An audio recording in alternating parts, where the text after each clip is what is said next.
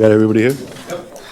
Okay, folks, welcome to the commission meeting. Today is Thursday, April 27th. Meeting or commission conference? It's a regular Oh, meeting. it's a meeting. It's a regular meeting. It's a rollover.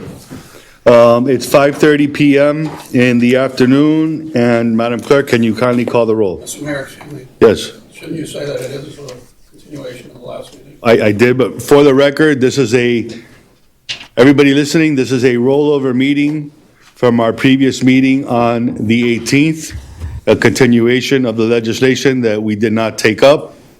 So for those of you in attendance that don't know what's on the agenda, we'll be taking up our legislation. And at 6 o'clock promptly, we must start our quasi judicial as it is advertised. So let's try and get whatever we can done in the next half hour, because we will have to move to quasi at 6 PM. Madam Clerk, can you call the roll? Commissioner Florimon? Here. Commissioner Jean has an excused absence and will not be with us this evening. Commissioner Joseph also has an excused absence and will not be with us. Commissioner Phyllis Smith? Present. Commissioner Smuckler? Present. Vice Mayor Chernoff? Here. Mayor Anthony DiFilippo? I am here. Mr. Mayor, you have quorum. You're ready to proceed.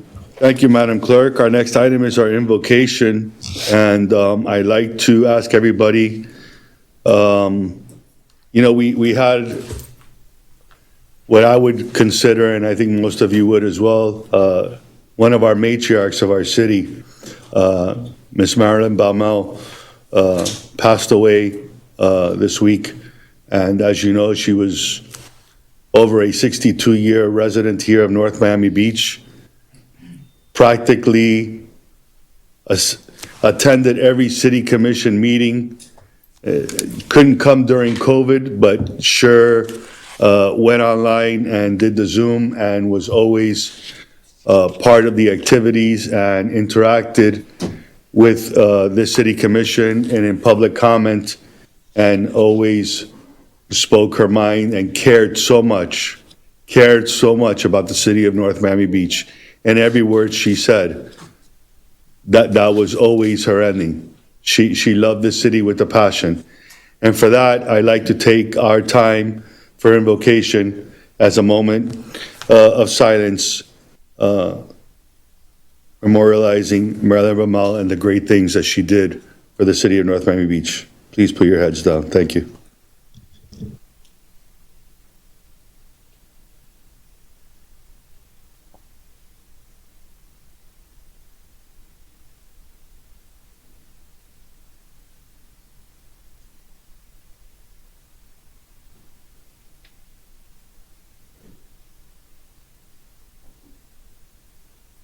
Amen. Amen. May we have 100 more like her. Absolutely, may she rest in peace. Thank you very much. Everyone, if you could please kindly stand for our Pledge of Allegiance. I pledge allegiance to the flag of the United States of America and to the republic for which it stands, one nation, under God, indivisible, with liberty and justice for all. Thank you. You may be seated. Madam Clerk, at this time, do we have any requests for withdrawals, deferments, or any additions to the agenda? Yes, item 5.1 under presentations entitled Recognizing the Mystic Force Foundation will be deferred to a future meeting, possibly in May. Per the request of the interim city manager, item 11.2 on the consent agenda will be deferred to also a future meeting. An email was sent yesterday discussing items 15.5, .6, and .7. Copies are also left in your respective areas. I don't know if you got a chance to see that email. The manager will be able to give more information at that appropriate time. And also, another addition will be added to our legislation. That will be item 11.8, and that is a resolution authorizing a grant application for a freebie. The manager also will be able to, or his assistant, to provide a more detailed information regarding that. So in your areas, you should have hard copies of these things that I've just listed. I also received a contract not a contract, an agreement for the incoming manager regarding his proposal to agreement, and I've also placed a copy of that in your areas as well. Those are the only changes and additions that I have at this time. Okay, and what discussion item is that on our agenda? So, okay, here it is. Item 15.2 for those listening. Yes. The employment of Mario Diaz. Okay. All right, fantastic. We have that. All right, any other changes, add-ons? That's it? We're good? No, that's it. Okay. That being said, I request a motion and a second So to, move, Mr. Mayor. Second. okay, all in favor? Aye. What's the motion? To accept the consent agenda as amended. Thank you. Okay, so I have a first and a second. All in favor? Aye. Any opposed? Okay, so our consent agenda passes unanimously 5-0. Okay, we don't have presentations. Number 6 is public comment. Madam Clerk? Good evening, everyone. The mayor and commissioners of the city of North Miami Beach have opened the meeting for public comment at this time. There is a 3-minute time limit for each speaker. Speakers, when you're called, please state your name for the record. The mayor and commissioner of the city of North Miami Beach recognizes the importance of civility. The city of North Miami Beach requests that all in attendance to exercise civility towards each other. And our first signed speaker is Ms. Karen Harold. Thank you very much. Karen Harold, North Miami Beach, and nice to see you this evening, Mayor, Commissioner, City Manager, City Attorney, City Clerk, everybody. I want to mention briefly, because it's become so much more important with all of this weather we've been having lately. I see a lot of construction, site plan, parking lots, a lot of things like that on the agenda. The 10th Avenue was resurfaced, I think, around 2 years ago, and I've been noticing a change in the flooding. The drain that exists, the house across the street from me, ends up draining everything, but across the street is flooded, and my terrace, as I mentioned before, has become more like a retention pond. Something's changed. I already alerted Miami-Dade about it. They're supposed to send somebody out. Take in mind, we've had in Fort Lauderdale a 1-in-1,000-year storm with almost 26 inches of rain in about 7 hours. We've had it affecting the gas, the airport. We've had people's homes that are ruined. If you have any developmental areas that are really close to sea level or tend to prone, please look at them especially. Make sure they have either retention ponds or what they need to. Make sure these parking lots have proper drainage. How can people get in and out of their car if it gets flooded? And there's a lot of cars that are totaled from this flooding that's occurred all over the county and Broward. The hailstorm, we've had. Someone was just telling me the other day, they were in they got caught in another hailstorm, and their car had little dent marks all over it. And their insurance, because of the cost to repair it, they said, we're just it's called totaled and pay you out. And he was upset because he didn't want to lose his car. But these things are new. These things are not something we're used to dealing with. So you're at the beginning. You're at the beginning of a lot of these projects. Please look at drainage. Look at what they have so that people can get in and out of their homes, so they don't lose their cars, all right, or their homes. So that's all I wanted to say. Thank you for listening. Mr. Mayor, can I make a comment on that? Vice Mayor and then Commissioner Smith? I agree with the speaker, and in our neighborhoods, in my neighborhood, like Skylake, many years ago, we came into the neighborhood and we dug out all the swales. We made them so they're like this instead of round on the top, where all the water goes into the street or into the sidewalk. So I think we need to relook at that and go back to that and seeing, what areas and so on, because I think where all the flooding is where the pervious area isn't getting the water. Thank you. Commissioner? Thank you. I would like you to also review what our code is as far as elevation, because the elevation has changed where I live.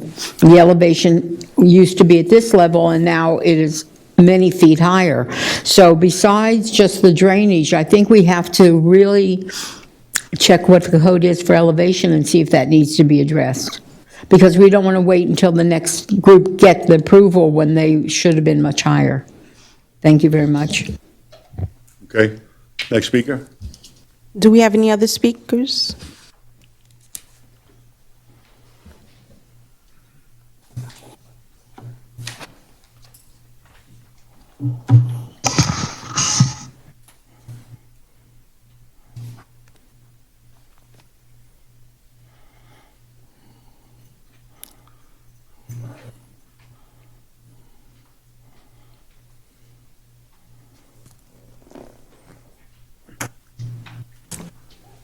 Mr. Kazan? Good evening, Mayor, Commissioners, residents, staff. My name is Mubarak Kazan. I attended a March 21st meeting of this year. And before any public comment, we had a city clerk. She read into the records the civility that everyone needs to follow. And I thought it was clear, everybody understood. There was one speaker, then before I spoke, the police chief, she got up and she said that any loud outburst will be addressed. I ask you to remain professional. Will reiterate, any loud outbursts or any disrespectful comments, you will be removed. Living in a society as America, and we are not in one of those places where dictators rule. I think this probably was well and good with the last city manager, who sent several police officers to make sure, after I asked the question, where's the money, not to come back into the building, to stay outside. Do not enter. Mr. Mayor, Commissioners, this is a new era. I think our speech should not be censored by the police. We're not living in a Castro land. We're not living in Burnham land with Guyana in South America when they rule by the police. I want to feel comfortable when I speak. I want to express myself. If there is a joke, we should be able to laugh without the police escorting us outside. I think there's another part where they say that, and I think this is just targeting me. Unattended personal item notice. Please be advised that personal belongings and electronic devices cannot be left unattended. All unattended personal belongings and electronic devices will be confiscated. I've been coming 20 years. I usually put my recorder over there, out of the way, and nobody interfered with it. I collect it after every meeting. This year was just put by the former city manager just to target myself or people like myself. We had several signs over there, several signs. Electronic devices will be confiscated. That is after I was kicked out the building and not being able to return back in. I thank you very much for having me. Thank you, Mr. Kazan, and that will never happen again.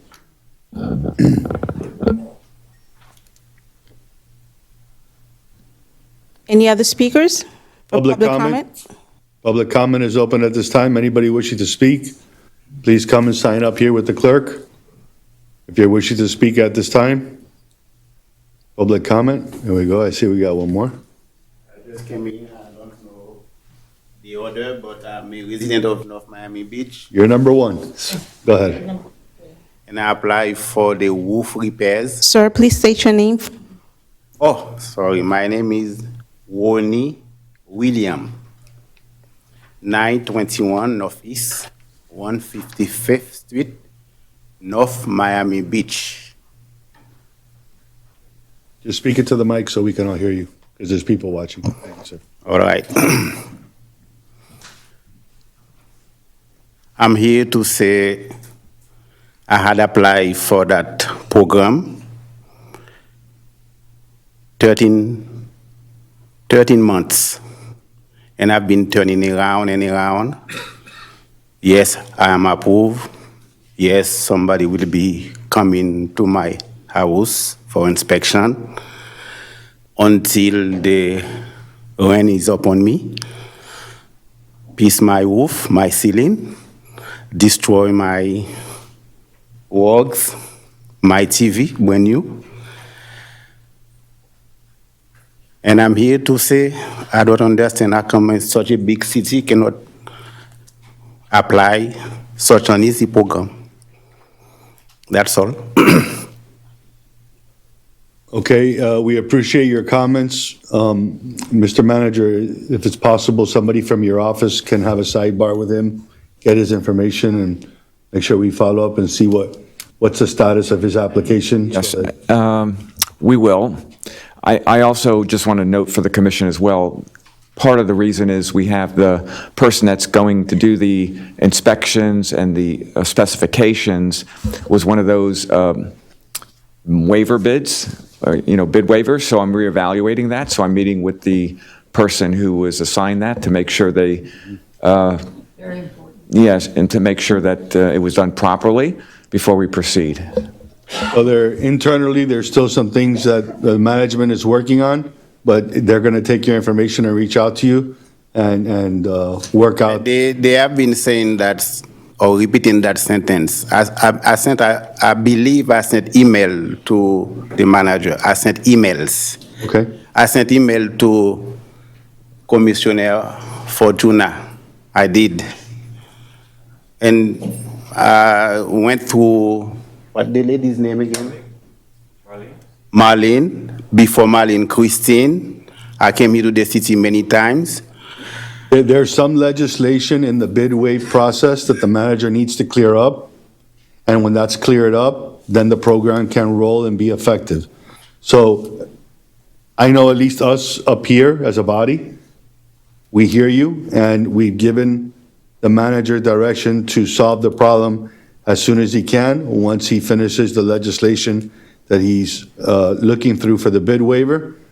And he's going to have your name and phone number, and we'll be able to call you into his office and let you know when your application will be processed. And Mr. Manager, if I'm saying something out of line? No, that's correct. We even, in fact, we asked if the building department could do that task, but they can't do that task because they're also the one going to be inspecting. Okay. So, again, I'm meeting, I think it's this Friday, tomorrow. I'm going to be meeting with the person that was the non-bid waiver. Okay. To go through that process, to make sure it was done properly and have a one-on-one. And then shortly thereafter, decide whether we have to go out for bid for that or, So early, sometime next week? well, at least know the answer about whether we're proceeding with the current, But just so the applicant knows when to receive a response by. oh, no, we will reach out to you probably by Monday morning to let you know what the next process is, because all of them are kind of in a holding pattern until we resolve that issue with the person that's going to create those specifications, because, again, that was through a process that needs to be revetted. So it's not just you, there's other applicants, so please don't feel that. Yeah, but meanwhile, One day, you got to give them till tomorrow. They're having a meeting tomorrow, and on Monday, they're going to reach out to you and call you. okay, just say yes or no, and I will be satisfied. No, the answer is yes. You'll know Monday whether we're proceeding with the vendor that was originally under a no-bid waiver. If it's not, then we're going to go out for another bid. And we can do that no-bid waiver, but we're going to have to go through the process It's going to because, take a while. It's not going to happen yeah. in the next week or so. You'll have your answer by Monday, and hopefully, No, not the answer of whether or not We're gonna we can continue- use it, but Yes. it might be, his answer might be he has to wait a few months. he'll have his answer from there, and then you'll know from there whether you have to Whether wait. you want to participate or not participate. Because if we don't get that through that phase of this with the current vendor, meaning I have to go back out to rebid it properly or maybe not properly, we're going to discuss that tomorrow with that contractor. By Monday, we'll know whether that's going to take place. But you might realize how frustrating it was when every time I spoke either with Christine or Marlene, and they always telling me something not true. Next week, you will receive an inspector. Someone will be coming to your house.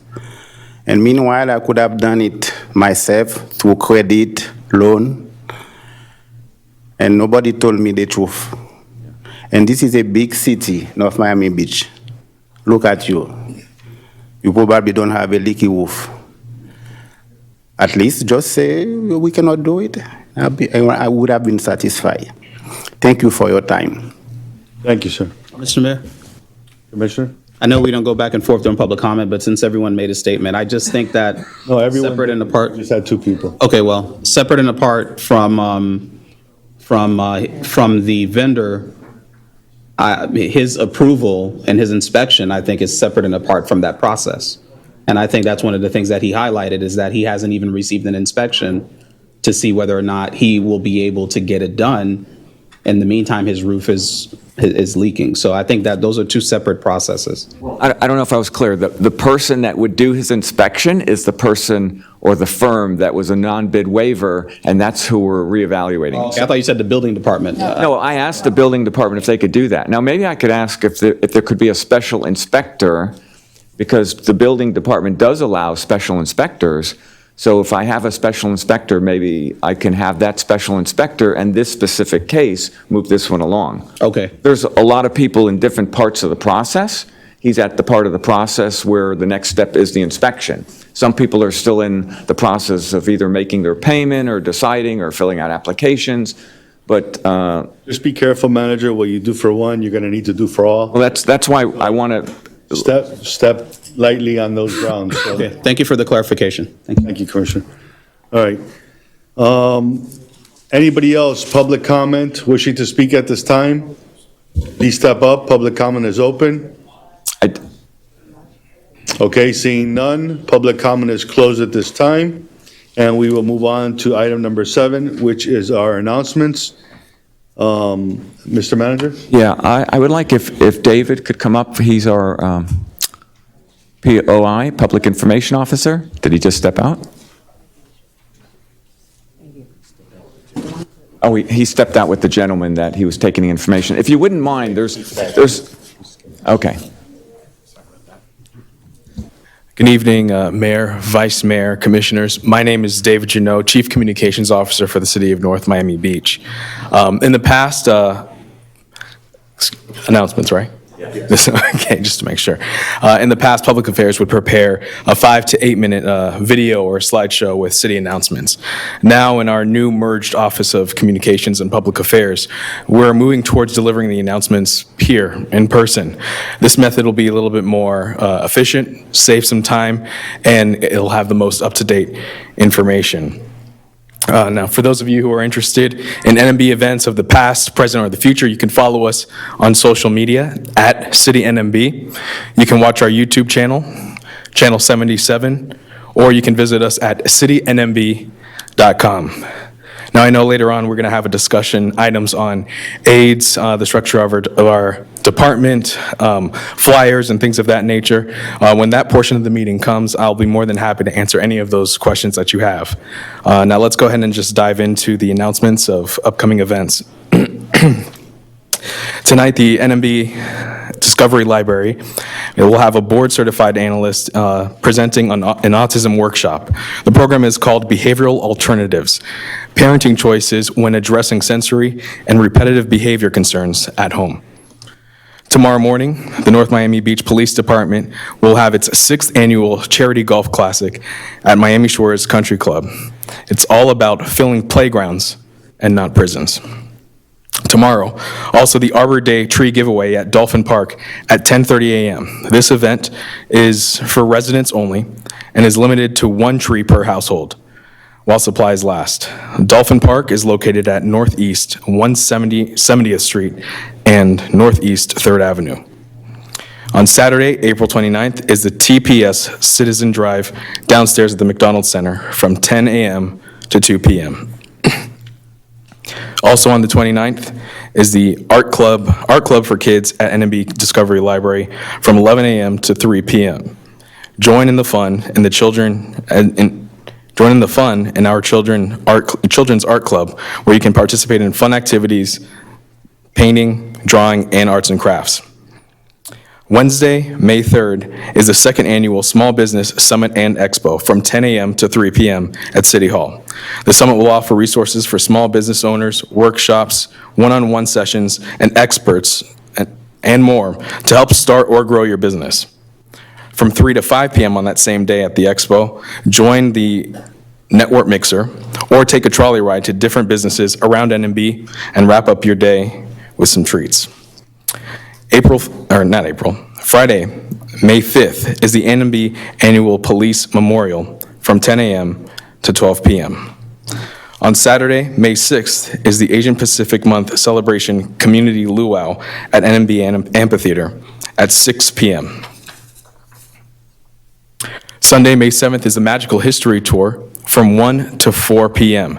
This event is already sold out, but stay tuned for a potential part 2 in June. So very exciting stuff there. May 13th, the NMB residents are invited to join us for the Mothers and Momosas. This Mother's Day breakfast will be from 9 a.m. to 11 a.m. Right down the street, right here, downstairs at the McDonald Center. Later that evening, May 13th, is NMB Bites Haitian Heritage Month. Experience the vibrant flavors and rich history of Haiti with a variety of delicious dishes and exciting entertainment. On May 15th, on-site DMV will be held from 9 a.m. to 1:30 p.m. This event is by appointment only.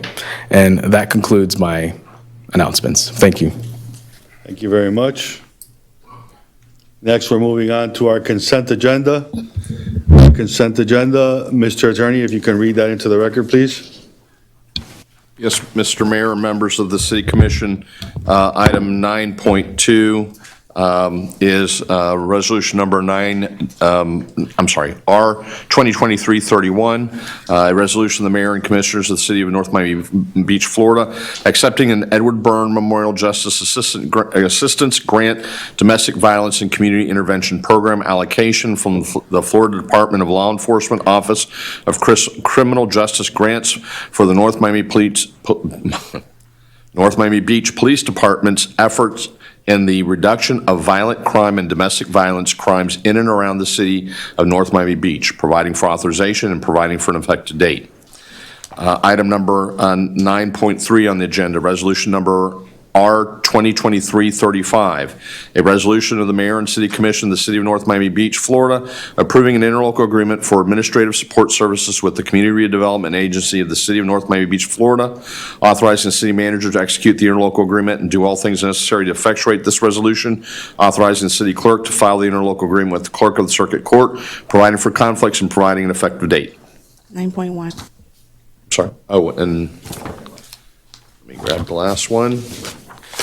9.4, resolution number R 2023-30, is there a number on it?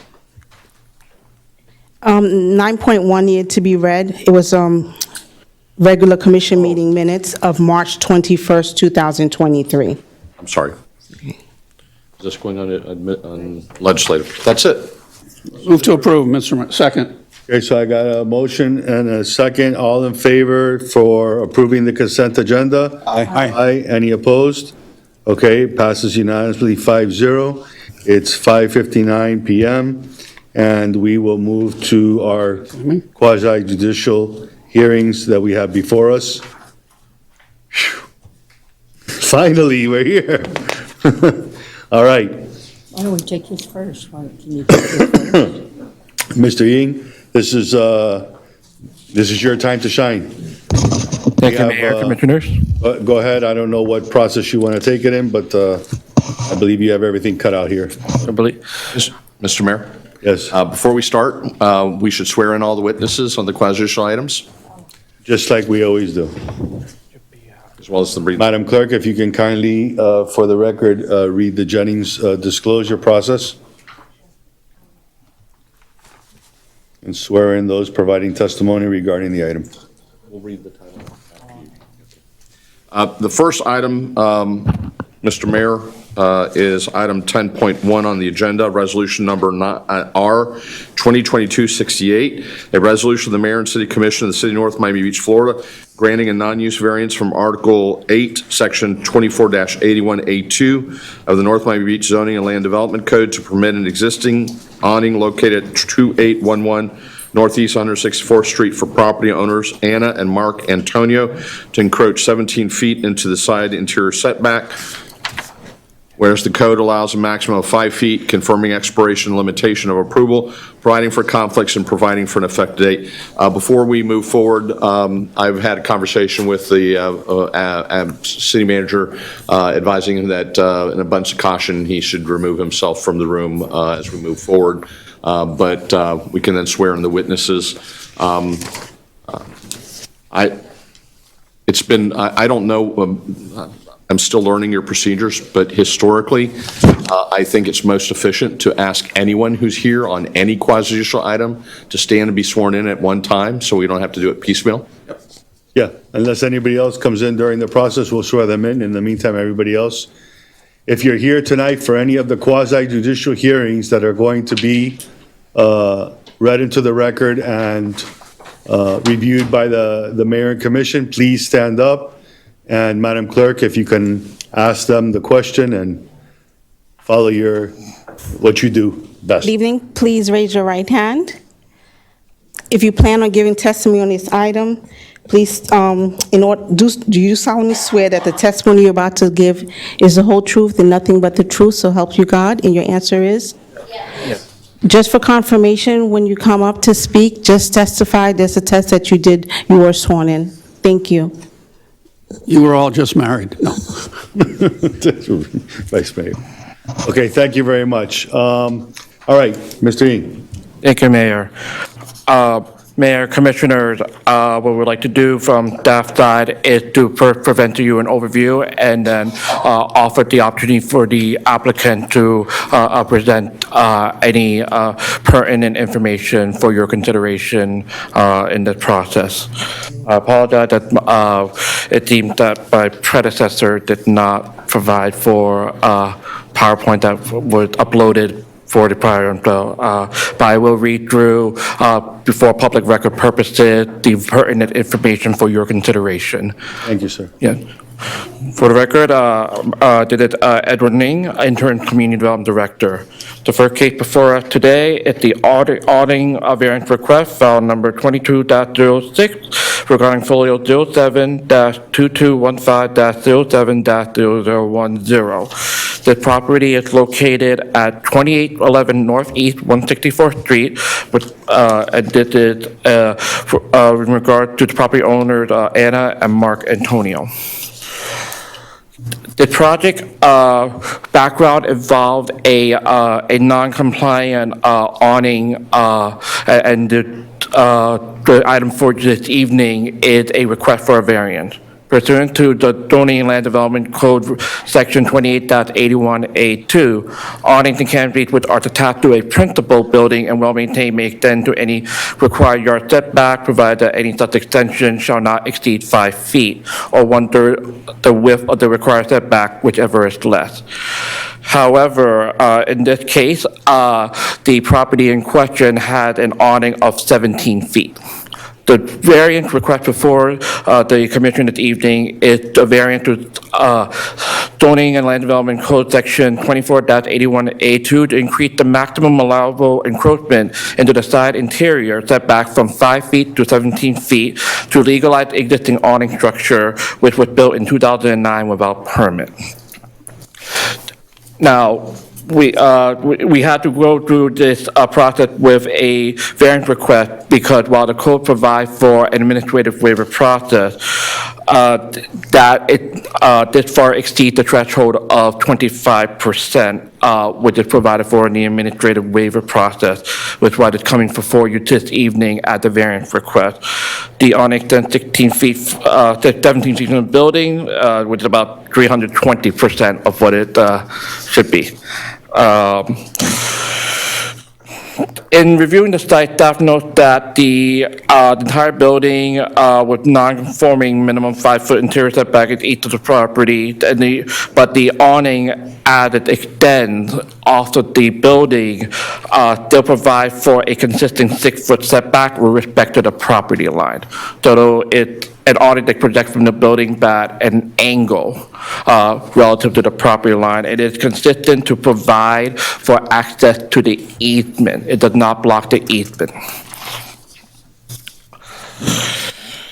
In looking at the variance to comply, staff recommends approval at this request demonstrates compliance with code section 24-176B. If it doesn't obstruct, if the variance is approved. Awnings are allowed in multifamily residential development, and the awning does not appear to detract from the aesthetic in the area. For the purpose of subsection, the term non-use variance is involved matters of setback line, frontage requirements, subdivision regulations, height limitations, lot size restrictions, yard requirements, so forth. At this time, we would ask if the applicant would like to present their case before the commission. Thank you, Mr. Ying. Before we do that, the applicant can come up, because this is a quasi-judicial hearing. We need to make sure everything is done properly. Madam Clerk, can you kindly go over the Jennings disclosure so that, as a commission, we get this process done right and Certainly. right ahead? Per Resolution 1995-24, the subject matter of any ex-parte communication, together with the identity of the person, group, or entity making the communication shall be disclosed and made part of the record on file with the city prior to final action on the matter. So we have here Commissioner Florimon. Can you please disclose any communication you may or may not have had? I've had no specific communication about this item with anyone. Thank you. And are you able to make a decision on the item before you based only on the evidence that is presented before you today? Yes. Thank you. Commissioner Smith? Yes, I actually visited the property. I was there with Mr. and Mrs. Antonio and their beautiful little dog, and I walked the property and saw it, and I will make my decision based on what I hear tonight. Thank you. And what I saw, can I add that? Because I did see the property. Thank you. Noted. Thank you. Commissioner Smuckler? Last year, I did receive an email from Mr. Antonio right before we were supposed to vote on it, back in like December. And I think I communicated back wishing him good luck. And I think that's the only communication I've had. And other than telling him maybe we should table it one more time, just. With all due respect, it's been a year. I'm so happy. It has, and in May will be 1 year since this originally came up. But I can make my decision based on the evidence I hear tonight. Thank you. Thank you. Vice Mayor, did you fill out your form, or? I have no conflict on this. Okay. Okay. Have you spoken to anyone regarding this item? No. Okay. So But therefore, I wish them luck because this has been here since I've been elected, and we want to pass it. and are you able to make your decision? Yes, I am. Thank you. Mayor, I have your forms, and they're here for any public record if you like, so you are able to make your decision. Thank you very much for your time. Thank you, Madam Clerk, for making sure we follow the procedure. Applicant, First of all, I was already sworn in, and I Please. will, microphone. good, I don't think you need the microphone with my voice, I can tell you that, but Just in case, because we have people at home that can't hear it through the TV. that's fine. Good evening, ladies and gentlemen. It really is an honor to be in front of you, the mayor and the city commission, and I do thank the city manager's office and all of the staff with everything that they have done for us. Like I had mentioned earlier, this process has started back last year. We've changed vacations, we made rearrangements, we came back. Excuse me, Speaker, your name, please, for the Oh, record? my name is Anna Antonio. Thank you. And as I was saying, we've made arrangements, we've changed trips to be able to be in front of this honorable commission. I do appreciate everything you try to do for our city. And with that being said, we've made a lot of sacrifices, and we really would like to get this variance passed. What we're really trying to do right now is just recover the existing awning that we have. Unfortunately, as we all get old, everything breaks. So it's starting to tear. And that's the main purpose of why we're coming in front of you, other than we want to make it legal, because it is the right thing to do. Thank you very much. Do you guys have any questions? Because I have another request, unless you all have a question. We may in a moment. Okay. Go ahead, Commissioner Smith. I definitely have a question. Did your condominium, you're a part of an association? Mm-hmm. Did the association have objection to this awning? Not at all. And every letter that has gone out, Commissioner, and every correspondent has gone out from the city, our neighbors to come up to us, and all they do is, they have no problems with it, because when Kent was in charge, I would follow up every single time this item was coming up once again. So you can imagine how many times I followed up and how frustrated I became in this process. I did ask you that question months ago. Thank you for putting it on record that the condominium association, nobody's going to, it's in the corner where nobody passes it, nobody sees it, you just get the enjoyment of it, and rightfully so. And so does Coco. Thank you, and so does the beautiful puppy. Good question. Anybody else on the dais have any questions, comments? Okay, seeing none, I'm going to open the floor for public comment at this time. If there's anybody wishing to speak on this item, for or against, now is the time to step up. Mr. Kazan? Good evening again, Mayor and Commissioners. This city had a population of like 17,000 about 30 years ago, and hardly any building was extended, hardly any buildings were built, and we are now up to 42,000. It's so ridiculous to see that there's not much extensions around this place.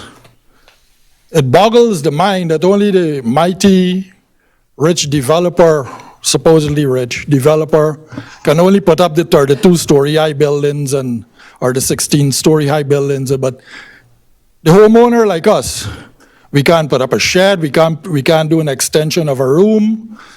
What can we do without bringing the wrath of the city upon us? Every little thing, it's incomprehensible that we can't do any extension whatsoever. And here we sit there, 5-year, 10-year, 20-year after, and nothing has been done. Nothing has been here to assist the homeowner to do an extension without having to hire a posse that would drain our pocketbooks. You have my approval if it's hurricane-proof, and if the fireman could run to the side without any interruption, and wish you well. Thank you. And I can tell you, we've done everything to make it as safe as it is. It is, as hurricane-proof as it can be with an awning, and for sure, anybody can run by there. If you can run by there. I do have a request when you're done with your process. Okay, is there anybody else wishing to speak on this item at this time? Okay, seeing none, public comment is closed. Madam applicant, go right ahead. Honorable Mayor, Commission, I do have one small request, and I hope that is possible. Due to the length of time that this has taken, I would like, if possible, for you to reimburse the variance application. How much is it? Would you like to know the total? Please, the amount, what's The amount is $6,044.60. I have the records right here with a copy of when I actually wrote the checks to the city. I have a question. Go ahead, Commissioner. So originally it was 6,000 and change? Yes. Or that it kept adding on? No, that was the whole total, $6,044.60. And the reason I'm requesting this is because of the length of time that it has taken and all the changes and sacrifice we've had to make. And I'm not going to go into a very long story, but for the last few months, there's some things that have gone on in my life. So every time we've had to come to this commission meeting, I've had to make special arrangements so I could be here. And unfortunately, time and time again, it's been pushed back and pushed back and pushed back. So at one point, I said, you know what? It's something that I think I should request. And I'm, for you guys all to consider. Sorry that I got a little emotional. Okay. All right, so let's have a conversation amongst us here, the mayor and commission. Would you like to see the forms? What I didn't make copies, but I have one set. We have forms up here, but Okay. go ahead, Commissioner. First, I was going to ask to speak again because I want to put it on record. I want the public to know that this process started before Mr. Antonio was ever even thought of to be a manager. So this process was long before that. As far as the reimbursement, I really have to think about that, Ms. Antonia, and I'm going to tell you why I feel that way. My heart says you're entitled. My mind says the people that are sitting here now that have paid for their attorneys, their architect, the only thing I could ask the city attorney is the 3 people that shut down our city, if they could pay her. Because these people sitting in this audience right now have spent probably 20s, 30s of thousands of dollars to come here month after month, sit here all evening, and go home with nothing. So I would feel if it's good for one, it'd be good for the other. And that, I think, would have to help me say to you that I don't see how it's possible. I totally understand, Commissioner, but I thought I should ask. I think you were right in asking, and I'm embarrassed that you've had to wait so long. I was going to apologize publicly to everybody when they come up. I have repeatedly said that if you disagree with something, you have every right to do that. What you don't have a right to do is shut down our city. And here's a perfect proof. How people want to know, how much did it cost? How did it affect you? Well, here's a resident that's probably been here 30, 35 years. It affected her over $6,000. That's how it affected us. So for me, my problem is you're not standing alone. My problem is you have a whole group behind you and next to you that would probably be entitled to the same thing, and I wouldn't be able to do any of that without reviewing it. That's my seat. That's the way I feel.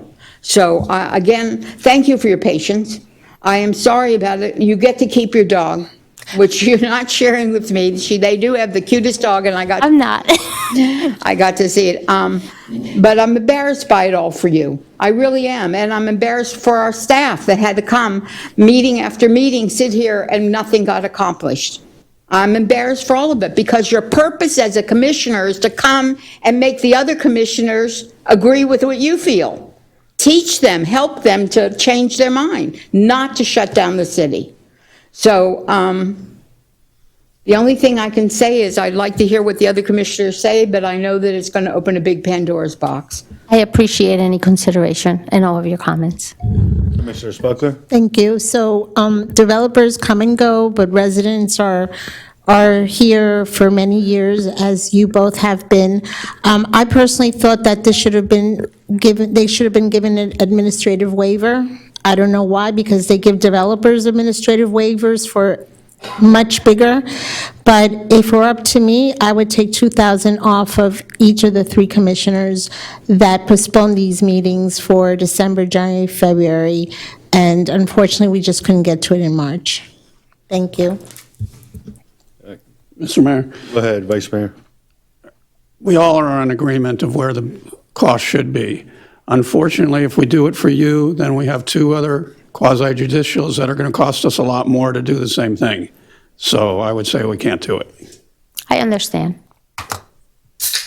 I would move to approve, Mr. Mayor. I haven't spoken, but I'm just hold your thought for a second, Mr. Attorney. Commissioner Smuckler asked a question and brought up a point. Is that something that is in the purview of this commission up here to be able to do? Or can you help us with that, with her comments, so that we know how and if we can help? And Yeah, as Mayor and Commission, as a general rule, the purpose of any fee, in particular the fees that the city assesses for development applications, is intended to defray the cost of city staff processing the application, and at least in the first instance, posting any compliance with any notice requirements. My understanding is that once the original date came and went, when these things were noticed, the subsequent notices that the city had to post, or the property owner had to post, were incurred by the city, not at the expense of the applicants. With that said, as a general rule, the rule is you have to treat everyone equally. It's when you start making ad hoc decisions, we're going to grant a fee waiver to this individual because they're a resident, we're going to assess this individual or entity because they're a corporation, that's frowned upon, to put it mildly. And then,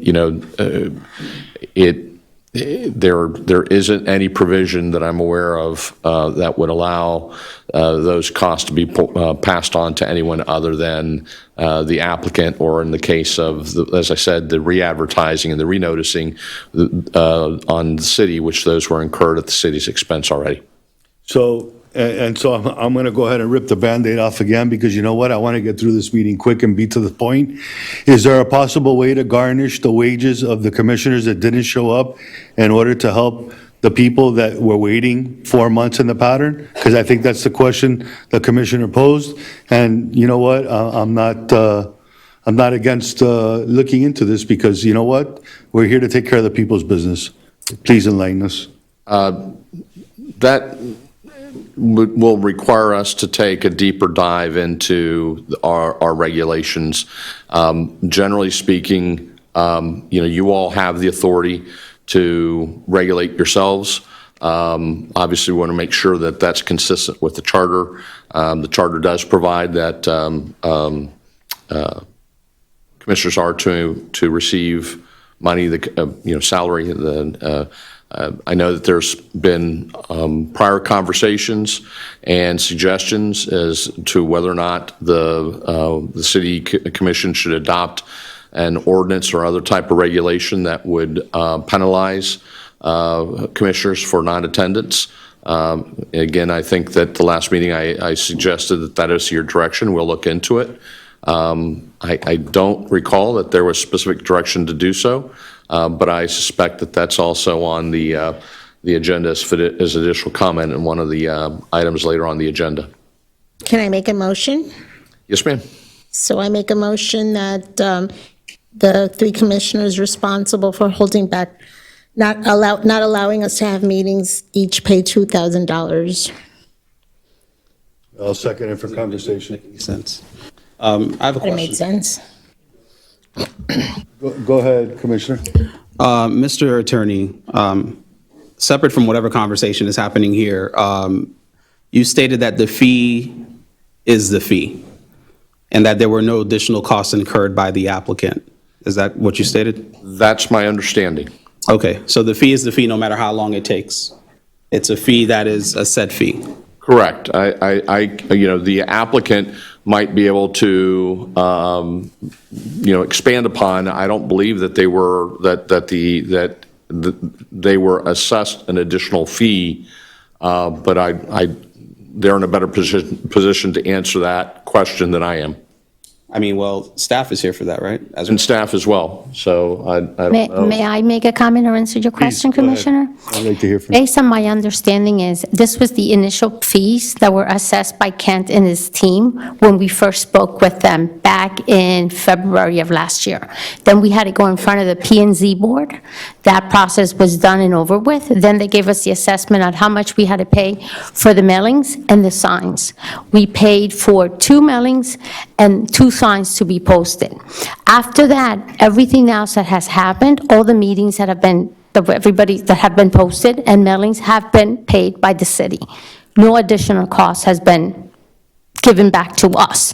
The only problem we've had is that we have neighbors coming up to us and complaining about the lovely sign in my front yard, day after day after day after day. Which hopefully will be removed soon. So, I hope I answered your question, Commissioner. yeah, I believe you did. I just wanted to also hear from staff as far as fees related to these types of matters, whether or not they're fixed fees. Mr. Ing, can you help us assert to that? Thank you. If you could come on this podium over here, Mr. Ing. Thank you.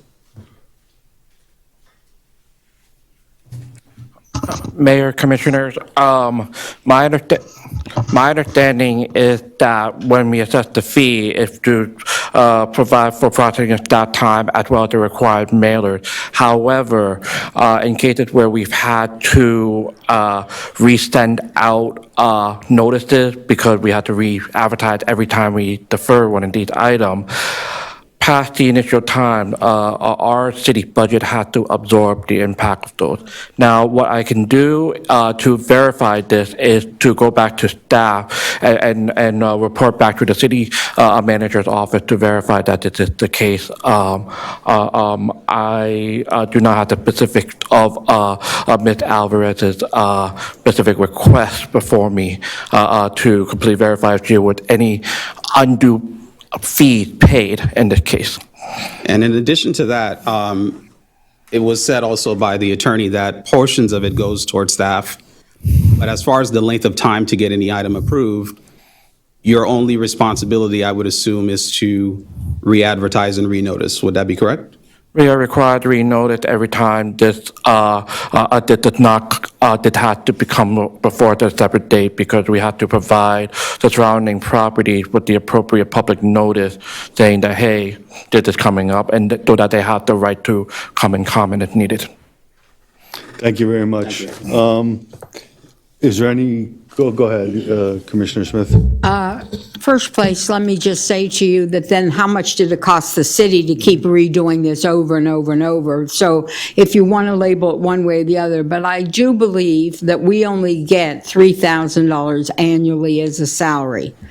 So if you're going to assess them for $2,000 per person, which I have to tell you, the problem is you can see and you can hear by our applicant that there has been stress, duress, and unpleasantness. And on top of it, not only did it cost her $6,000 and change, it also took a year of her life. So the remedy comes not just with the number, at what she's asking. It wasn't the number. They already paid the number a year ago. They could afford it and they paid it. The ask was because of the aggravation and a year's delay and the neighbor's comments. And as she said, her awning is deteriorating. A year's time with the winds and the rains we've had, it's even much worse. Or who knows even how much the new awning will cost versus what the new awning cost a year ago. So I understand that if there is a remedy that we've all been trying to figure out, that remedy should apply. I know that we're looking into having something that if you don't show up and if you don't participate in the job that you were elected to do, then you don't get paid. So I know we're looking into that. Is that correct, City Attorney? Yes, ma'am. And then what the motion is on the table, if somebody could reiterate it, and I would like to hear what the motion is again. Your motion, go ahead. I made a motion to hold the 3 commissioners that held the city back from doing business responsible, the $2,000 each for the $6,000 costs to Mr. and Mrs. Antonio. And you seconded. Yes. So the motion is for him to look in to see if that's a feasibility. And can I add something to my motion? Or I'd also like to see about adding on to that any additional costs that it costs the city to have to re-advertise each month for this and send out the zoning letters and all that stuff. Okay, it's been motion and seconded. Mr. Mayor? Go ahead. You seconded the motion, do you also second the? As amended. As amended. It's been first and seconded as amended. We have had public comment on the item. Applicant, is there anything else you wish to add at this point? Because we're going to move to none. No, I would just like to thank you all for your time and for listening and your Okay, so consideration. It's going to be, First, we have to have the motion. I have a motion as amended. It's first and seconded, and would it be appropriate, I would see, to call a roll on this, right? It's quasi. be some clarity, Mr. Mayor, because. Excuse me, I haven't recognized you, so right now I'm in the middle. moment if you can recognize. I'm asking the attorney a question. It's been motion and seconded as amended. So right now, at this point, we're ready to call the question. Let him reiterate the question. What's the question, Yes. Mr. Attorney?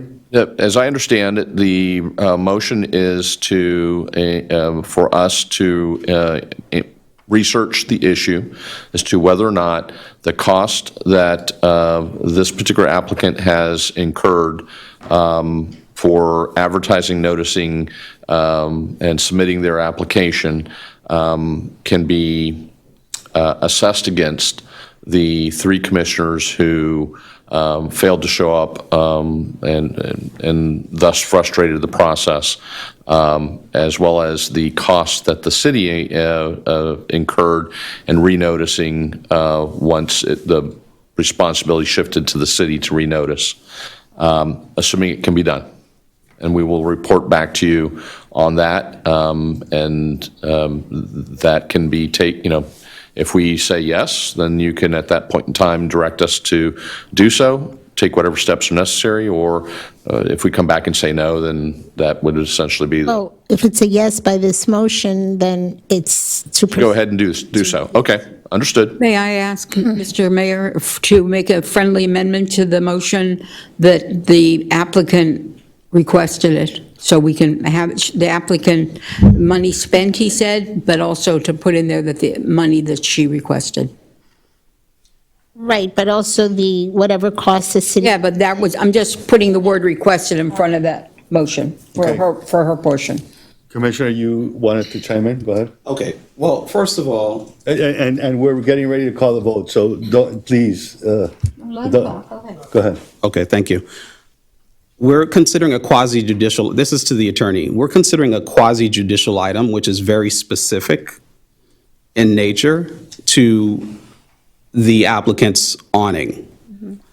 Separate and apart from that is a conversation that my colleagues are having, which is separate from the quasi-judicial item before us. Now, per my understanding, those two items are two separate items. So having said that, Mr. Attorney, would we not need to focus on the item before us and approve or disapprove of the request for the awning, and then separately consider whatever motion is being made on that request? And then in addition to that, you being given direction on something that you don't even know is legal, to me, that doesn't make sense. If you, Correction, that's the question. no, because in Go to addition, law school, so. Commissioner, I'm not here to debate with you, I'm having a conversation with the attorney. The attorney was very clear that he wasn't sure whether or not it could be done. Commissioner Smuckler said the direction, if it's a yes, is a yes. So he from my understanding, requested more time to get information. Is that correct? No, my understanding of the motion, let's deal with the first issue, is the applicant has asked for the city, as part of her presentation, to waive the fee. So it's appropriate whether or not you do it after the vote on on approving the variance, or after or before, is really of no consequence. But to the actual motion that's on the floor, so my understanding is I am to look into the matter to determine if it can be done, and if it can be done, to begin to implement that process. But to the point is, we have to determine whether or not it can be done first, and that's what we will do. So are those two separate motions is what I'm asking you? So- Waiver, her request for the waiver and what is before us in the quasi-judicial item, is that a separate motion from what has been requested by, Again, we can break it Mr. into... Attorney, hold on. Please, Mayor, if you allow me, because I'm trying to run this meeting as efficiently as we can. Yes, sir. We have a motion and a second on the table. We're going to take up the motion in the second for to waive the fee, as the applicant has asked, Commissioner has asked to put on the table, and then from there, we'll move on to the actual item, which we will vote on if we are going to approve or not. Those are the two items that are before us right now. that's what I was Well, in that order, yes. Okay, so it's been first and seconded, and we're going to call the question in reference to the Commissioner's motion as amended. Vice Mayor, do you, A point of information, it has been moved and seconded to put it on the table. So the item is on the table. it's on the table. We're going to vote on it right now. Okay. Yeah. So the item, Madam Clerk, to go ahead and garnish the wages of the commissioners that were not in attendance in order to help fulfill the variance, go ahead and call the question, as my commissioner amended her motion as well. You want to do this as a roll call? Yes. Commissioner Florimon? No. Commissioner Smith? Absolutely, yes. Commissioner Smuckler? Yes. Vice Mayor Chernoff? Yes. Mayor Anthony DiFilippo? Yes. Motion carries 4-1. Okay. Mayor, move to approve resolution number R-2022-68. Second. Okay. Any other questions or comments on the motion? Seeing none, Madam Clerk, can you call the roll? Commissioner Smith? Yes. Commissioner Smuckler? Yes. Commissioner Florimon? Yes. Vice Mayor Chernoff? Yes. Mayor Anthony DiFilippo? Yes. Passes 5-0. Thanks. Want another plan? No, thank you. I'll take it, actually. Thank you, everyone, and let's make North Miami Beach great again. Thank you. We are. Thank you for your patience, and sorry for everything you had to go through. Okay, Congratulations. moving on to item 10.2, Mr. Attorney.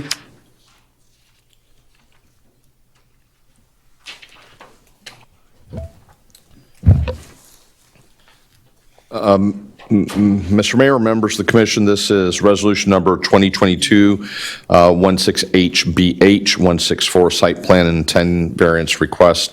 A resolution, the mayor and city commission of the city of North Miami Beach, Florida, approving the site plan application with conditions and 10 non-use variances for the construction of a 400,576 gross square feet, 32-story mixed-use development with 400 residential units and 1,825 square feet of ground floor commercial space, 587 parking spaces on a 1.95 acre parcel located at 2261 Northeast 14th Street, granting a variance from section 24-58K2BI to allow decorative screening of the parking garage fronting Northeast 164th Street, primary frontage, in lieu of the required liner building, granting a variance from section 24-58, figure MU8, to reduce the required 15-foot tower setback on the southeast corner to 7 feet 2 inches, granting a variance from section 24-58J3C For one, to reverse the configuration of the landscape strip and sidewalk and permit a secondary street with a sidewalk adjacent to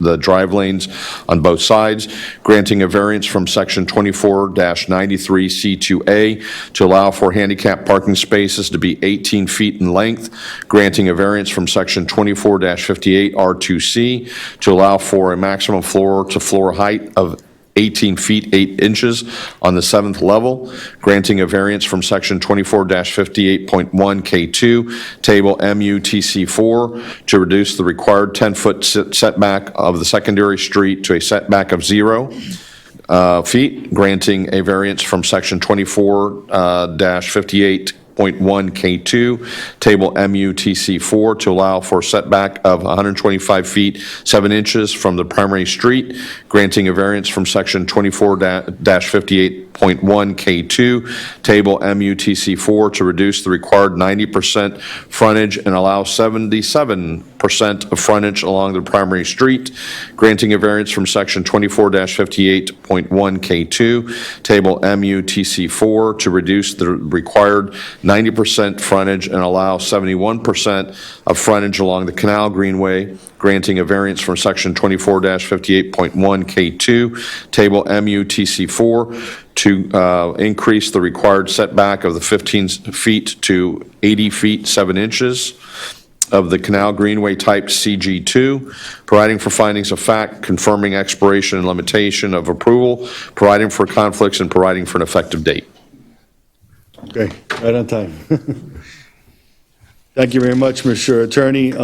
Madam Clerk, if you can kindly check for the Jennings disclosures. What was the name of the man that took before Mr. Mann? What was his name? Kent Wally. Wally, W-A-L-L-Y. W-A-L-I. Kent Walia.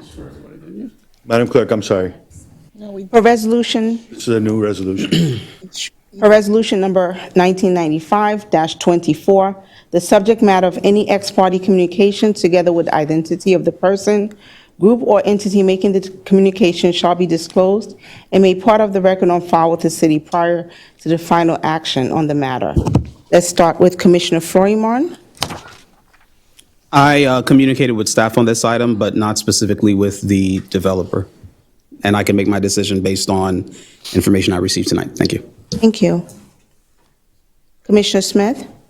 I spoke with Kent Wally when he was here, the attorney Matt Amster, and the representative Mitch Edelstein. And yes, I make my decision based on what I hear. Perfect. Commissioner Smuckler? Excuse me, I spoke to Matt Amster and to Mitch Edelstein.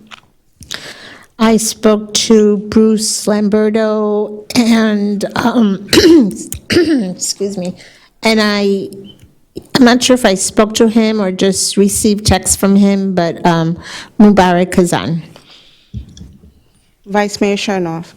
Wait, excuse me. And are you able to make? Yes, I'm able to make a decision based on the evidence I hear tonight. Thank you, Vice Mayor. I'm sorry, may I interrupt? I spoke to Bruce Lamberto. Noted. Thank you. Vice Mayor Chernoff? I spoke with Mitch Edelstein, Attorney Burkow, and Bruce Lamberto. And yes, I can make a good decision based on the information. Thank you. Mayor Anthony DiFilippo has already submitted his disclosure form and is able for public record if you decide. Mr. Mayor? Thank you very much, Madam Clerk. Mr. Mayor, let me add one more person. Go ahead. Mitch Edelstein did speak to me, I believe, in reference to a portion of this, so I wanted to add his name. Thank you. Noted, sir. Okay, Madam Clerk, if we could swear in the speakers at this time that are giving testimony regarding this item? If you plan on giving testimony on this item, please stand and raise your right hand, please. I know we did this before, but if you did not do it before and you came in, we ask that you kindly stand. Thank you. Do you solemnly swear that the testimony you're about to provide shall be the truth, the whole truth, and nothing but the truth, so help you God? Yeah. Please be seated. Thank you. Thank you. Mr. Ying? Make it. Thank you. Honorable Mayor, members of the commission, the item before you tonight for quasi-judicial public hearing is BH 164, located at 2261 Northeast 164th Street. The file number 22-27 from Community Development. The property folio number for the record is 07-2216-026-0010 on approximately 1.595 acres. We will call up Mr. Amster after staff presentation at the applicant, legal counsel, and representative. The property in question is located in the mixed-use Fulford Town Center. Dates and zoning include the community facilities, general business district B2, MUTC, which is also, as we mentioned earlier, mixed use Fulford Town Center. In the existing land use is a warehouse. The proposed land use for this project is a mixed use building of approximately 400,576 square feet with floor area ratio of 4.69 and 204 dwelling units per acre. The item for you for approval of the site plan 10 non-use variances is on a irregularly shaped lot with FPL easement running along the eastern edge and regulating requirements which affect the developable area of the site, which is leading to some of these variance requests. The development consists of a 32-story development that has a single tower building with 400 residential units, 1,825 square feet of ground floor commercial space, and 587 parking spaces in the MUTC zoning district in the core sub-area. We will note that the applicant will provide in their presentation a pro-offer to add 23 additional parking spaces to this, and this was previously submitted past the agenda item, but prior to this meeting to city manager's office, city attorney's office, and the community development department. The variances in question submitted for your consideration this evening mainly consist of the decrease and increase of setback, streetscape reconfiguration, frontage reduction, podium adjustment, and replacement of liner usage with architectural screening. With the permission of the commission, if it's okay with our city attorney, that the city attorney already read the extensive list of variances for the sake of time, I would like to have just forego rereading all 10. Is that Read right? into the record. That they have been read to the record, correct? Attorney, did you read those into the record? I believe you did. Yes. Go right ahead. So- Thank you, Mayor.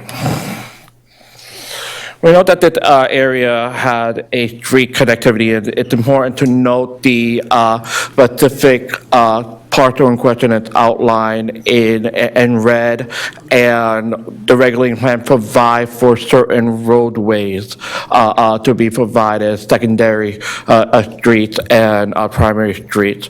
Per our regulated diagram code, we can't delete these roadways. The applicant is requesting a remedy based on the fact that state of the site and the reconfiguration of the street network connectivity regulating plan.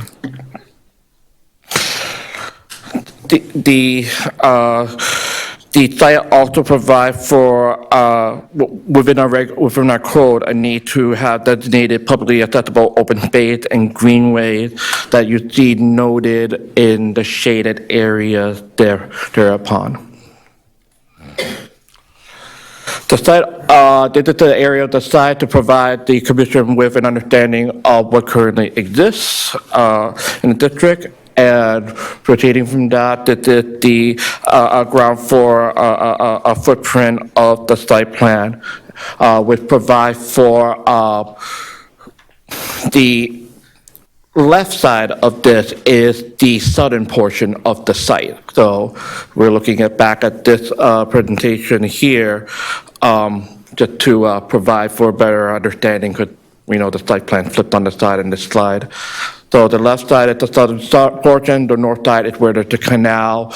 The applicant is proposing a site plan with ground floor parking, various units, and open space on the front and the back. This includes a parking garage with the 37 spaces on the first floor, easement for public access. You'll notice that in the regulating diagram before, there was a roadway that would cut to the back of the site. This is where it would cut through this building on the easement pathway.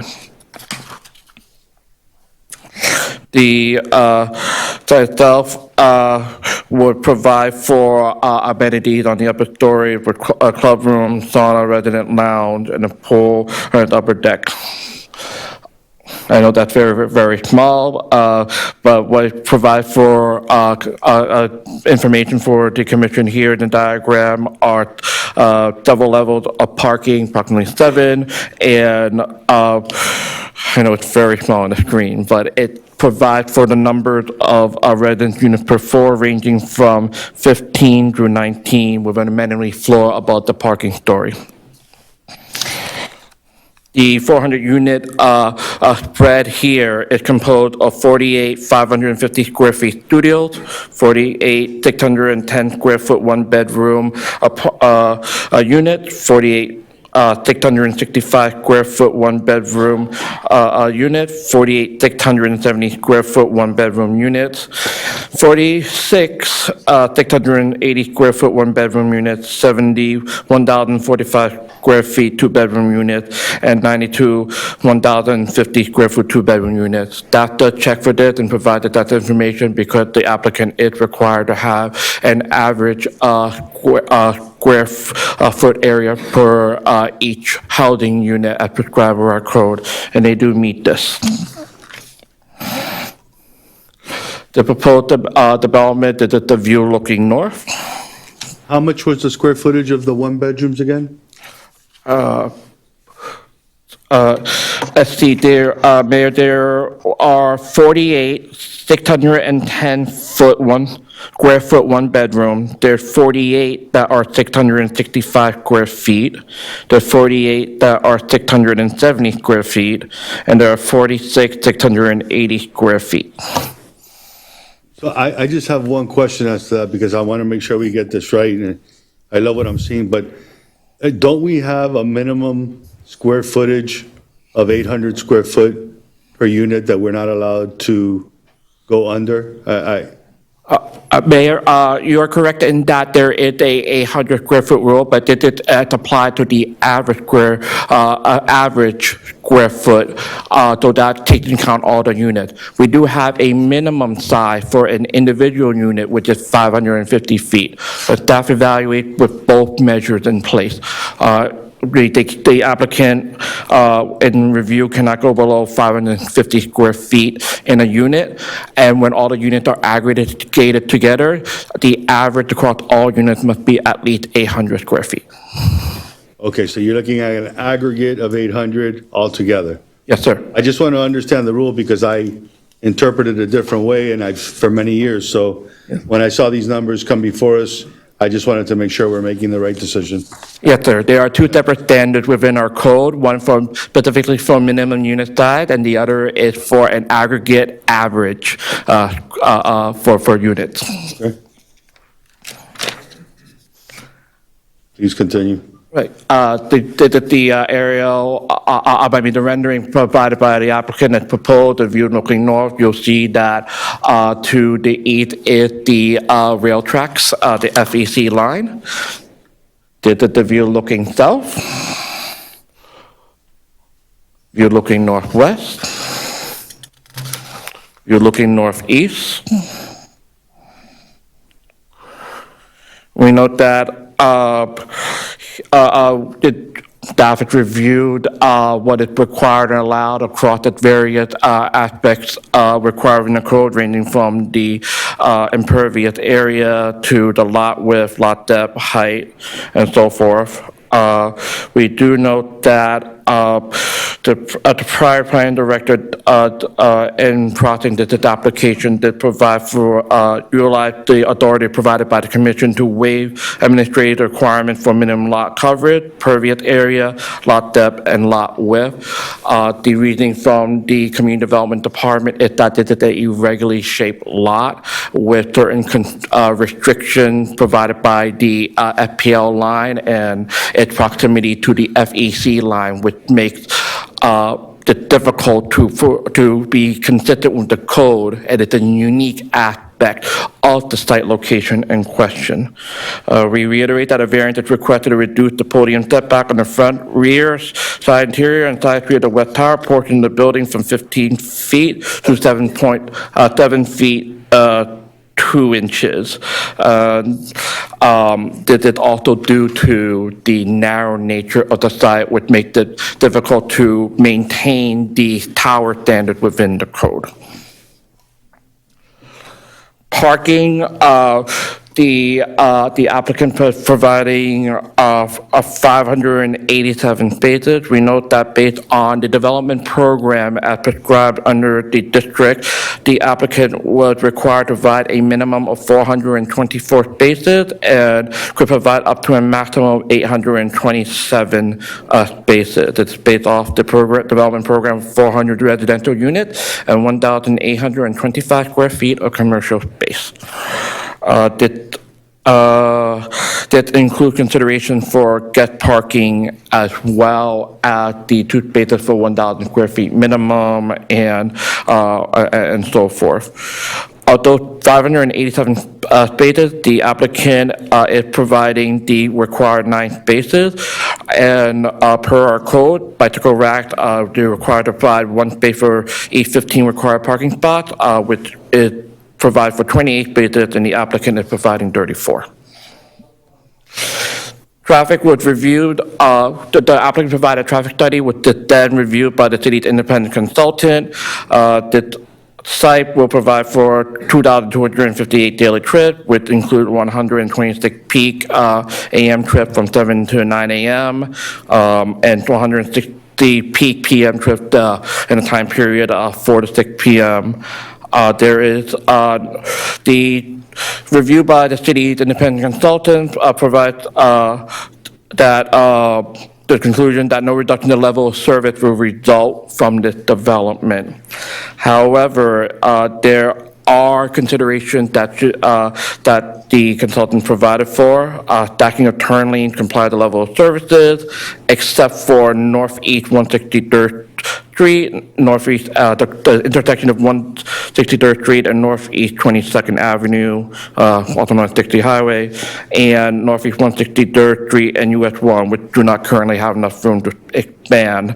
And the traffic conditions were added to the resolution requesting the applicant to request signal timing adjustment to the traffic light in order to maintain appropriate traffic flow.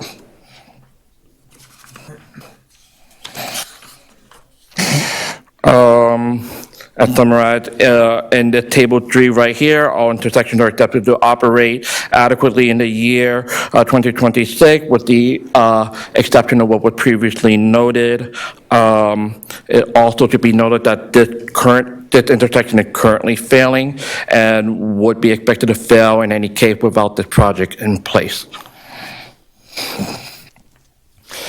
The right-of-way, the applicant is providing for a right-of-way dedication, a 12.5-foot dedication at the front of the property to contribute to a wider road that is in accordance with the cross-section that is required within the mixed-use Fulford Town Center District.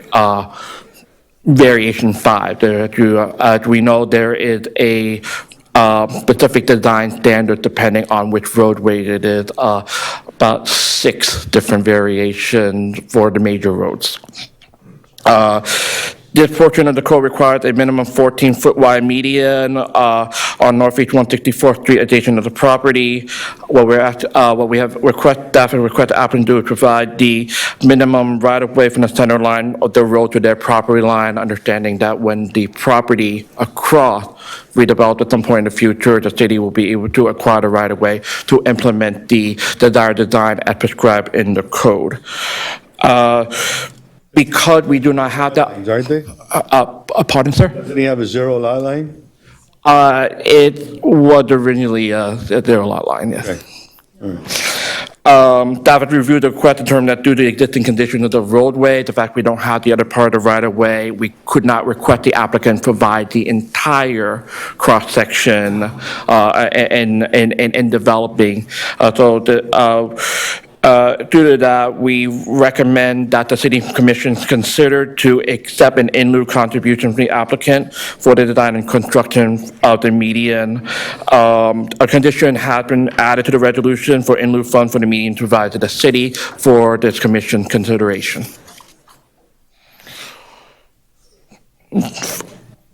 The images you see before you are the shadow analysis. The plan provided shows shadow being cast from the proposed 32-story building to the neighboring existing 6-story building and property on July 1st at 9 a.m. and December 1st at 12 p.m. It's important to also note that the city does not have any regulation prohibiting or mitigating the casting of shadows onto adjacent properties. However, we do understand the potential of effect on the neighbors and require that as part of our review process.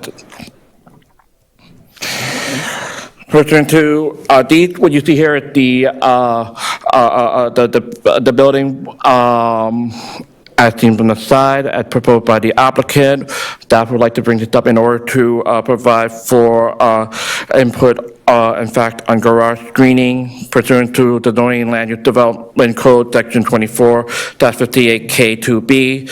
Applicant shall be required to provide architectural elements to screen the view of the vehicles on each level of the parking garage in lieu of providing a 20-foot liner used building. The plan for architectural screening of the garage, but to highlight the importance of screening, we wanted to show that to the commission. A condition has been added to the resolution for your consideration, requesting demonstration of the architectural screening of the vehicle prior to the issuance of the certificate of occupancy to comply with the code section. With staff working with the applicant, a concern that we had at the time was that the screening just screen the cars, or that they help to deal with the light. And the applicant understood staff concern and will adjust accordingly to not only consider the visual aspect of just the vehicle, but also, in our understanding, the light aspect from the vehicle as well. That note for the record that we reviewed the site plan according to section 24-172G on a review criteria, which covers review for the project to comply with the site plan review criteria regarding natural environment of site, parking and circulation, adequate community service, utilities to serve the site, building and structures, orientation design, signage, conceptual permitted separately, CPTED with its crime prevention through environmental design, landscaping, and lighting. Staff note for the record that with the exception of the variances requested for consideration by the commission, the applicant had met all other aspects of the code. Lastly, for the consideration of the commission, staff note section 24-176B, the variance review standards. The intended variance is to provide for alteration from the standard that will still maintain the basic intent and purpose of the zoning for various reasons. While no hardship clause is provided for in the code, this can range from having an odd-shaped lot, as we have noted earlier. As part of it, there are considerations as well of appropriate conditions and safeguards and conformity to the code, and this involves matters that we mentioned earlier, such as setback line, frontage requirements, subdivision regulations, height limitations, restrictions, and so forth.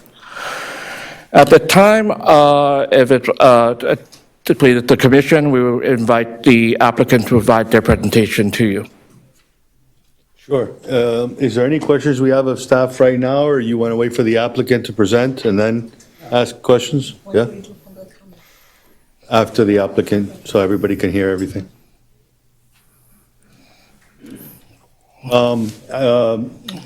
Matt, if you want to take this podium in case Mr. Ng, if you want to take this podium so Matt can present here, and if there's any questions, we can work with both of you. Thank you.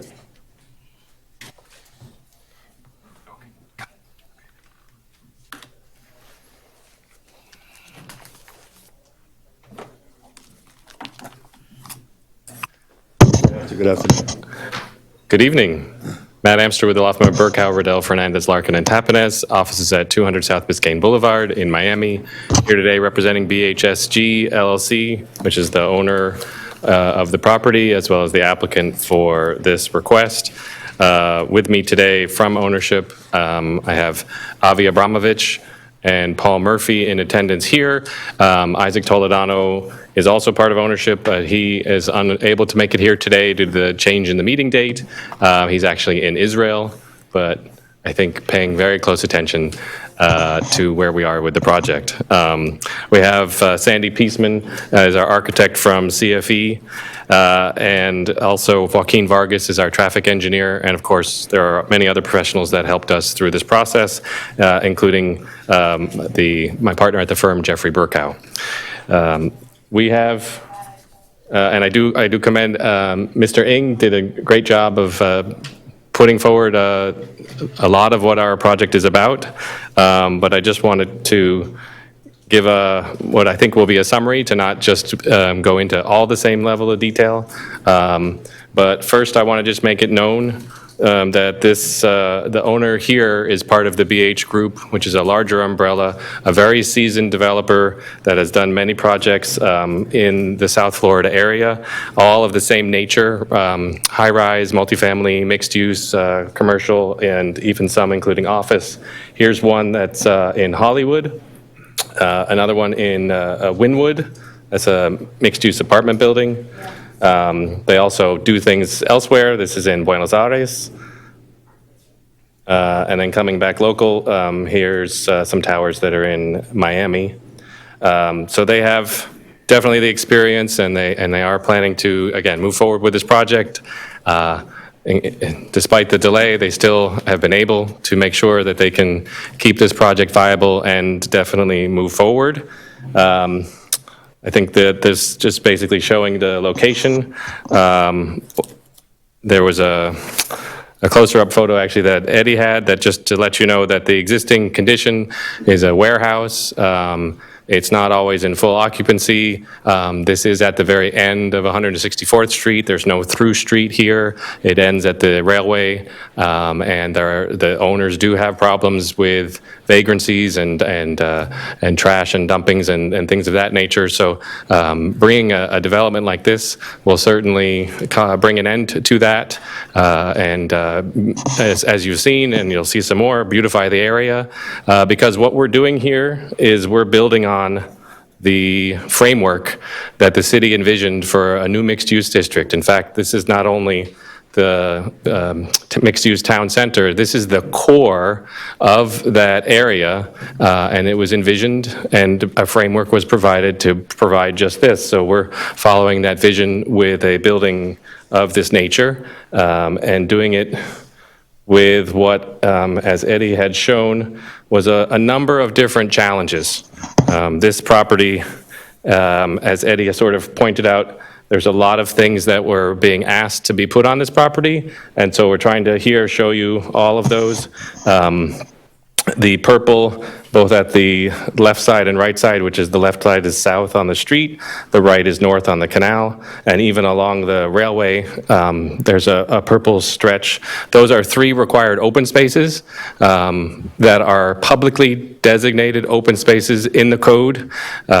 It's very rare for a single property to have 1 required open space, and yet this one is blessed with 3 of them, and we are providing all of them, including additional connectivity outside of just that strip that's along the east side, so that all the connection can be happened. So it'll be beautiful landscape, and again, open to the public for being able to get from the street to the canal. We do have some retail, which is both at the front of the building, but also at the rear on the canal. Hopefully that can be like a little cafe for not only the tenants of the building, but also for the public to enjoy, maybe some outdoor seating. So again, trying to build on the vision that the city provided. Those open spaces are definitely being included. But the white area on the right-hand side is a dashed blue line. It may not be big enough, but there is an extensive FPL easement. This is the transmission lines that go along the railway north and south, and that creates a very narrow area further to the west side of our property for the area to be built out. The orange and then the blue line that are on the left, the top of this picture, are actually the streets that Eddie was talking about. There's new required streets, both in that planning, that in addition to the open spaces, there's now a new street that was basically, even though it had a turnaround at the end by the canal, would only really serve this property. So we worked it out with the city staff, and we commend them because I think everybody was looking to try to figure this out to make a viable development. So we basically shrunk that street to be the orange part, and there is still that roundabout turnabout, which is now by the lobby for drop-off for any guests. But the blue area will be an easement that the public can still use.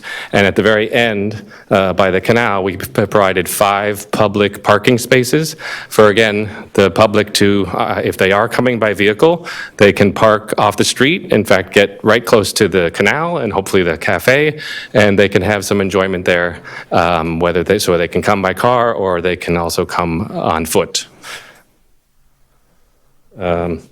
All told, on the left side here, you can see in green, we have extensive open space for this project, more so than any typical property. If they didn't have any designated open spaces on this property, the minimum that they would be required is 10%, and I believe we have over 50. I think it's about 54%, so that's extensive, and again, much of that will be publicly accessible. Here also you can see in the middle, again, the purple is the required open spaces, the green is the additional space that we have provided. As far as the street is concerned, as Mr. Ng mentioned, the area next to this property at the south side, based on the street section in the code, we have not been able to provide with the existing right-of-way. So there is a dedication of over 2,000 square feet that we propose to be able to allow the city to have the on-street parking and landscaping and sidewalk areas. I will say that there are, in this gray strip, which goes east and west, there are above-ground power lines today, right? So you have the transmission lines going north-south. In this area, you have distribution lines, and typically FPL, and the city does encourage undergrounding, but FPL does not, for service purposes, for good service purposes, they discourage and do not usually agree to undergrounding small sections, right? They'd have to do an entire block at a minimum in order for that to work. So what we have done to address that, we certainly would try, and we've already been reaching out to FPL to try to see if they would allow for undergrounding. But in the event that they don't, and the power lines need to remain, the on-street, I think basically one on-street parking space would be lost in order to maintain the power lines, but the dedication still allows for the landscape strip that's supposed to be there and the sidewalk to be there. So it's as invisible as possible, and no change really would have to be made except for, I think, one of the parking spaces. So again, we've worked with staff to try to make sure that that can happen as well. And without further ado, I think I'm going to turn it over to Sandy, and then I'll have a few remarks at the end. Sandy? I guess 4 goes forward. Yeah, right. Okay, got it. Good evening, I'm Sandy Peaceman with Cohen, Friedman, and Sonosa Architects, offices in Miami Lakes, Florida. I'll just reiterate what's been said so far tonight. We've worked very closely with city staff to provide a design that gets as close as we could to the existing code, working with and around all of the limitations to this site. I think we've done a pretty good job. I won't go into the particulars on this slide. Here we can see just the parking breakdown, handicapped, EV parking and regular parking broken down on a floor-by-floor basis. We're providing 28 EV spaces, 4 spaces on every floor of the building. This is the ground floor. I'll talk more about the interior layout of the building. We've talked about all the exterior layout of the site. On the interior, both on the north and the south side, fronting both public spaces are retail spaces, hopefully to activate and provide a place for people to come and enjoy, and not only for residents of the building, but for anybody who's visiting the site in any of the public spaces. What we see as purple is back of house spaces for the building, and the yellow that we see is lobby. Again, the turnaround is provided at the beginning of the building, at the front of the building, on the south side.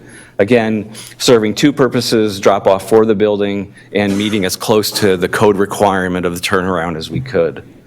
Moving up the building, we can see our vertical circulation on the building being, for the building, meeting all of the site requirements and all of the limitations of the site. We can see the mass of the building is sort of pushed to the west and north of the site. The heavy dotted line shows where the building floats above the garage, and the dark pieces at each corner are the vertical circulation or stairs. And in the middle is where the elevator core comes through the garage. It was really important, given the limitation of size and proportion of the garage, that we located the tower in a very specific place where everything could come through the garage and not interrupt the drive lanes. On other sites, we have the ability to slide the tower around. On this particular site, it had to be very, very precise in where everything came vertically through the building. That's moving up the building. The 8th level is the rec deck.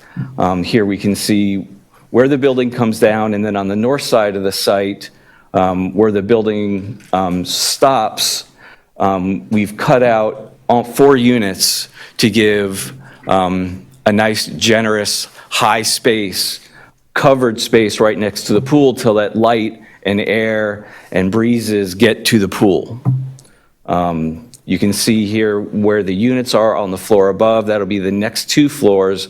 That way, these units are almost looking down into that space. It becomes a great recreation deck with a nice, almost architecturally, a bite taken out to allow, like I said, light and air to get to the rec deck.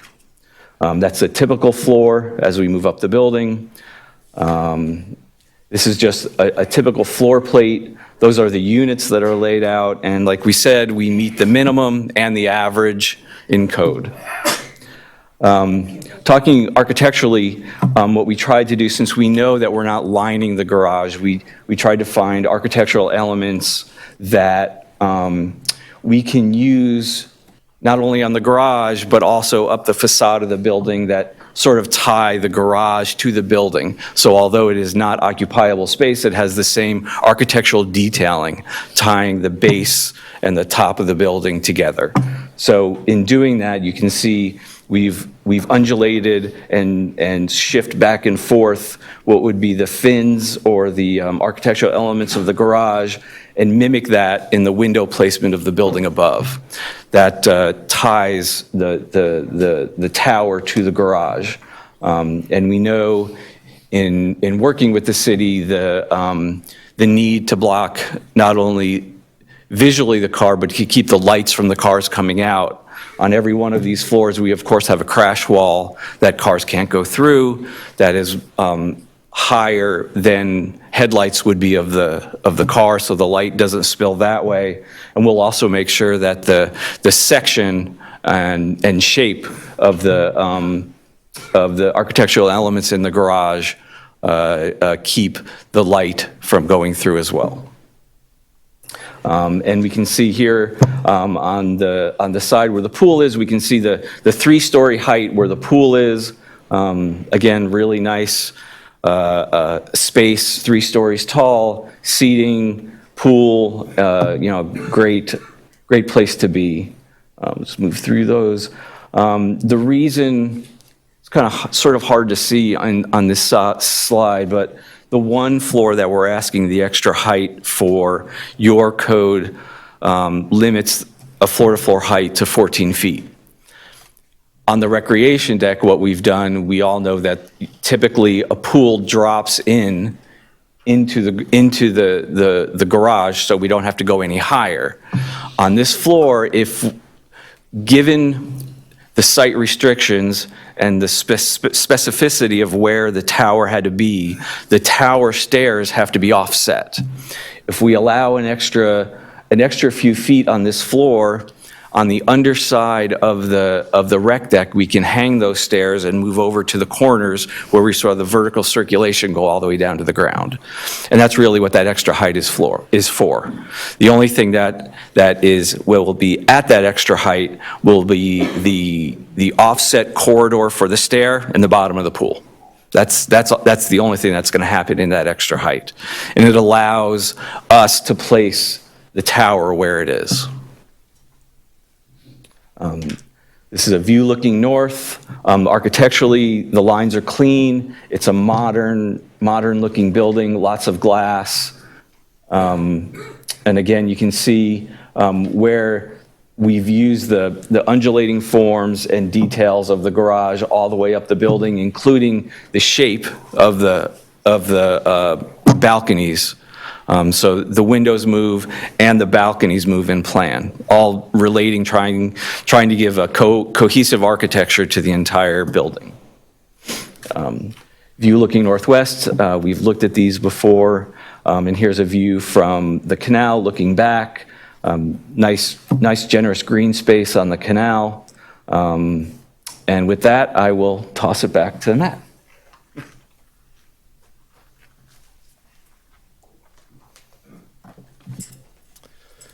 So in addition to just working within the framework and meeting the vision for this mixed-use district, this project also has additional fiscal and economic benefits. First, there'll be considerable construction jobs, as well as there will be some job opportunities managing the building and the retail areas. But there will be significant impacts of people using area businesses and spending their money there. The building fees will be significant to the city alone. You're going to get upwards of $3 million. The county also does benefit from that. And then on a recurring basis, there'll be significant tax base coming in on a regular amount, which greatly exceeds the amount of ad valorem taxes that are happening today with the warehouse, which, again, with the mixed-use district, is a substandard use. And as I mentioned, the project itself, will be bringing great new uses, much public open space that will get rid of any of the existing blighted look and nefarious activities and vagrancy, et cetera, that we can make sure to help clean up and again, meet the vision that the city's looking for.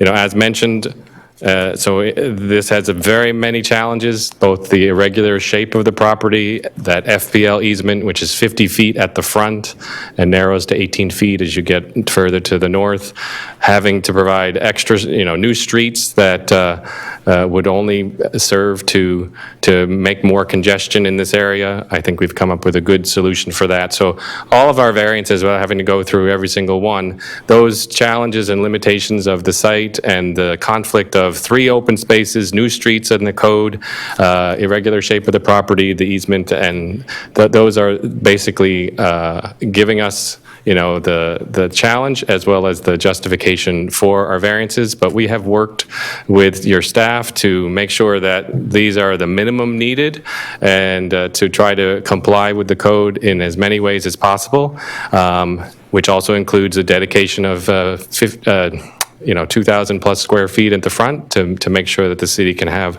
the appropriate streetscape. So with that, we do agree with all of staff's numerous conditions in the order. Two notes on that. To assist with just providing a little bit more parking, because I know that parking is of concern, we're going to proffer 23 additional parking spaces.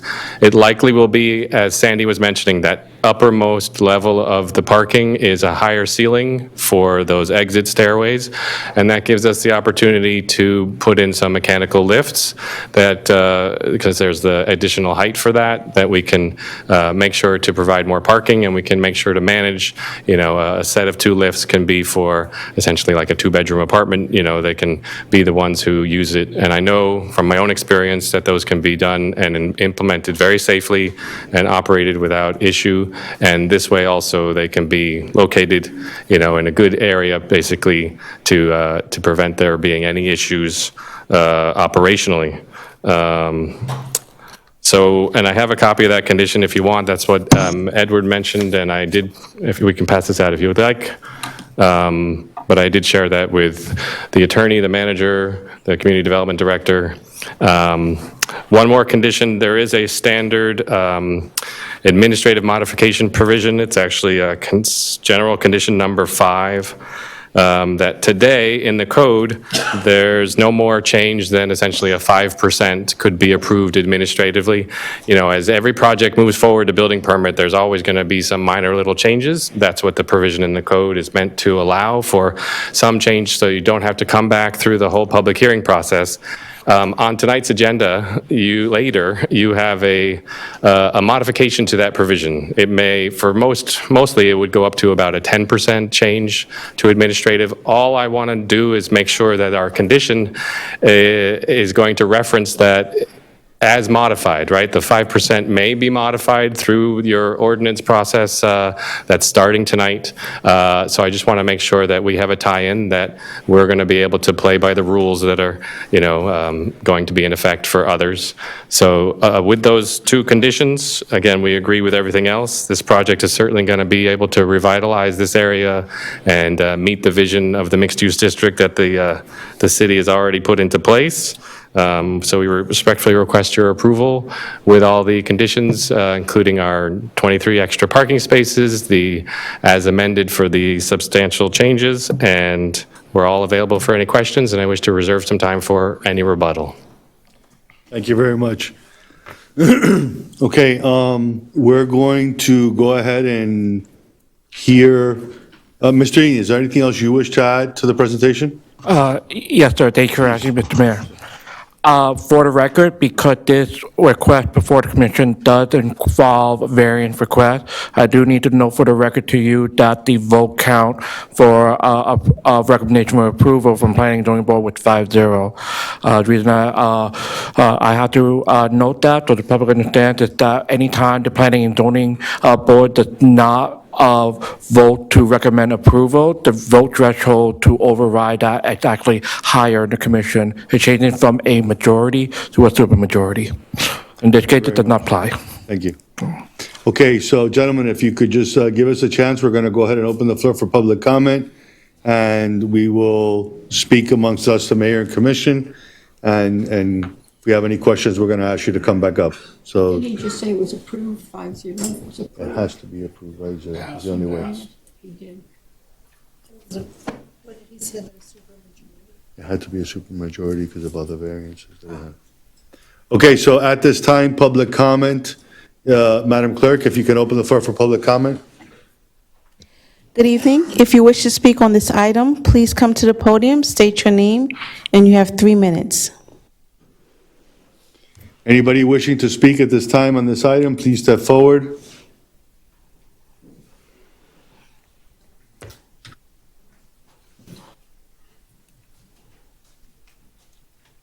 Mubarak Azan, I did swear in before. Good evening, again, Mayor, Commissioners. The parking for our modern lifestyle today is inadequate. You have 162 units with 2 bedrooms, and if you divide a 585 parking spots by 400, that is about 1.4 something. So parking definitely is inadequate. And if we can see that the parking is inadequate, what else is inadequate?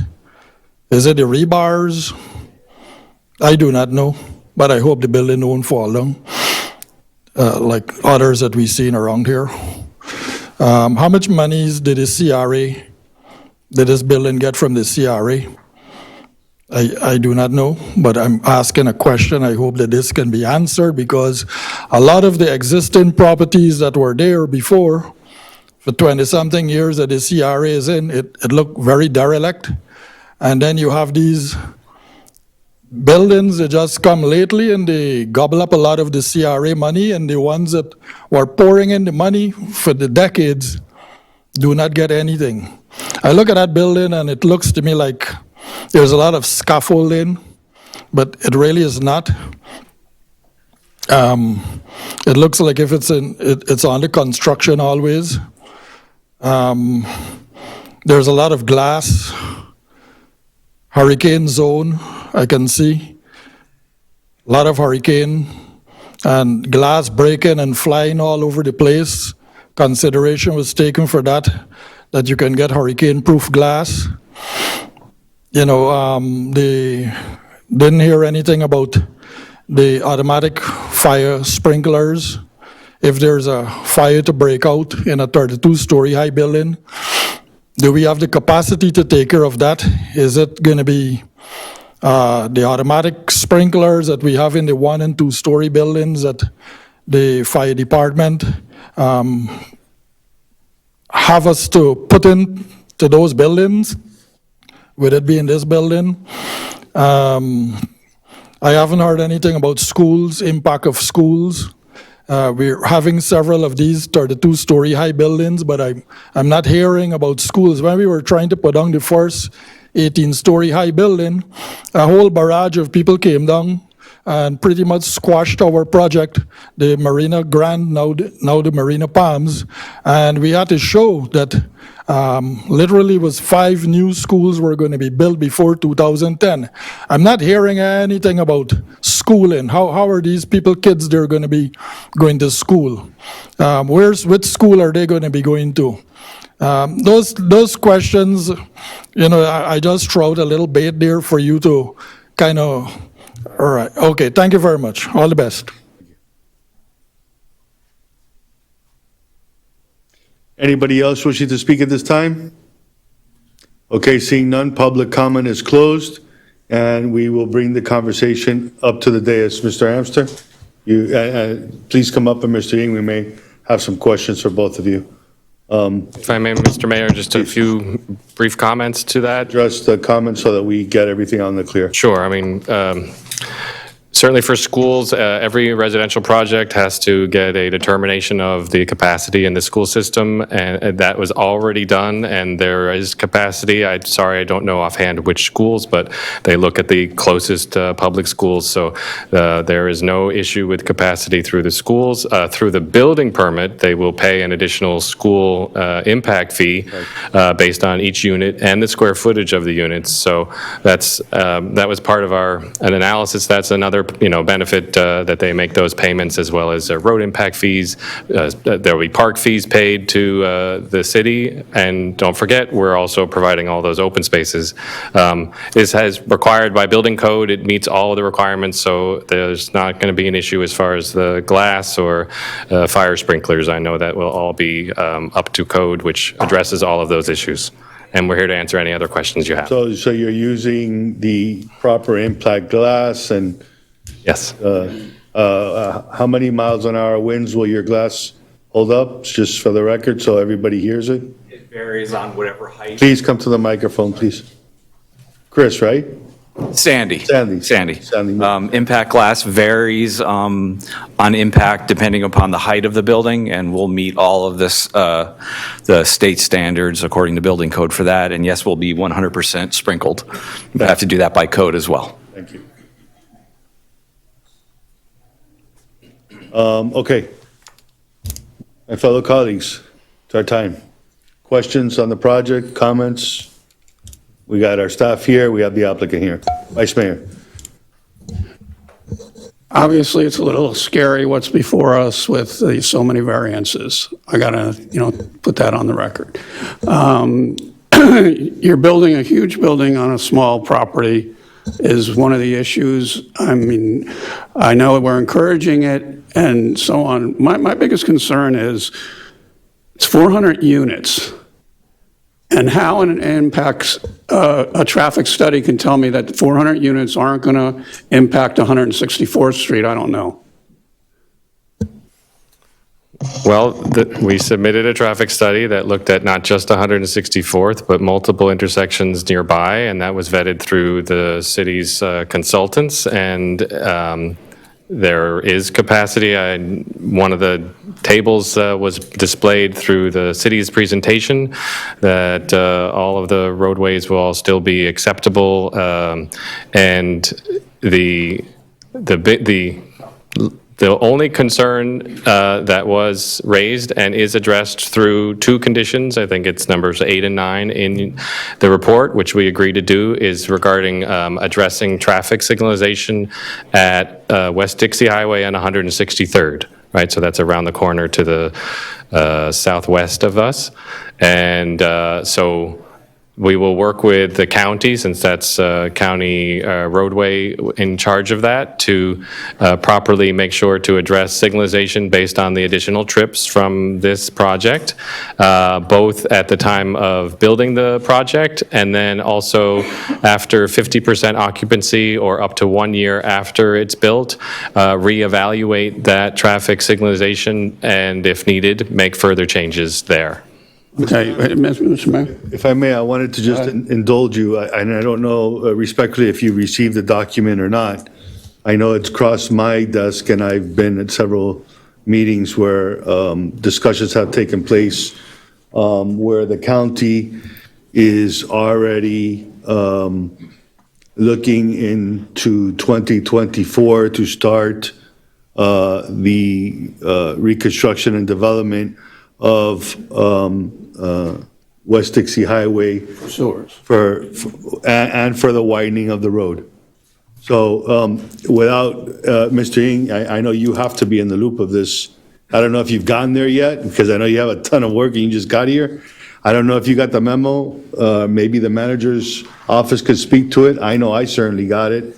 And so, just to help maybe answer your question, there are certain things that are going to be done that are going to amplify West Dixie Highway into more lanes to address the traffic congestion that we have from 163rd Street on West Dixie going all the way down to 172.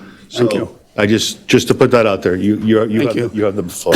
My concern is again, that intersection at 164 going north or south, go there any afternoon and see what level it's at. 163rd Street stops and backs up all the way past 164th Street.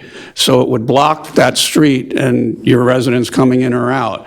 My concern is the 164th Street. 164th Street is a tiny street right now between the Lorenzo's property and their market. And we have a proposal for another building coming that's going to be right in front of you or right in back of you, blocking you on the Lorenzo piece, don't we? Yeah, that's coming up in a month or so. So, I've got two buildings that are going to be on 164th Street. That's 2 lanes. And when you put 400 cars, say there are 200 cars, even 200 cars coming on 164th Street trying to get out that light and go left aren't going to make it, let alone go across. And our 164th Street has a median in between it, so there's no way to make it, wider and so on. That's my concern, that when we get these traffic studies, what are they telling us? They're not really looking at what the issue is. That street is an F as far as traffic goes right now. So you add 400 more units to it, and again, that's not but what is your problem? I mean, I'm not going to say it's not your problem. It's our problem because we have to live with it. So any of us that want to go that way now have to go to 163rd Street, that's worse. and try to get, you ask Eastern Shores people how upset they are with traffic coming west in 4 o'clock in the afternoon, and so on. And again, I'm just concerned that, yes, you did a traffic study, and yes, maybe we did a traffic study, but we better stop paying these traffic study people because they're not giving us the right information on the impact of what that development is going to have. And that's my concern. Well, Vice Mayor, I do have the traffic engineer Oh, I understand. for our side here, if you want to bring him up to take, to get into the where more is he? details. But I would say, just to the mayor's point, the improvement of 22nd Avenue has been incorporated in everyone's study and review, so they know that that's coming, because that likely will happen before this building is finished and online. One thing that is definitely a part of this, right? We are basically at the end of a long driveway from from 22nd Avenue to the railway, but there is a road that goes south along the railway by the U-Haul and allows people to go westbound on 163rd. So not the entire traffic for this project needs to go to 164th. But you're talking about that little 22nd. tiny road that's behind you all? It is. That we used to usurp 163rd and come around? Yes, but that is something that is, All right, yeah, get your traffic guy, because I got a question for him. Sure.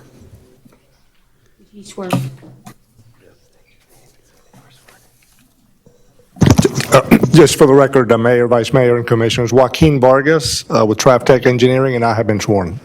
Okay, based on my conversations with the attorney, 164th Street is my concern. From West Dixie to the railway. That's all I'm concerned with right now with this project. You don't think there's going to be any needing to widen that street and help that street at all? Yeah, well, 164th Street is a non-issue from my point of view. It has very low traffic volumes. The concerns are on 163rd and Dixie. That's a signalized intersection, and there is clearly a bottleneck there during the peak periods. But 164 can handle the traffic associated with this project. One of the things that we have done is looked at, because the county has, Miami-Dade County has over 2,000 traffic signals, so they have a lot of things to worry about. We've looked at specifically the current timing that they have, how traffic has been growing in this area, and then the additional trips from this development. And we've come up with a different way to optimize the signal, and that's why we have that condition. With the changes that we have recommended, and this was reviewed by your outside consultant, we can reduce the wait time with our project by almost 10% in the morning and about 14% in the afternoon. And the backup also, a similar percentage reduction. By the lights? Yes, with the timing of the lights. Right. One of the things that you may want to consider, and we didn't bring it up, I know that I've been doing work for many other cities in Broward County. We recommended in Pompano, you may have seen these do not block intersections. There are certain treatments that can be done in the middle of the intersection to discourage traffic from stopping where they shouldn't be stopping. Oh, I'd love that. And you do have a sign that goes with that, do not block intersection. And some cities are now incorporating a fine. So if individuals are doing that, they can receive a fine. Right now, the fee that's being imposed in Broward County is $165. So that's something that you can consider. We can do that. Again, my concern. Striping on the intersection to discourage the blocking. And with this condition, we will try to minimize congestion as much as possible. Yeah, the 164th Street, mark my words, is going to be a problem. Well, 164 doesn't have a lot of traffic. No, not now, there's nothing there. Yes, we're adding all of these units, But yeah, you understand, you're adding a building with 400 units on the end of 164th East. Come west, and another building's going to go there with X amount of other units. There's going to be an issue on 164th Street, I guarantee you.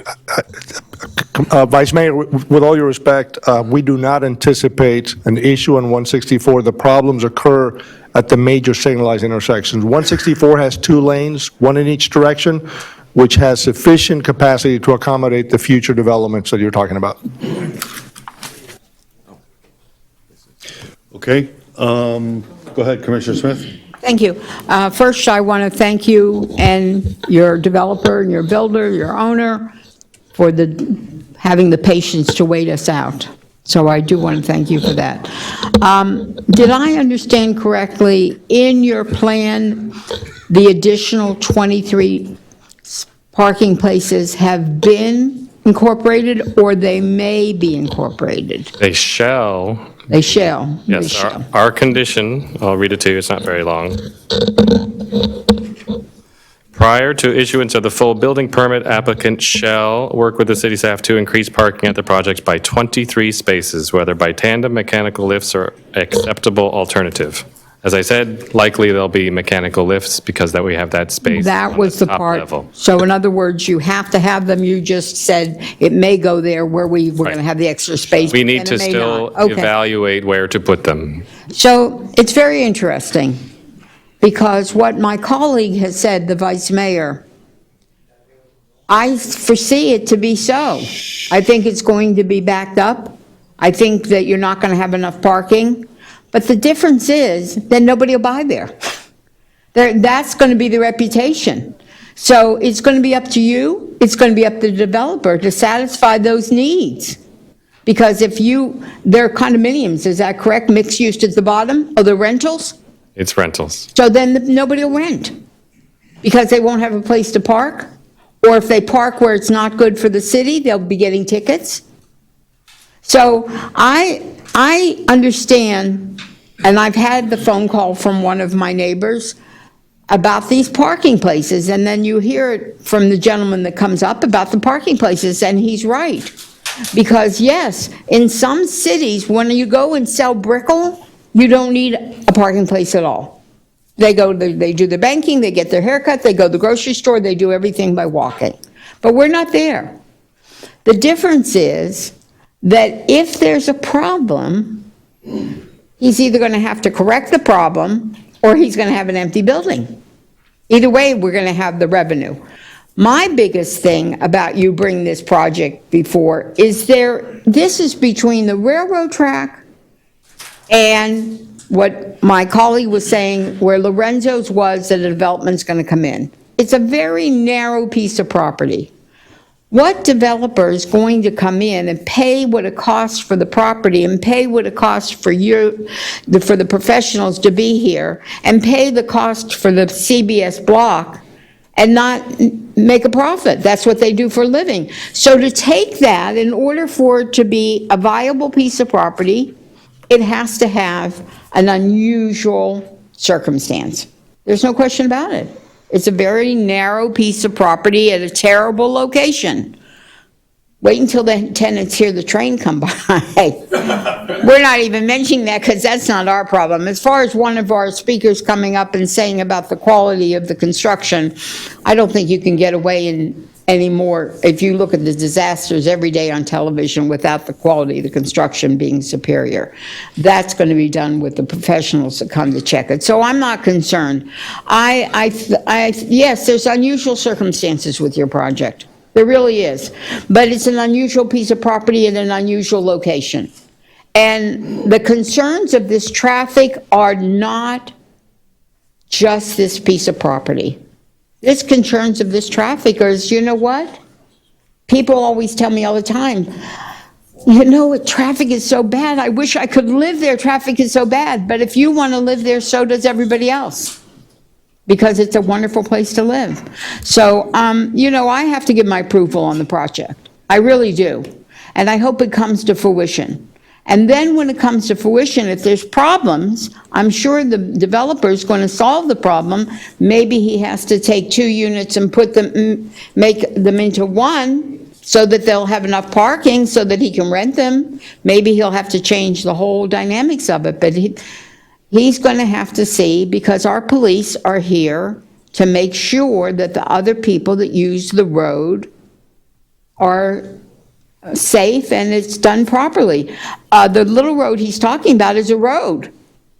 When he says, well, we just sneak back there. Well, you drive your car back there. You can come east. You can come from the east going west and come into the development too on that road. You can come out of the development and go on that road. You can live in the development and say, I get to live next to Aventura, I get to live in North Miami Beach, and it's not costing me $5,000 a month. It's only costing me $3,200 a month, but guess what? I have to wait in traffic. That's the balance. This is the balance, and I think that as a municipality, we have no choice but to say yes and be honored that you're taking a piece of property that doesn't have much of a use and making it something that has good possibilities to add to our city, really good possibilities. So I thank you again for your patience and for waiting for us, and there might be changes as you go along, and I'm more concerned that you're going to be doing construction, they're going to be doing construction, the county's going to be doing the road. I am more concerned of the whole 2 years of that construction. If I was the post office, I'd be looking for another place now because nobody's going to get there.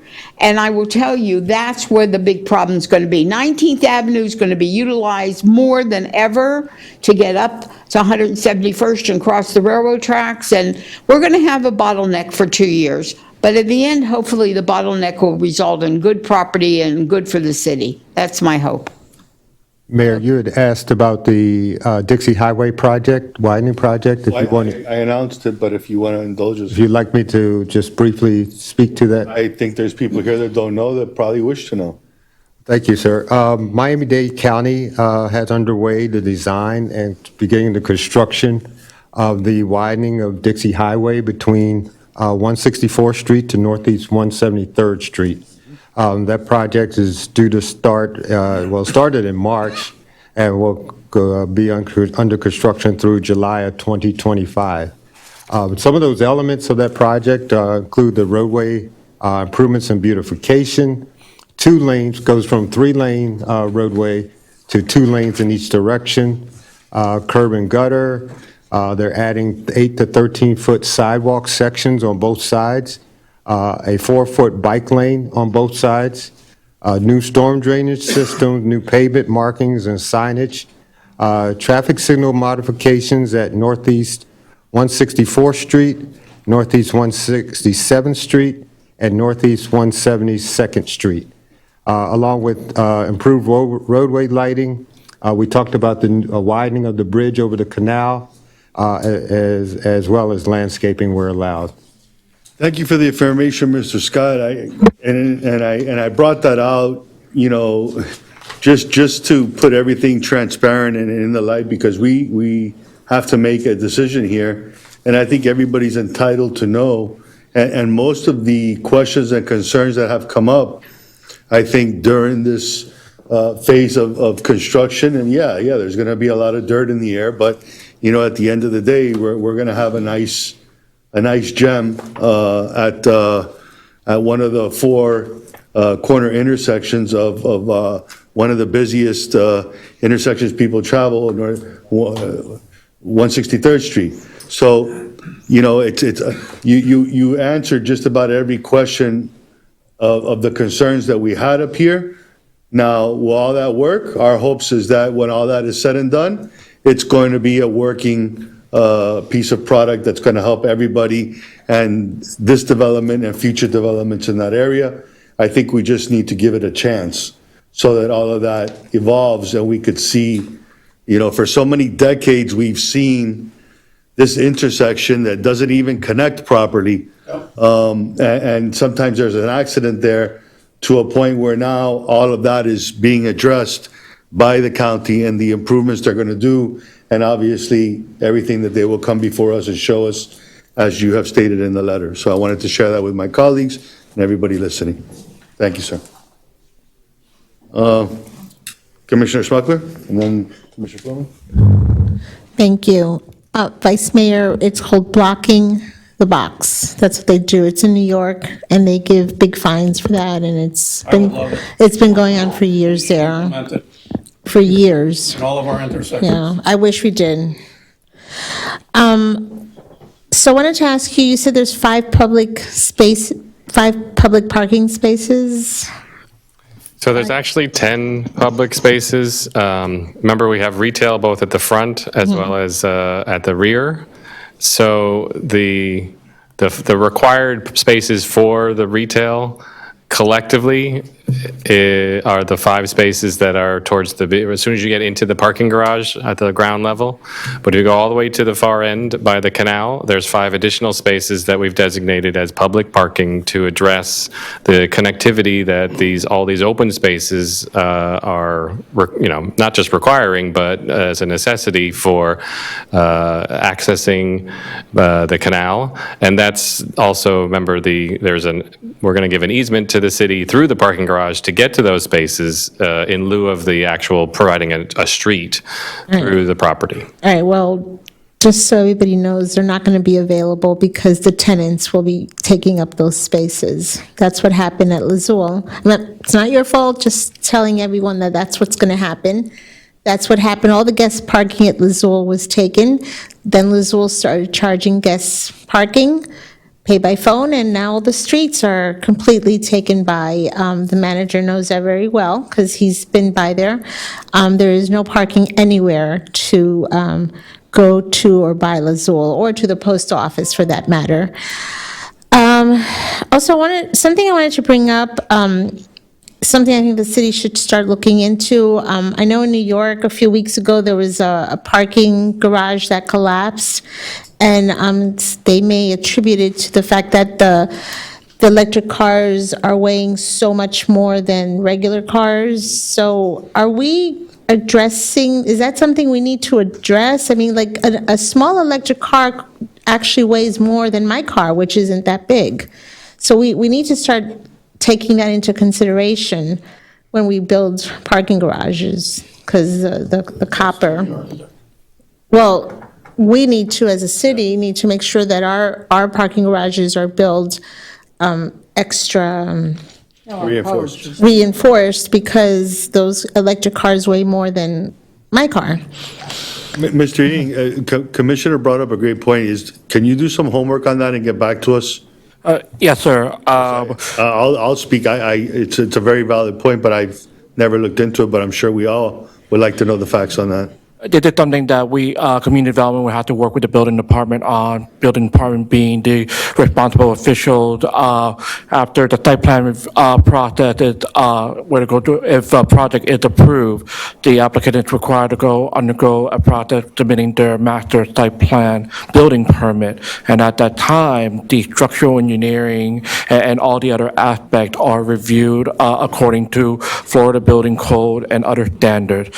But what we'll do is we'll work together with the city manager's office and the building department to look at our specific standard, because cities are allowed to adopt more stringent standards than what the Florida Building Code provides for. Maybe even the applicant, maybe they've already thought about that and they have a solution, so you never know. Yes, sir. Yeah, but I would like this addressed before they were to build, because that way they can't build it. Ask the applicant. I don't think so. I can tell by that face they haven't done that. I'm not an architect designing buildings. All I'll say is, remember, we're floating a 32-story tower over our parking garage. It's going to be okay. Okay, so the garage part will fall down, the rest of the tower will stay up.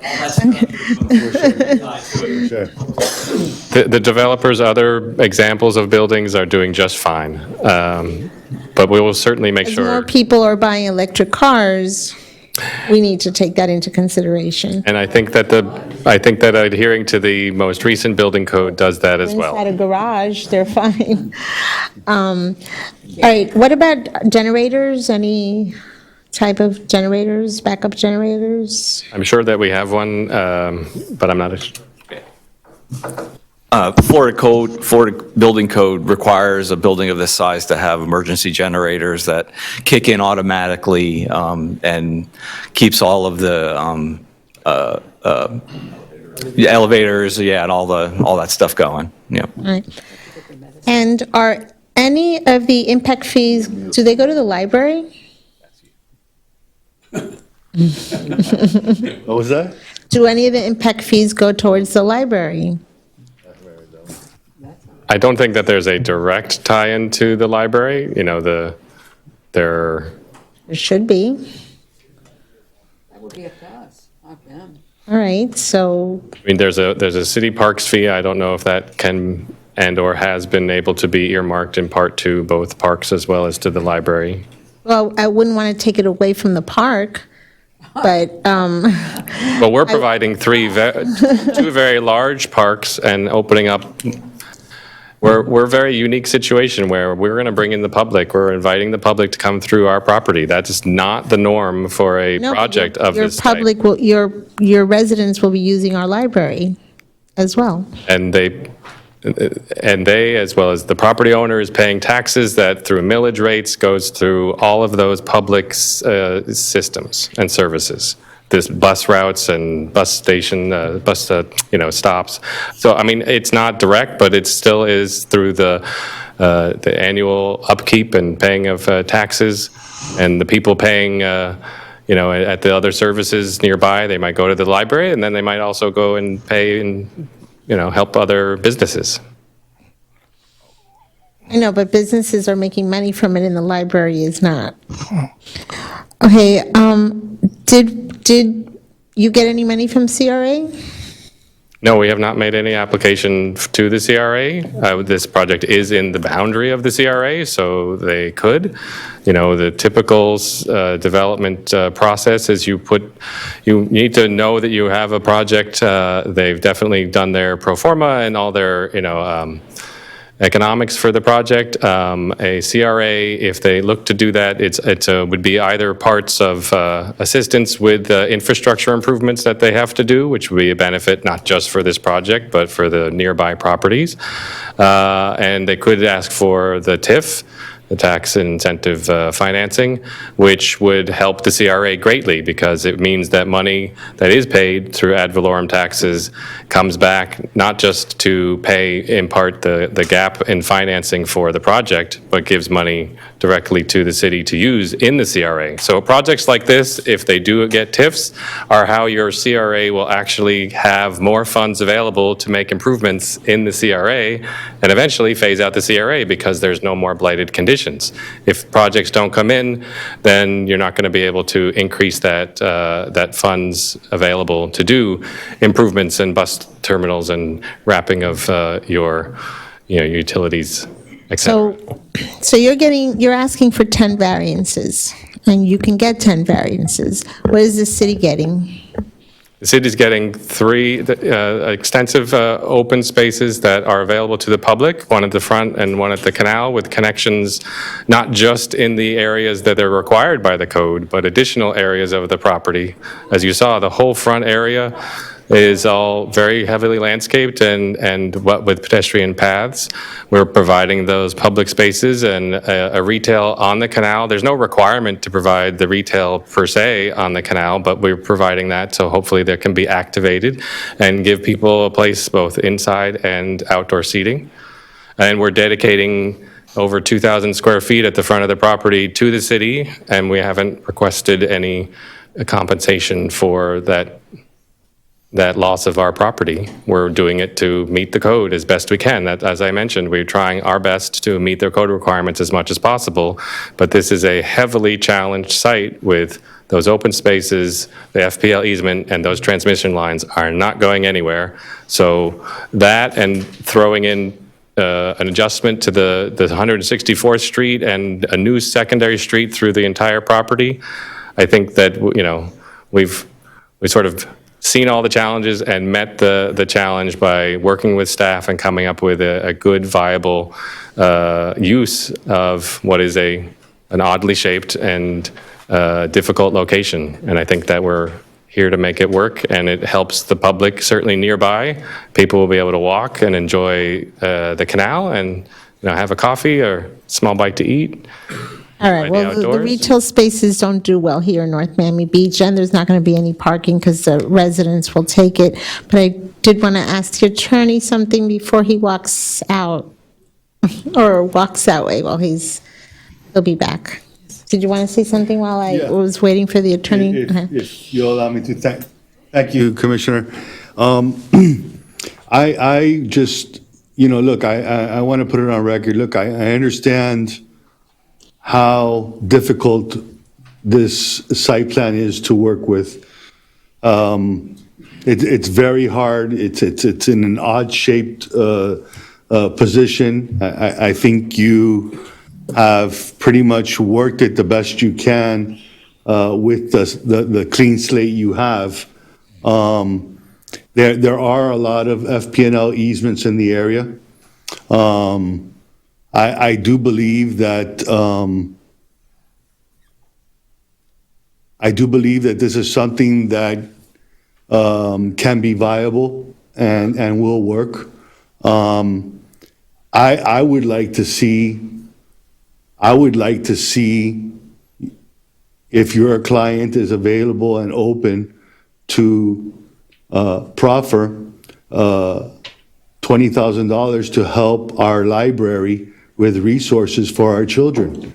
We are going above and beyond as a commission to help you with your project, and we would like to see if you're okay with doing that so that you can help us and we can help you. It's something that we try to work with all our developers with. It's a small ask for helping the epitome of where our children open their brains and study and learn every day. And it's definitely going to affect and it's going to help your project, because no matter which way you slice the pie, there are going to be children that are going to be living in there, and they're going to benefit from that. And they're going to be able to ride the trolley and go straight to the library and enjoy a place for free without having to move a car out of their garage. He just said yes to 40,000. I heard him. So- I'm kidding. Excuse me, Mr. Mayor, before he answers, could I ask the attorney a question? Yes, ma'am. Are we, as a commission, allowed to even ask that at one of these hearings? You can ask anything that is related to the project that you believe is pertinent to the matter before you. No. You can't go outside the four corners of your code, though. And ultimately determining whether or not you're going to approve or deny the project, you have to follow the criteria that's set forth in your code. So to that, I just want to make sure that the developer understands, the owner, that we're looking to see these funds and go to our library, nowhere else but to help our children in our library. Commissioner, you had a... Mr. Mayor, under our previous city attorney, there was a resolution, if I'm not mistaken, that was put together specifically for community benefits. And I believe that was the beginning of these types of conversations where community benefits would either be proffered by the developer or it would come from the dais as a request in an open forum. So we do have legislation on the books from previous administration. I don't know if that's what you're referencing? No, I don't want to reference anything the previous attorney did here. No, I'm saying, no, Mr. Mayor, listen, no, please do not put words in my mouth. No, I'm not talking to you. I'm not talking to you, Mr. Mayor. I'm specifically speaking to the city attorney. So, such discussion. Because he mentioned, I'm sorry, if you, let me just finish. I'm not talking to you, Mr. Mayor. I'm specifically speaking to the city attorney because he said as is within your code or as is legislated, you have to be within those parameters. So being that you mentioned being within those parameters, I'm referencing a parameter that I believe was set through the community benefits process. Would I be correct on that, sir? Correct, and the concept is that that discussion would help offset the impacts and provide a community benefit that that otherwise wouldn't be there because of the impacts of the project on the community. Correct, and that's in addition to impact, separate and apart from impact fees. Absolutely. Thank you. That's all I wanted to reference. So Sure, if I it's can. already there for us to be able to utilize. I'd like to have a copy of that. That's new since I was here last, so I'd like to have. And that's more, if I believe So I correctly, can get everybody, I never finished, actually. right. just to clarify, I think that's more in line with the procurement process. Bids over 250,000 must have a benefit, community benefit program. So I don't know if it specifically addresses development, but I do know it was part of the procurement process. I'm reviewing that particular ordinance as well, just because I want to understand what it really means. I think that you should ask the Community Development Director for clarification if there is a concern. Okay, if there was, I think I'd be seeing the red flag right now. I think I know what I'm asking for, and I don't think I'm out of my realm. So let's continue moving this forward. We understand the direction you've given. Mr. Attorney, is there anything else you want to add so we don't make a mistake? I certainly don't want to presume to speak for Mr. Amster, but I think that as the item has come before you with respect to the way that it's set up, which is approval of the site plan, it's really, in part and parcel of getting to the site plan approval, you have to address and approve the requested variances. And because, as I understand it, and I've seen the presentation as well as the staff report, the ultimate site plan flows from those variance requests. And so if for whatever reason, there may be a decision not to grant all the variances, I don't know what position Mr. Amster is going to take, but they may need to modify the site plan to then account for that, the denial of one or more of the requested variances. So as it's currently before you, it's an all or nothing proposition. You grant the variances and then approve the site plan because the site plan reflects the variances that have been requested. Understood. So I just want to know, you're Excuse me. So you agree to 40,000, right? I need to talk to ownership. I was authorized for sure, and I think I'm not aware of any established community benefits for a site plan request, but the applicant can voluntarily proffer To the library. $20,000. 40,000 to the library for the I children. will find out about the number in a minute, but because I don't want this to turn into a. Go ahead, we got you. But we're certainly willing to help out, as you've indicated. It will be a benefit to the tenants of this building, absolutely. But I think it's a voluntary proffer, and let's make sure we get it right, to the public library within the city of North Miami Beach. Yes. I want We have our own library. Now, I don't know how, I don't know if the condition needs to address how the payment is made and to whom at the city, so that, because I don't think that the developer, the permit holder should be paying the library. It's like an additional impact fee that we pay likely before the issuance of the building permit. So we may need to work with your staff and the manager to make sure that it's done appropriately, that there's a fund available or however it works, so that it does have the intended effect, that it goes to the benefit of the public library. Mr. Amster, it's not your first rodeo, so I know you got your cowboy hat on, and I know you can make it happen. Thank you. So you're going to come back with a yes? Yes. I'd like to put it on record that I don't like the way this conversation's going at this hearing. I'd like to put it on record. We're here to decide something, if we're going to do something, but bidding out, it's like they're trying to buy the boat. We're not bidding I it don't out. like I'm it. asking him for money for the library. That's it. Our children You need keep raising the money, so it doesn't I never matter. raised it. He said 20. I always wanted 40. Said 40, you raised it. Well, he shouldn't have said 20. He should have said 40. Well, I'm not a mind reader, but I'm trying my best. I don't like it. I don't like it. All right. We're not If he paying. doesn't want to give it, he'll still get the vote the same way that I was going to vote before. I don't care. I'm just trying to benefit the children.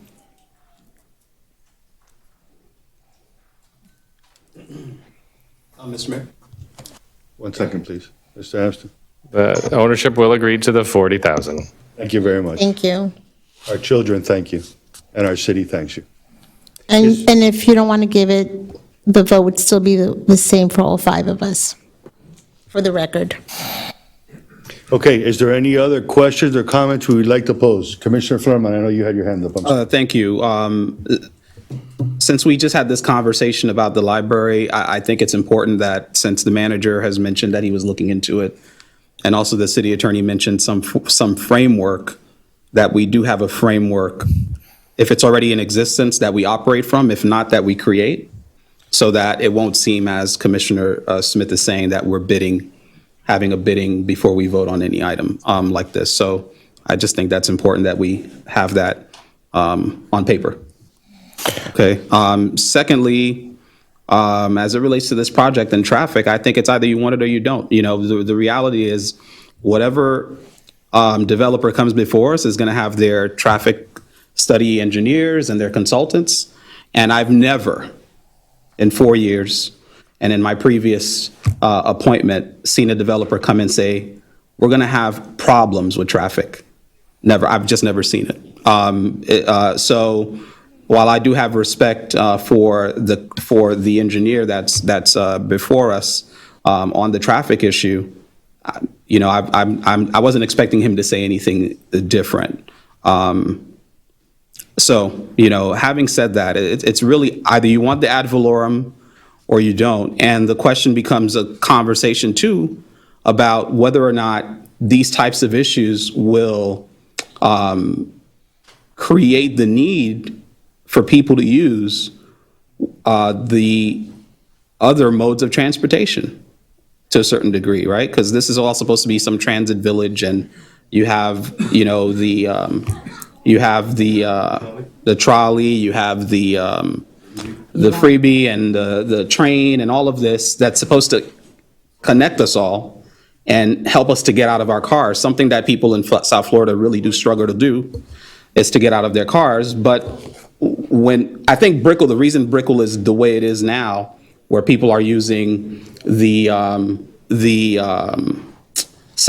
saying segways. I don't think they even call them that anymore. But where people are using these, you know, different modes of transport, scooters, and they're using the bus, they're using this, because there's really no other option for the people living there that makes sense. It doesn't really make sense for them to get out of their cars to go to the grocery store. It takes less time for them to, you know, use public transportation.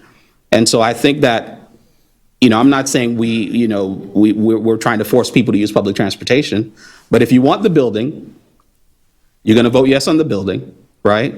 The traffic issues will come, but I believe that as a result of these traffic issues, it may provide that people will start using the different modes of transportation that we've been working so hard to create and to implement. So I support the project, and that's it. Thank you. Right. Madam Clerk, let's call the question. I don't see anybody else with their hands up. I need a motion. I need a motion. Move to approve resolution number R 2022-168. Motion by Vice Mayor, seconded by Commissioner Smith. Just to clarify You have your hand up? conditions, Huh? just to clarify, that includes our With proffered condition amended- for the parking, the 5% administrative process subject to future changes, and the voluntary proffer for the funds for the With public staff's, library. Recommendations. And the additional proffers. Yes. Okay, there we go. We got a first and a second. Madam Clerk, if you could call the roll. Commissioner Smith? Yes. Commissioner Smuckler? Yes. Commissioner Florimon? Yes. Vice Mayor Chernoff? Yes. Mayor Anthony DiFilippo? Yes, ma'am. Motion passes 5-0. Congratulations. Thank you for waiting. Thank you very Sorry much. for the delay. We like that.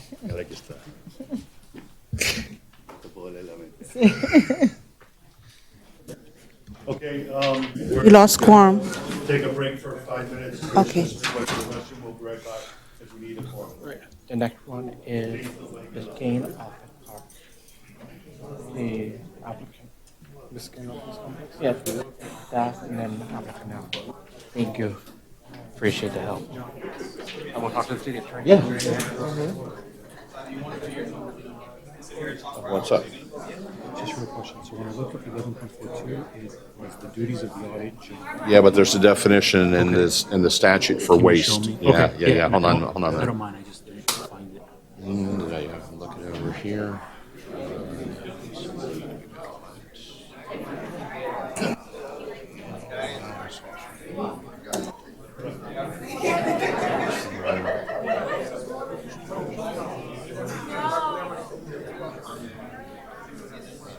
Oh, that's right. I hate it when they do that. Yeah. Wasn't it the first one? Yeah, here, let's see if it's in here.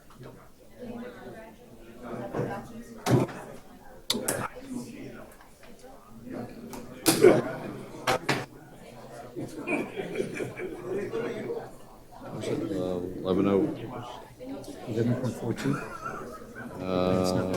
it's not popping up. It's, must have, it was adopted.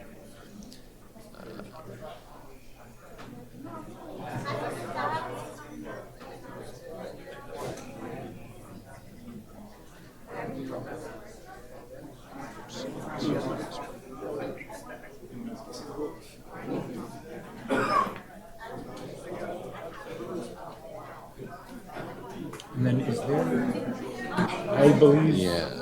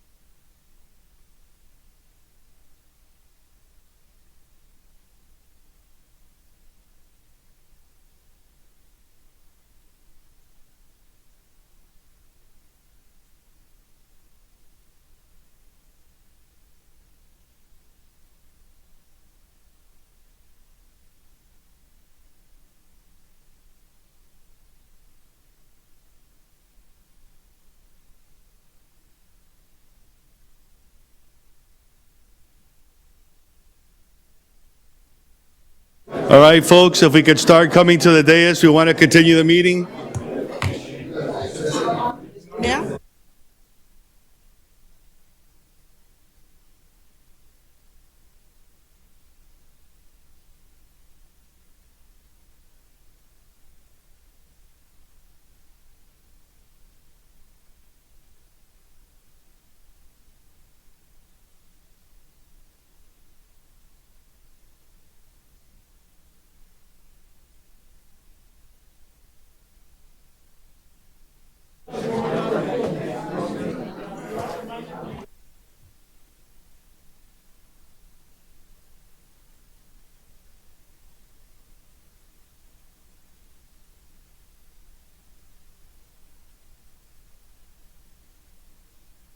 All right, I'm going to ask my fellow commissioners to please come up. Commissioner Smith, Commissioner Smuckler, if you're in the building.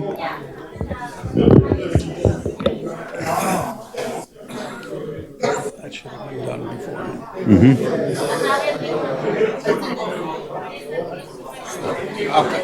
Yeah.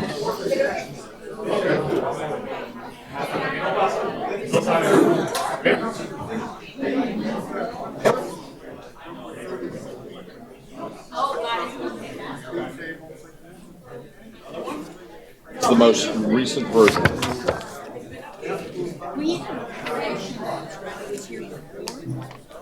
Or did he change? You've been working through it as Oh, well you been want me to talking. see all my changes? I have a million changes. I just, okay. This is not the way I want to work for some people. Not good.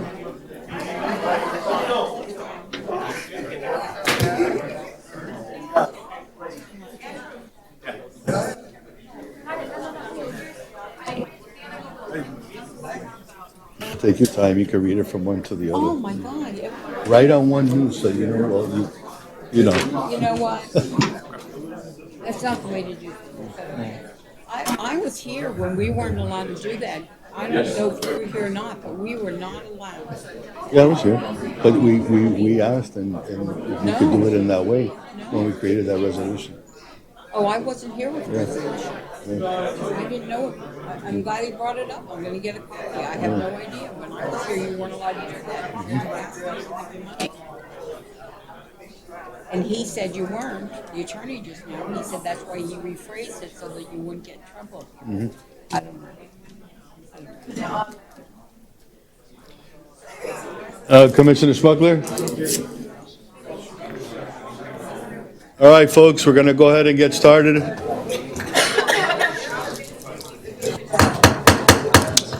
Okay. The time is 8:24 PM. If everybody could take their seats. Guys, I'm gonna ask for everybody to calm down and a little quietness.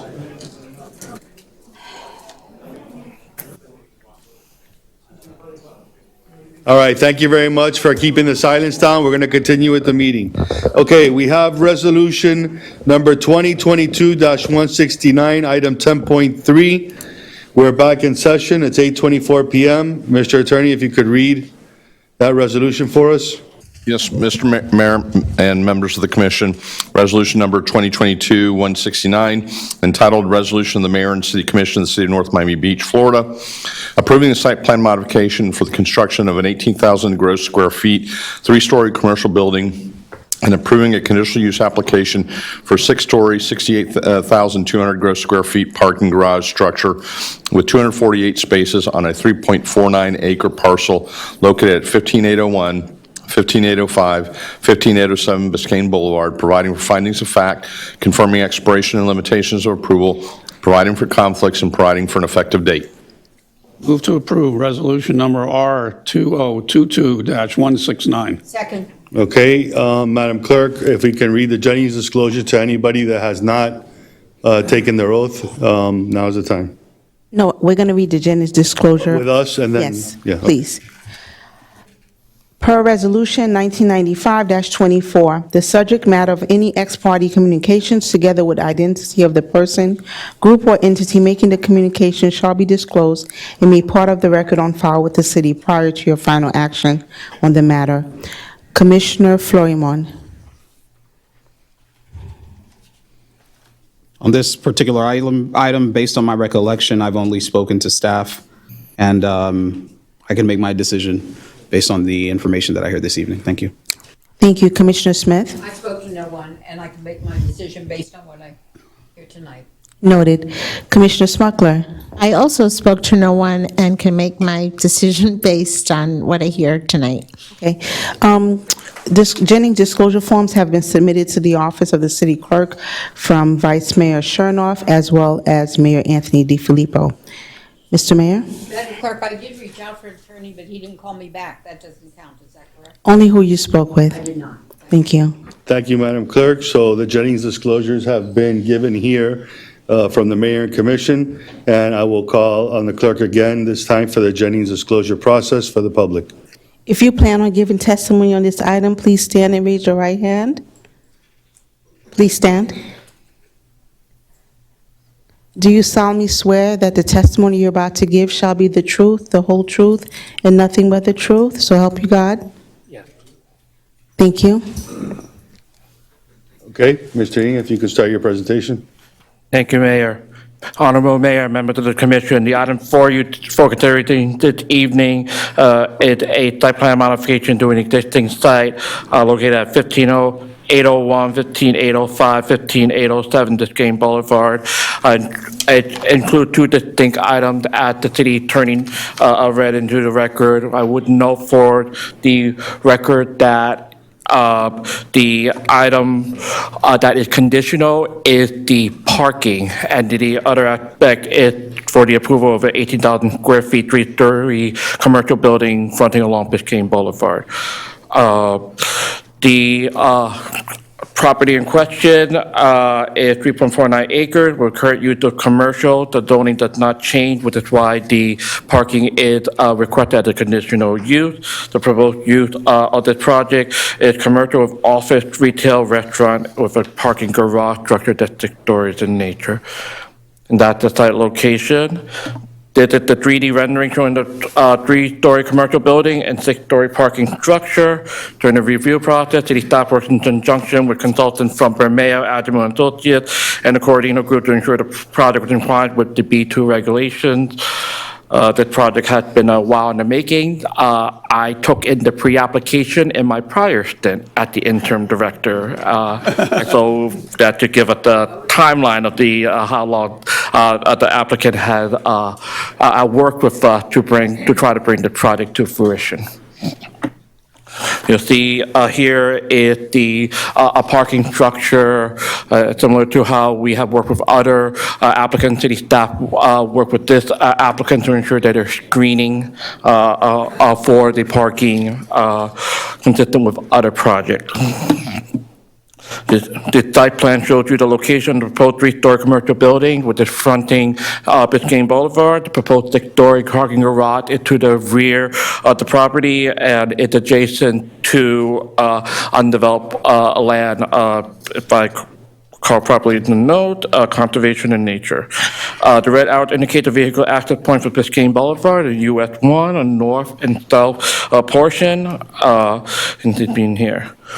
Staff reviewed for site plan compliance with section 24-52D regarding everything from the lot area and lot width all the way down to the frontage requirements. The applicant does meet all of these requirements as prescribed in the site code. We note from the parking standpoint, so proposed number of proposed parking spaces is they're only required to have 32, but they're providing 82. The total parking spaces that they add to their existing parking, because it's a site plan modification, changes the overall parking spaces up to 266 spaces for the site. We note that only 232 spaces are required for this project for a surplus of 34 spaces. Staff finds that the proposed site plan and conditional use request complied with the site plan review standards in section 24-172G and conditional use standards in section 24-175B. The proposed development design, layout, compatibility with surrounding land uses, traffic impact, level of service, and capacity are consistent with and further numerous goals, objectives, and policies of the city comprehensive plan as laid out in the staff report provided before you. We also note that the public hearing on November 28th, the Planning and Zoning Board voted 5-0 to recommend approval of the site plan and conditional use, subject to the conditions provided in the draft resolution under consideration by the Commission. At the time, at the pleasure of the Commission, the applicant is present and able to make a presentation. Sure. I have one question before the applicant comes up. Can you go back to the site plan and what it looks like aesthetically? The parking garage, and now go to the other building that's, okay. Now, look, I'm very pro-development, but this does not match. When you see this project and you see that other, it's just aesthetically, it doesn't blend in. I could be wrong, I don't know, I want to hear from everybody else It's right there in the corner. and the full presentation.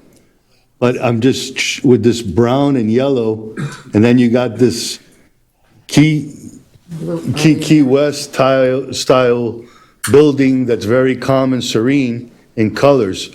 So I want to see the whole presentation, but I just don't see this jiving together. Maybe something along the lines will change, I don't know, but I'm open to hearing everything. Thank you, Mayor. On that particular question, I would defer to the applicant presentation to provide more information, to provide more information to the commission for consideration.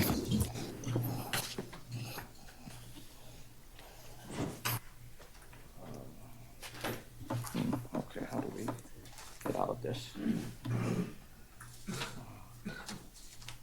There we go. Read your presentation.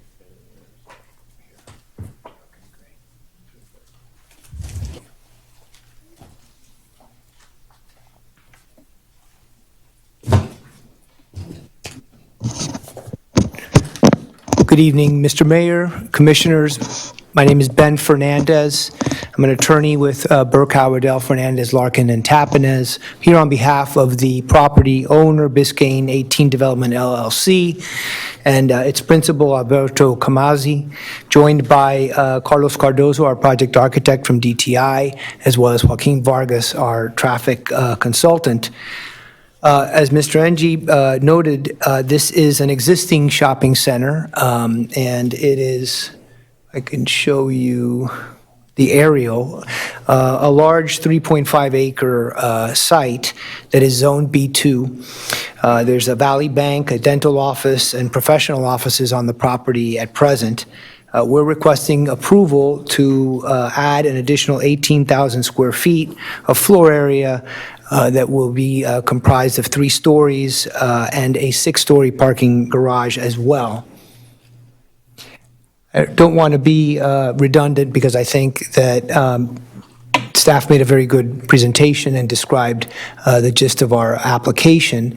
The point is, this is a very underutilized site. It's comprised of a lot of surface parking. And we have tried to keep with the architectural design of the existing buildings on the site, particularly the Valley Bank building. The structured parking garage is going to be located in the rear of the property, abutting a large broadcast tower, which I'm sure you've all seen when you're driving down Biscayne as you approach 158th. It's right next to the Miami-Dade County Police Station that is immediately to the south of this. This is sandwiched between a shopping center and the police station to the south. And so this is the view from Biscayne Boulevard, and you see that we are pretty much matching the look of the Valley Bank, and we're introducing the 18,000 square feet of neighborhood-serving commercial space. It's going to be brought up to Biscayne Boulevard and creating a more pedestrian-friendly design, because right now what you have is the Valley Bank, but then you have a lot of surface parking, which isn't the most conducive to a pedestrian-friendly experience. So this is the look of the project, again, from Biscayne. Here you have a better view from the side, and you do see the structured parking in the back. However, you will not see it much, and I think that the intent of the design of the structured parking was to create a sort of a louvered look, vertical louvered look. I don't think it translates as well in the renderings as it will physically once it's built. But the idea was to create a sort of a vertical wood look that would provide a lot of airflow into the structured parking garage, but at the same time sort of disappear in the background and not call attention to itself particularly. Here you have another view of what you will see of the parking structure from the south side of the existing shopping center. Again, this project is going to provide all of the required parking. It's going to exceed the amount of required parking by over 30 spaces. There's 232 parking spaces required, and we're providing a total of 266 parking spaces. We'll also, during construction, it will be phased so that at all times, we'll have a minimum of 197 parking spaces on the property, which is more than the 150 spaces that are there today at present. We're also speaking with Miami-Dade County to utilize some of their property to the south during construction to have even more parking on the property. In addition to that, we're introducing a valet service that will be located approximately 200 feet from Biscayne Boulevard that doesn't exist there today, which is going to be a very nice amenity where you can come and drop off your car if you choose to, and then the valet attendant will take the car back and park it in the structured parking garage in the back. And Commissioner Smith, all of our electric parking is on the ground floor, so we don't have any problem with the wait. I was listening to some of your comments. I'm sorry, Commissioner Smuckler, but your point was well taken, and we were listening, so. Working authority. Okay, got it. This project also provides 2 access points, which are existing onto Biscayne Boulevard, which exceeds your code requirement under B2, where you have to have a minimum of 1 access point. So we think that the traffic is going to flow nicely through the project, and Mr. Vargas has prepared a traffic report that has been reviewed by staff, which confirms that as well. We think that we meet the criteria under Section 24-172G5 for the conditional use. The buildings would be harmonious with the surrounding area, which is the Miami-Dade County Police Station and another shopping center to the north. I would say that this is probably the most attractive architectural statement in the immediate vicinity today. I mean, the Valley Bank is kind of nice, I think. It's Key Westy looking, or Caribbean looking to me anyway, and I think that this is going to be an expansion of that kind of look. Mr. Mayor, we can change the parking design to suit your liking. We're listening, but the idea was really to just sort of make it disappear a bit, and it's going to be hiding behind all of the active buildings, and so we didn't think that it would be as appropriate to try to make it look like the rest of the project would sort of make the rest of the project look even bigger. So the idea was to sort of make it try to disappear. In my thoughts, I got to tell you, it's probably one of the nicest projects I've seen built. Aesthetically, when you look at that project, it's very pleasing to the eye. Yeah. And I congratulate CK Pervade for doing that in the group before. They did a magnificent job in that building. And I think that what you're proposing is a magnificent project. Somehow it clashes with each other. And I can't... I don't know if maybe it's the color palette, if you can make it blend in so it sort of blends in together, but you have a beautiful, beautiful building there, and then you have this other thing in the back that kind of stands out and doesn't match at all, like it doesn't belong there. So I'm just trying to make it cohesive is what I'm looking at. I like what I see. I just like to see a little bit of cohesiveness. And Mayor, staff could provide a suggestion for your consideration. We would like to ask if perhaps the applicant would be amenable to a condition where the final approval of the parking garage would be subject to further architectural review by Community Development Department through its urban design consultant or somewhere along those lines where there's additional layered review prior to master site building plan permit submission. And if they can try to combine some of the elements that the current building has, like the columns, some of the features that catch the eye, that really says the wow factor to the building in the back, even though it's in the back and hidden, it still aesthetically should look like it's part of the 21st century. And that's a great project. Go ahead. Yeah, we haven't opened it yet, but I just want to say the siding on the front building looks like wood. So if the goal is to make the back look like wood, you just have to do the same kind of material and the same color. And then as far as what the mayor just said with the columns, that what looks like checkerboard could be a column. I mean, it certainly could easily be done to make it look like it is part of the project instead of a whole different, complete entity. I think we can do that, Commissioner. I think that we do need to maintain some degree of air penetration because it's a parking lot, but absolutely, I think we can introduce those same elements into the back structure. That would be a great idea. I don't know if anybody else has questions, but I'll open it to public comment. Let's hear, and then we can come back. Yeah, I'm sorry, your name? Ben Fernandez. And is there anything that you would like to add to your presentation before we? Only that we're going to be obviously bringing jobs to the city, additional jobs, and we'll be generating impact fees as well as increasing the tax base for this property, which I think is something relevant for you to consider. And we meet all of the relevant concurrency standards, water and sewers in place, traffic concurrency. We don't have any impact, obviously, on schools, but. Do you have any type of rover security or anybody in a golf cart? We know we haven't had a problem with that to date, but Mr. Kamazi's office is actually on the property. So if there's any need for that, I'm sure that he'd be the first to introduce that to the site.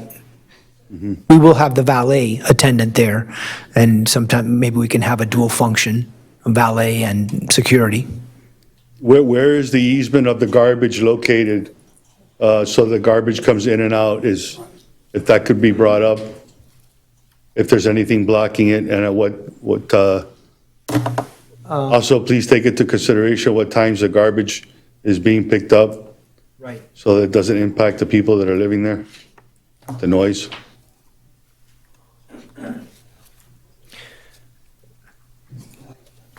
The garbage comes in through the south entrance. Can we bring the other slide up? There we go. There we go. Living there. No residences. Right. The parking, the garbage. Inside, you have. Where's the garbage? You have a dumpster here, you have a dumpster back here. So the And there was a truck turn analysis done throughout the entire. Right. So the existing garbage facilities are located in the center. They're the box. I don't know if I can point with this or not. I don't think I can. Do I have an ability? That center box that's in the middle there? Sorry, I'm not familiar with your display devices. That's right. You want what you want? I just wanted to point to where the garbage is. Ah, there. Oh, maybe. Nope. I think we need IT for that. Get a mouse. Get the mouse up there.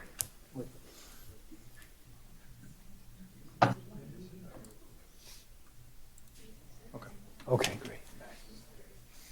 So this is one of the garbage locations, Mm-hmm. and the other one is right here in the back. So we provided a truck turning radius diagram to staff that shows how, all of the turns are negotiable by traffic trucks, by garbage trucks.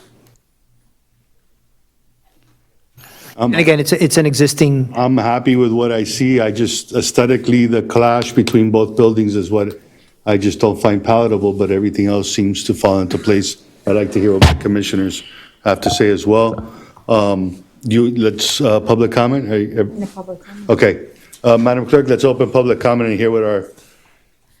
Good evening, everyone. The Mayor and Commissioner of the City of North Miami Beach have opened the meeting for public hearing at this time. Speakers, when you're called to the podium, please state your name. There is a 3-minute time limit.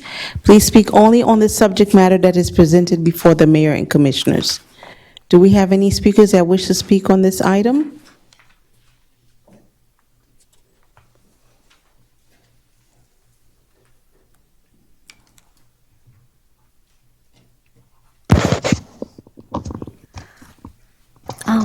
Good evening, Mayor, Commissioners, and everyone present tonight. Your name for the record. Yeah, sorry. My name is Emily Ponce. What I want to speak, it might be a little bit related. I apologize if it's not. I missed the previous point, but still, I would like the opportunity to be here, to be heard. I want to speak about the Northeast 159th Street, the project that Miami-Dade is trying to develop. It's going to start from Northeast 6th Avenue to Harriet Tubman, West Dixie Highway. So what they're looking to do is to widen the 2-lane road to a 4-lane road. Right now, we have sidewalks on both sides, and we have curb strips with a full-grown trees on each side. So the project has the following schedule. They're looking the design completion by January 2025. The construction will begin March 2026, and they're looking to end March 2028. The thing is, like, there's a few things that are not being considered. One of them is like 159 is a residential area, it's not commercial. What they're looking to do is the traffic that we currently have in 163. As of right now, we have a lot of speeding problems in 159, and we were in conversation with the Public Works Director to try to implement speed bumps when it comes 157, 158, 159, and Northeast Street 18, where we have a school there. The other thing is like most of the accidents that happens, the trees and the curb streets that they're located, they help, they're sort of a shield, you know, for the cars that they may hit. When we have an accident, the first thing they're gonna hit is the tree instead of hitting the resident property. So if this curb street is gonna be removed, even the trees, the full-grown trees, it's gonna, the vehicle, if involved in an accident, is gonna hit the resident property. And this is gonna force most of the residents to find resources to protect their homes. One of them is gonna be, they're gonna be forced to install like fences. The other thing is like if we allow this to happen, the tax property will increase. We have home insurance will increase, and the home value will decrease. The other thing is that they're not taking in consideration the pickup of the trash, recycle, and bulk, because they're removing those curb strips. So they're just gonna leave the sidewalk.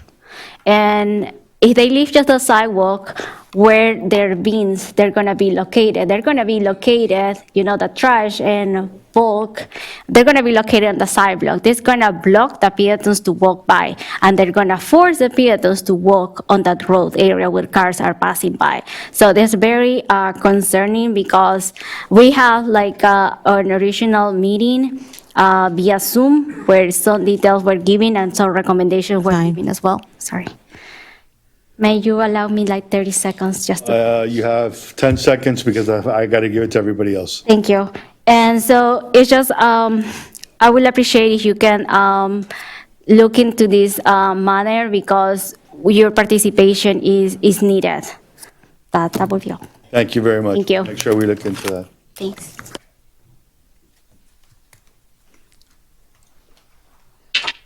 Next speaker.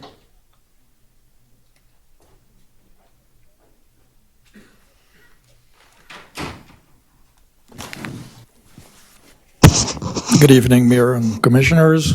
Good evening, everyone. You have a quorum? Yes. I hope I'm not speaking to the empty here. No, it's full. Okay. Mubarak Azan. This is one of the more pleasing projects I've seen since the Jefferson Plaza came by. It has adequate parking. If you compare it to the 32-story high building with 587 parking, this one have 248 parking, and it is only 3-story high. Where do we get our parking? How do we come up with parking? A 3-story is only 30 parking spaces. The gentleman said he's above by 30 parking spaces. But a 32-story high building with so many units, 400 units, and they only need 587 parking. I move on. I think the parking garage in the back looks like a pumpkin with the pumpkin color, and it probably would be very displeasing to the neighbors' eyes. And the mayor and commissioners, whomever, agreed with that. I agreed with it too, and it needs to be corrected. It boggles me. I do not know if it boggles me to be waking up every day. If that is my neighbor, the parking garage is my neighbor, and I can see that, I would run crazy.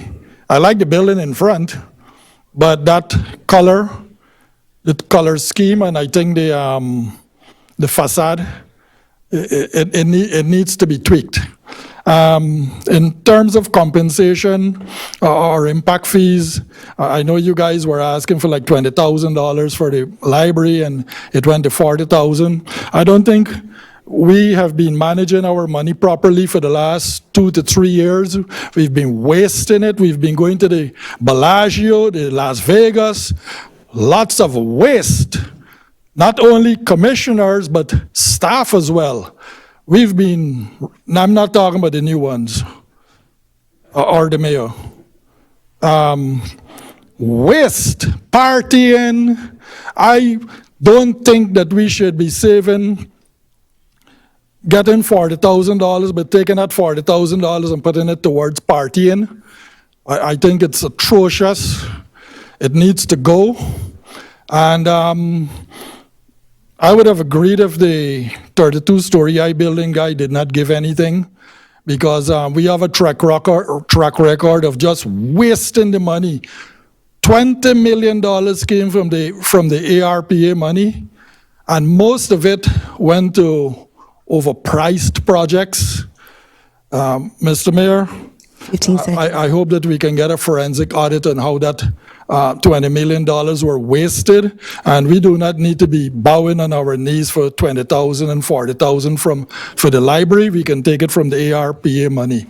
We have a lot of money, $20 million that should be spent by December 2024. I think that should be finished by this year, how we are going with that wasteful spending. Thank you very much.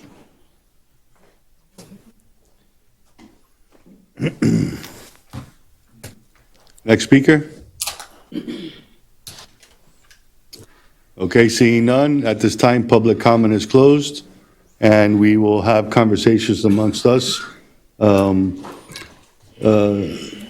Anybody wishing to comment at this time, we have the developer's representative here, we have our staff here.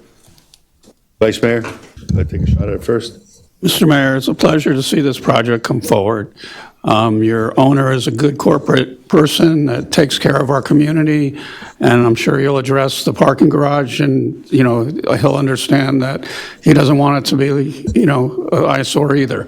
So I'm very much for this project, and keep your developer from coming for more projects in North Miami Beach. Thank you. Okay, Commissioner Smith, do you have anything you'd like to add? Well, I'd like to ask, I asked privately from the gentleman before us, but art in public places, isn't that part now of our code that they must give art in public places? I believe it had a certain value, Commissioner, as prescribed in our code. We would have to go back and look at the construction value of the project in order to see if it triggers that.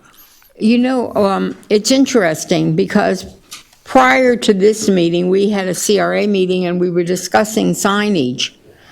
And the comment was made how everything's very modern and everything's glass, and then here you come before us with the Key West look that is fabulous. And it really is good. And we have a piece of property across the street from that. It's the largest piece of vacant property we have in North Miami Beach. And we haven't been able to get somebody, many times when I was here before, I voted on those projects and they never came to fruition. The thing about a project like this is it's a shot in the arm. That will generate, hopefully, the activity for that big project across the street, and that's really what we're looking for. I happen to think that it should have definitely a look that at least the same owner owns the same buildings and not so different. So I'm sure you'll work on that with staff. And I just, here's a man that said, I don't need to go 12 stories. I just need to build my building and enjoy it. And I'm very appreciative. I'm thankful and grateful that you waited for us. I'm sorry it took so long. No, thank you very much. Thank you for your comments. Commissioner Florman? No comments. You good? Commissioner, you good? Okay. Since Mr. Kazan seems to want to hear what I have to say, you want me to speak? Just a joke. Thank you. All right. Great project. Let's Thank be you so much. respectful. Thank you very much. All right. Go ahead, Vice Mayor. Move to approve resolution number R 2022-169. Second. Okay, it's been motioned and seconded. Madam Clerk, if you can call the roll. Commissioner Smuckler? Yes. Commissioner Florimon? Yes. Commissioner Smith? Yes. Vice Mayor Chernoff? Yes. Mayor Anthony DiFilippo? Yes. Motion passes 5-0. Thank you. Thanks again. Thank you. Have a good night. Congratulations. Thank you.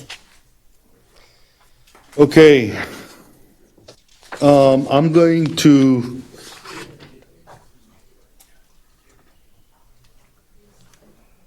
to see if we can go, it's 9 o'clock.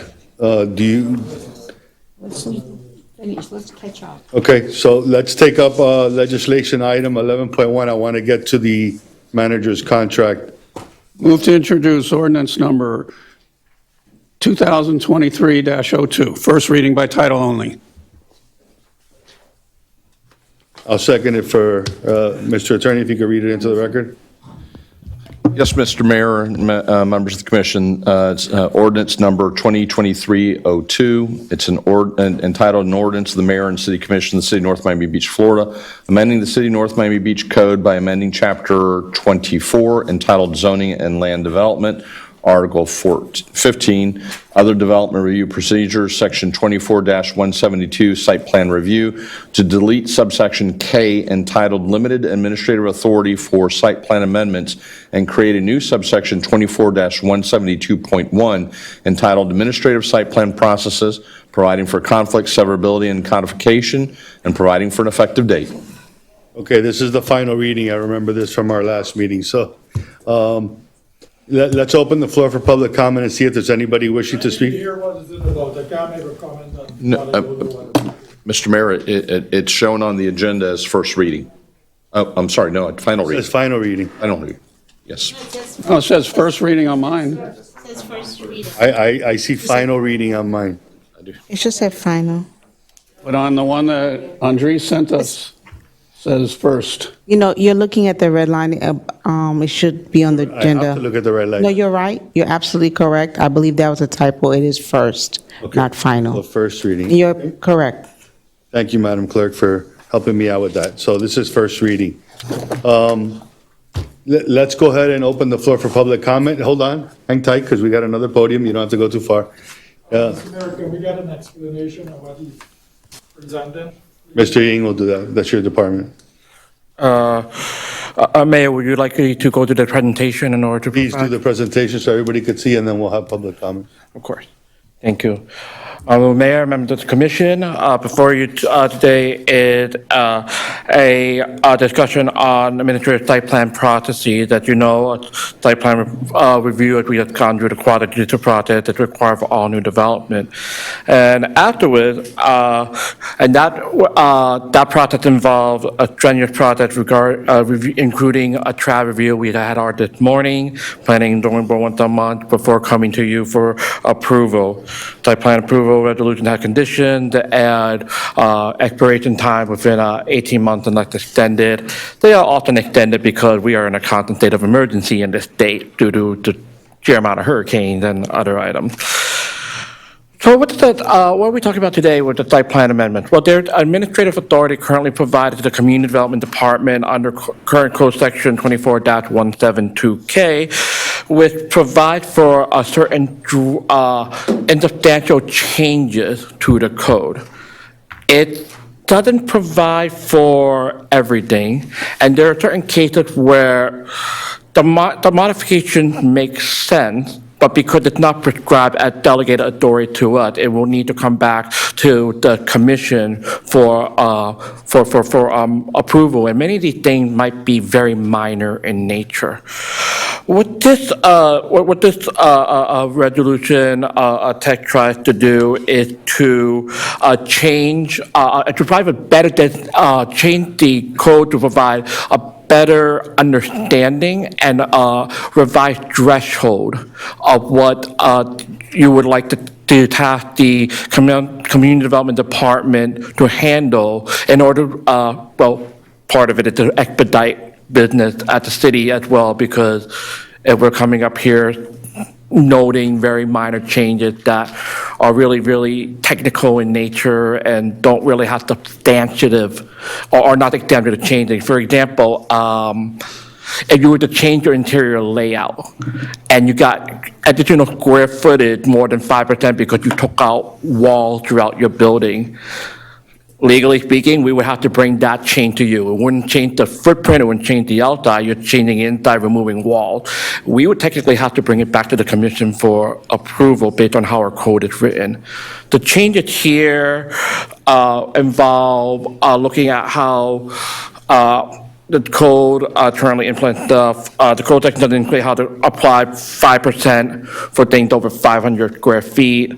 What is the minor modification? What is the major modification? It doesn't address how to process public entity site plans, including for FPL, Miami-Dade County, federal buildings, or public schools. It doesn't even address how to process city-initiated site plan applications. So I know that that's really small text on the screen, so I apologize. There's a lot on there. So the administrative site plan process through the amendment tries to clarify that by looking at how we define minor internal modification, what is external modification, how do we address public entity and city-owned site plan processes, looking at what defining definitively so that we know how to act on what is subject to TRAD review and city commission. The benefit of the ordinance is to really provide for administrative authority for site plan modifications. This is particularly important when we want to think about how we want to provide quicker processing time, particularly for residents. Some of the changes that you note in the ordinance involve things like awnings, for example. Under our current code, under a certain threshold, a very small threshold, we wouldn't actually be able to process a regular resident's awning a change. We would actually have to bring it back to you as an entire variance. It could be 3 feet over, for example. We have to bring it back to you because the threshold is so low right now. The other benefits include application can go permit faster. It can encourage redevelopment because you're processing stuff more quickly. Administrative approval of public entity and city initiation site plans allow for TRAD review of the public entity site plans, allow for the city to offer regulation, conditions, and mitigation so we can negotiate a better deal for the city as well. Also allow for compatibility reviews and a formal process. That's an important part of it, is formalizing specific processes a little bit differently. And that provides a summation of the proposed, the aspect of why we are proposing this to the commission for review. Okay. Hang tight in case we have any questions for you. Is there anybody wishing to speak on this item in public comment?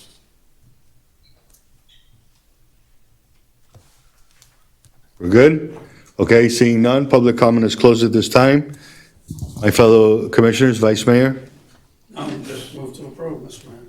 Okay, Commissioner Flaherty, are you good? I'll second it. Okay, it's been first and seconded. I have a Commissioner Smith, you have a question? Okay, I just had a couple questions in reference to this, because I think this needs to be done. The footprint shall not exceed 10 feet in any horizontal direction. Some of that would come before us for a variance, though, if we wanted to do more. Yes, Commissioner. Okay, and in reference to any changes on F2, where if the community development director provides notification of administration approvals to the city manager or the city manager's designee. Do they also want to tell the commission? That would be at the discretion of the city manager's office, but the direction would come from the commission. We would expect that to be part of the city manager's regular report. Okay. Perhaps because we do currently receive a lot of requests for minor type reclamations, I would suggest that probably be just a written compilation report as opposed to coming to the city commission, because otherwise we'd be here till midnight just rattling off items. That's why I think this is important, because I think these minor things should be handled in-house. And I think that we need to, this is a first reading, but I think the sooner we get this done, it's not fair. Somebody waited how long? It's not only that, the cost of it, everything else. I think that it's very important. Thank you very much for bringing it forth. Thank you for putting that on the record. We have a motion and a second. It's a roll call vote. Madam Clerk? Commissioner Florimon? Yes. Commissioner Smith? Yes. Commissioner Smuckler? Yes. Vice Mayor Chernoff? Yes. Mayor Anthony DiFilippo? Yes. Passes 5-0. Thank you very much. Congratulations. We're doing good here. 11.2 has been deferred. We move to Resolution 2023-05, item 11.3. Mr. Attorney, Move to introduce, Mr. Mayor. you can read it into the record. Second. Mr. Mayor, members of the commission, this is resolution number R 2023-05, entitled "A Resolution of the Mayor and City Commission of the City of North Miami Beach, Florida, approving a budget amendment to the annual budget for fiscal year October 1, 2022 to September 30th, 2023 for the Liability Self-Insurance Fund and providing an effective date." Okay, Mr. Manager, this is your, Yeah, Marcia is here to present it, but generally, basically, when we go over a certain threshold on a budget transfer, we have to come before the commission. thank you, Mr. Manager. Ms. Fanal? Good evening, Mayor, Vice Mayor, Commissioners, and all others in attendance. My name is Marcia Fennell, and I'm the Chief Financial Officer. So this budget amendment is respectfully requesting your approval to transfer funds from the liability self-insurance funds, the reserve account. We currently have $1.4 million in that reserve account, and to transfer it to the insurance premium expense account to cover the renewal of the property insurance for fiscal year 2023. The property insurance premium renewal for fiscal year 2023 is $1,280,000, which reflects an increase of $662,000 or 107% increase from the adopted budget of $618,000. The increase is due to the current challenges within the insurance marketplace. And if you have any questions to me, I'm here to answer them. Otherwise, Andrew will talk about the challenges in the marketplace. I have one question. I know my commissioner does. Just going into our new budget year, do we know if that number is going to change again, or are we prepared? Do we have any funds in an account like this so that we can take care of that? Right, so after we transfer, we'll have $800,000 available. Okay. But the way this fund works is we get an actual valuation every year, and we have to have a certain threshold. And this liability fund is funded by the various fund, like general fund, contribute 50% to cover the expenses, and the utility funds also contribute. Got it. So we have to have a certain amount of reserve. Got it. Mr. Bijou, I think you may have something to interject as well? Yes, good evening, Mayor and Commissioner, Madam Clerk, City Attorney, City Manager's Office. Just wanted to read something into the record with regard to the state of the insurance market, so if you would indulge me. The entire insurance marketplace has been facing unprecedented challenges, from storms to cyber threats, from social inflation to inflationary trends. Across many coverage lines, carriers are either playing catch-up or working to keep up pace with loss trends. While we have seen moderation in pockets, overall rate conditions will remain firm in 2023. Q3 2022 marked 20th consecutive quarter of rate increases. While we had seen signs of stabilization in the property rates continue to increase at a decelerating pace, Hurricane Ian has dashed any hope of that downward trend continue into 2023. The average estimate of insured losses for Hurricane Ian by Cat Modeler stands at $60 billion. Property rate increases have persisted as a multitude of factors have contributed to the rate and premium insureds are paying. Persistently high inflation has driven up replacement costs. Valuation insureds report via elevated costs for like-kind and quality materials, wages, labors, and fuel. Further exacerbating the market inflection point is the higher interest rate environment. Just some points to highlight here that are challenges within the current marketplace. Tri-county aggregate supply and demand is most strained in Miami-Dade County, as we all know, Palm Beach counties. Most markets are seeing cutbacks from 30 to 50% in these areas. Most markets have implemented 100,000 minimum premiums for tri-county business. AmRisc, Everest, RSU have completely pulled out of the market. And then the age of our construction is one of our biggest hindrances, with 36% being pre-1985, 43% being pre-Andrew. So I just wanted to read that into the record. Thank you very much. Sir. Anybody have questions for staff? I think you covered what I had, Mr. Mayor. I wanted to know about the reserve level. Is there a certain point that, because we're taking some out, we're leaving some in, is there a certain point that we have to change the way we're doing it now so that we have enough money when you pull $1 million out? I would defer to the CFO on that. 1 second so we can get it all answered and Yeah, as she said as well, I think we're just going to have to budget for it in the general fund. That's what. And the various operating funds, which will increase the Correct. And before Marcia balance. answers to your earlier question on what we anticipate for next year, I do anticipate there are going to be increases to the market. So we will reflect those in our budget numbers for 2024. Perfect. And this is in reference to the buildings, insurance on the buildings that Correct. keep changing. But look what's happening. So the storms, that causes, nothing could be damaged here, but the changes in Florida. Yep. And our buildings are only getting older and older. That's another thing. So that was what I was asking. Do we have to do anything? And the manager just answered it. We have to adjust it in the budget. During the budget year, that's Because we need to keep a certain threshold of what our reserve level is. right. Okay.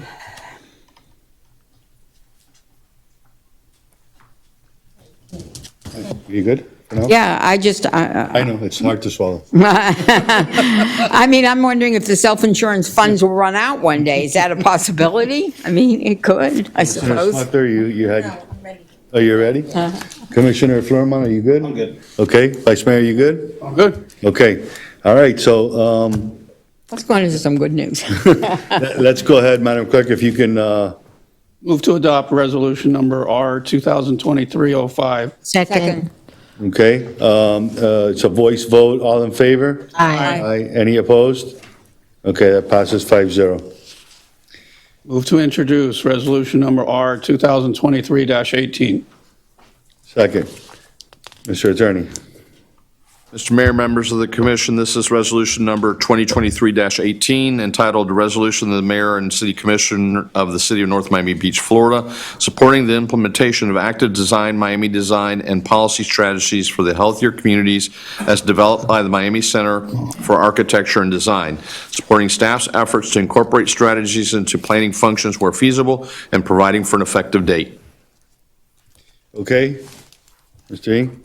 Thank you, Mayor. Honorable Mayor and members of the commission, what you have before you today is a resolution to support active design guidelines. So let's back the question, what are active design guidelines? Active design guidelines are aspects of urban planning, toolkits, and policy making that speak to how we can promote healthier or more active lifestyle, such as having facilities that promote walkable communities or bikeable communities where people are engaging things that raise their heart rate, and don't result in folks like me gaining 30 pounds in the past year. This has been a trend of connecting health and planning over the last several years. I serve on the state board for as part of the executive committee for APA Florida, the American Planning Association, and so health and planning has been a huge initiative for years. Part of what you have seen with the backup material in the Active Design Miami come from a grant from the Florida Department of Health that was awarded by the CDC and then contracted down to the Miami Center for Architecture and Design in October 2015 to create active design guidelines. And these are a set of evidence-based design and policy strategies that lead to positive outcomes for our community. They're tailored to Miami-Dade's unique environment, and that is applied here. And really, the local effort embraces local initiatives and priorities. It's got to. If you could give me 1 second. Yes, sir. It's totally off topic, but I have to tell you something. And I hope staff hears this, and I hope my colleagues agree with me. But the way this is presented on these screens, we can read this. The other presentations were so difficult, not even squint, I don't know about you guys, but I couldn't even squint and see that. So for whatever it's worth, if we can remember that this format works for us, if we all agree, I hate to take you off topic, but I only encourage you for your presentation so that we can indulge and enjoy them and understand them. If they could look at this and do a black and white type of contrast, because it's so much more easier to read. I appreciate the feedback, Mayor. These were inherited slides from my predecessor. I think my colleagues hopefully share the same sentiment. I don't know. Thank you. We are in the process of redesigning our slides within the Community Development Division, and I will take those comments back and create something better to bring back to you all. Sir, looks good. We have this process was developed with collaborative multidisciplinary advisory council, and I think I went over a little bit of why we use active design, encourage, improve walkability, with goals like reducing obesity, get more people on the street. That's actually sometimes the deterrent against crime because you have more people out there. And improvement of safety is not only important to reduction of mental stress and perception, but make people want to walk. I mean, how many folks go out there and say, I don't feel safe walking here, so I'm not going to. So there are very much intertwined policies here that can promote walkability, active exercising, and create a more sustainable environment because we're not in our car driving around spewing CO2 in the air.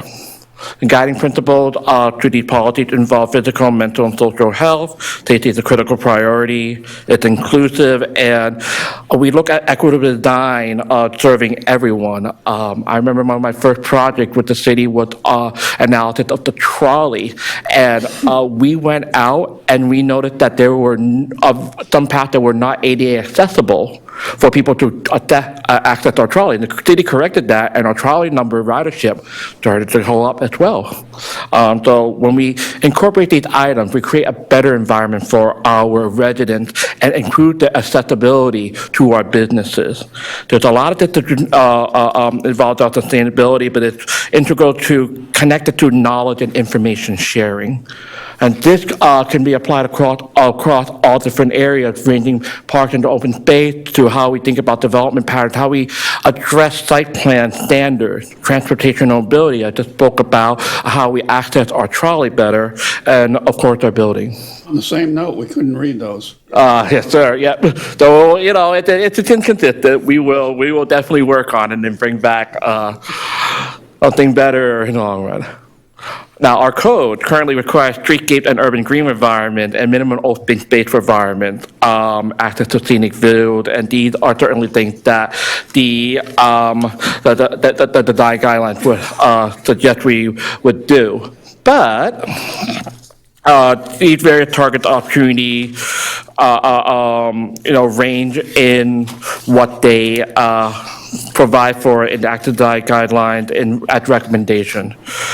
What it before you say isn't changing our code. In order for these things to happen, they would have to be incorporated into our code. What the directive from the resolution does, it directs staff to look at these items very carefully to bring back for discussion what we would recommend for your consideration and final determination on how we should approach this issue. Now, there are certain things that I do want to point out on the item that really don't fit for us already. For example, 311, update code to reduce the impact of parking requirements. We're just not there yet. One day, when we get more increased transit, we have more ground floor retail and so forth, that will change. The same for 4.14 with its reduced parking requirements. But there are other aspects here that will get us there, such as encouraging transit-oriented development at appropriate densities.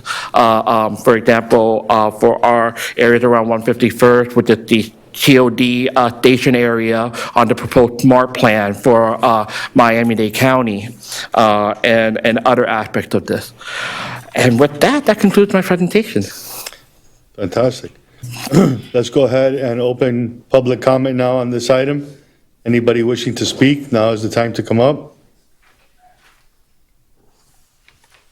Okay, seeing none, public comment is closed at this time, and we'll bring it up for discussion. Is there any questions or comments for staff?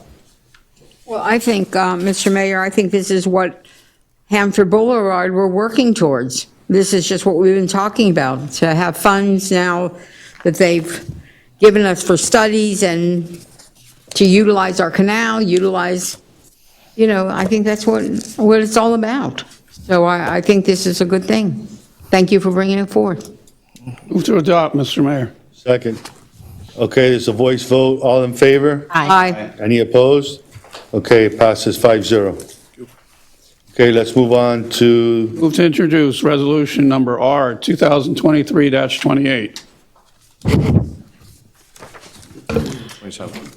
27. that's item 11.6 you're reading? Yeah? Okay. It's 11.5. I think we,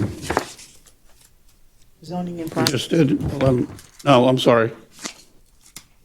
Scratch that. Move to introduce R 2023-27. there you go. Yeah, we have a motion. Do we have a I'll second? second.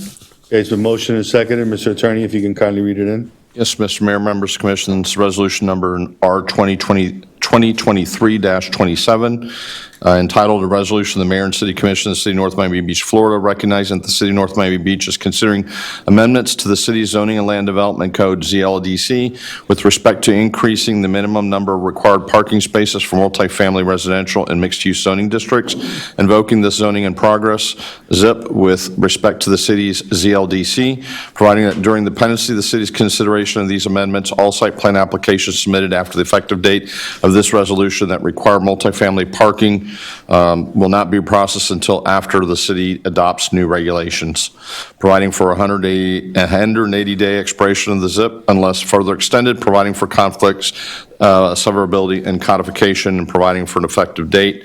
Mr. Mayor, for purposes of consistency, the reference to multifamily parking in the title, the last one, should also say, and mixed-use zoning districts. And we'll correct that, assuming it gets approved. Okay.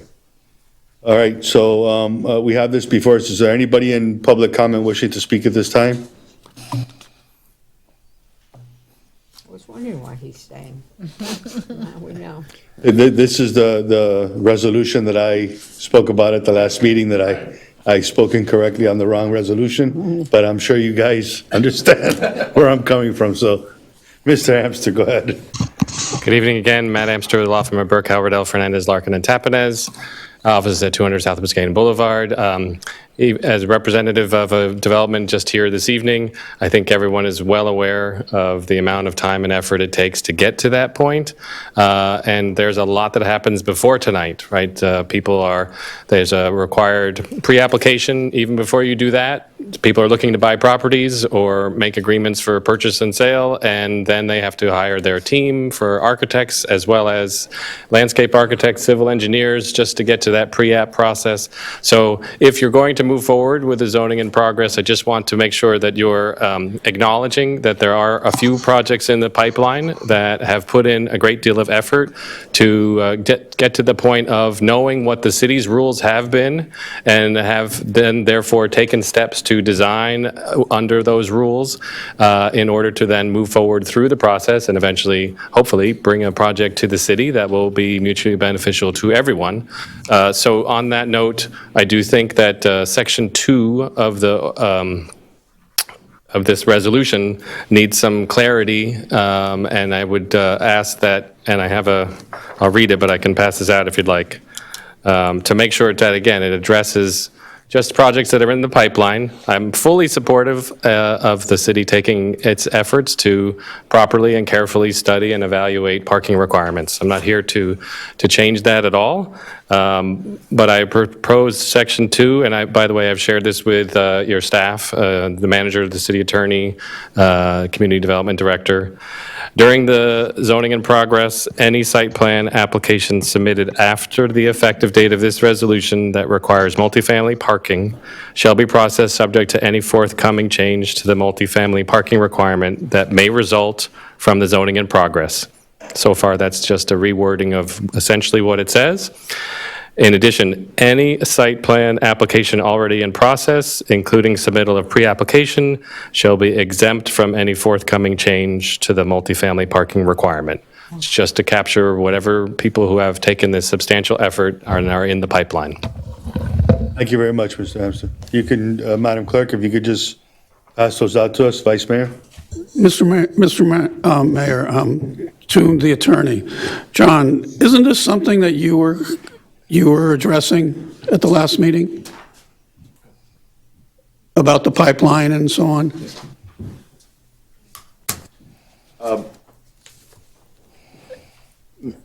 Mr. Mayor, members of the commission, I've had some communications with Mr. Armster, and, we have as sometimes attorneys do, have a difference of opinion with regards to the specific issue that he has raised. In any zoning in progress, there has to be a time frame in which there's a cutoff. And at what step in the process does someone get the benefit of the old regulations, or has to wait until the new regulations are adopted? Your staff, in their professional opinion, believes that point in time should be at and the resolution is drafted in this manner, is when they're ready for site plan approval. Because under Florida law, there is no expectation, there is no right to expect that your zoning of a particular piece of property may not change at some point in time. And in fact, that is why governments such as the city adopt zoning in progress, is to hit the pause button to give your staff, your consultants, and the affected people, both the community and the development community, the residents, an opportunity to go through the process of changing your regulations. And you've already tasked your consultant in doing that, as far as looking into what the current regulations are, what the current parking ratios are, and to bring back to you recommendations, and ultimately for you all to adopt if you so choose. That's a separate issue, whether or not you're happy or with what the quality or the quantity of the work that has been done to date by your consultant. And I know that a number of you shared those issues and those concerns during the first meeting that took place through this process upon which we're embarking. So that becomes really the operative issue. Mr. Armster is suggesting that the cutoff point be pre-application conference, where staff is suggesting and recommending that it be at the site plan application process.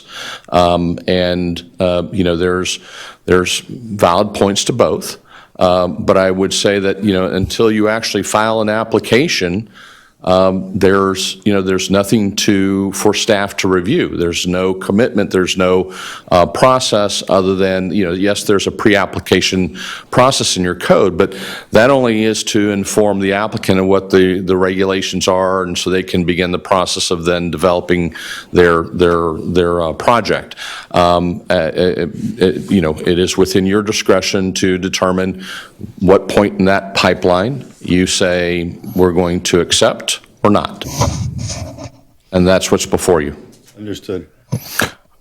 Mayor, You want to finish your sentence? Yeah, I can I gotta make hear everybody. points? You know, well, first, the pre-application process is an established process. You actually fill out an application. There's a checklist of items that have to be presented, and you submit them in order to then get a formal meeting with staff, and then you have a pre-application meeting. Yes, there are additional requirements to go forward to the next step, an actual site plan application, but that does not, it is a significant process. I defer to your community development director. And the other aspect is, I think that just based on what Section 2 is worded today, it says zoning and process will not process any site plan application that requires multifamily parking until after the effective date. The way that it's worded today, you are precluding everything in the pipeline, the way that it's worded on Section 2 today. Understood. Jane, you want to go ahead and interject your part? Thank you, Mayor. To Mr. Amster's point, he is correct that there is a set of criteria for a pre-application process, and it is extensive and does require a significant amount of thought. Those thoughts are not always provided by applicants. Mr. Amster has done an extremely good job of shepherding his applicants, which is why staff is very grateful because it reduces our amount of work. Staff qualms on this is not only from the viewpoint that some of these applications that come before us, our pre-application, are very incomplete, but in my personal experience in both stints, as your interim director, I've encountered cases where what was coming to me in pre-application because of what we said resulted in a large change in the development program. When you have such a large change, it's almost not the same site plan anymore. We still allow it into the site plan process because they technically did go through the pre-application and satisfied what the letter of our code requires. So, in that, and looking at what we have in the pre-application, that's where staff concerns that we want to bring before you for consideration comes in play. We don't necessarily want to put ourselves in a position where there's something that's in the pipeline but had a more drastic change than the site plan, and that's where our initial recommendation on the site plan being the cutoff point comes into play. Thank you for the recommendation. Commissioner Smith? Well, I just want to say that the whole purpose of this is that we have a problem, and it's a big problem. So we have a property that was built, and there's no parking in Highland Village. And they park in illegal parking every night. And then there's going to be another new project that's not going to have enough parking. So this is brought forth because we have a big problem. So if you're in the pipeline and what you said makes sense, what Mr. Nang is telling us, and that's a very important part of this, is you can have an application in, and so therefore you would be under the old guidelines, but then all of a sudden you change the whole project and your application was in. We have to have a cutoff because we've got a problem. And my fellow commissioner, she knows quite more about it than I do because she had relatives that lived in a building that she could never park to see them. So that's one person. Can you imagine the rest of them that live there? And that's what I said about the project you brought forth, is just that issue that, you know, it's a major issue because we do want transportation. We're voting on it now and we're voting on it tonight, but we also have to get people used to using the transportation. It's one thing to have it, it's another thing to get them to use it. So I think this is imperative, and I trust what my staff felt was the right way to do it. I do trust them. I mean, I don't know, I'd like to hear other comments, but. I trust staff as well. In my two comments, I'll just say it again. I want to see this move forward. I just want to do it in the right fashion. I don't think that any one of us up here have been given all the facts to make a decision, and maybe we might be making it because it's something that we desperately want to see happen, but I really think that it merits going through the process in which we had a presentation, and the presentation was flawed. So because of that, I don't feel comfortable I would love to vote for this item. I would love to vote for it once we get all the information. I don't know how my colleagues feel about it, if they want to table it and wait to get the information, or if they want to vote for it the way it is without getting the information totally complete. What other information are you asking for, Mr. Mayor? The other properties that are more than 350 units that we did not get the. How many? How many? And most of the projects, this is what concerns me the most, that most of the projects that are in the pike right now, such as the one that we just approved today, are just about 350 units or more. So while I appreciate the work that staff has put in, because I know you put in a lot of work, there's still, we still haven't addressed the bigger projects, which is really what's coming before us and what's in the pike, so to speak. So for me, in my seat, I would like to hear this information and get these facts straight before I could sit down here and vote for something in case something needs to be changed. Because one word will change everything. And that's my sentiments, you know? Go ahead, Mayor, Mr. thank you for that and for your continued leadership. Your comment during the presentation were spot on. That was my second day on the job, and I felt the exact same way about the presentation. So we technically took back your comments, and we sat down with our consultant crew and asked them to draft additional scoping for revised work. We had for it last week. Last Tuesday, they got it to me close of business yesterday. So staff is currently evaluating, but part of the request from our end was for them to have a good game plan that not only addresses the additional information you need, but actually addresses what I believe from a professional standpoint was missing. And that was, we had to determine from the data what the difference is between high-rise, mid-rise, low-rise, multifamily units that are townhouses, quad, a trip, and duplexes as separate categories, and using empirical data, see if there's a distinct difference between all of them. That was not achieved under the scope nor our consultant, and that's something that immediately the day after that workshop, I held a debriefing with our consultant and asked them for a scope that would take immediate action on those, with a timeline that lays out the 6-month process that will fit within the zoning in progress. That outlay of our timeline involved a proposed month 1 to 3 with analysis, with month 1 and a half, about 6 weeks, to collect the data, another 4 weeks to evaluate the data, and provide staff with a revised report and set of recommendations. We would then take month 4 to present those findings to you in a workshop as a commission for your feedback and further direction. With that feedback, we would expect that this will come back in month 5 and 6 in revised form with updated standards within the 180 days prescribed under the zoning in progress as proposed. Go ahead, Commissioner Fleury-Mond.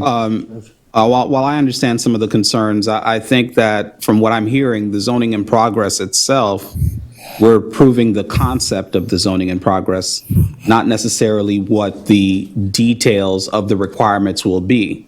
So in order for you guys to bring that back so we can have something to really go over and figure out whether it does incorporate those 2 properties that the mayor's talking about or other properties as well, we need to actually give them the permission to do this, to bring it back.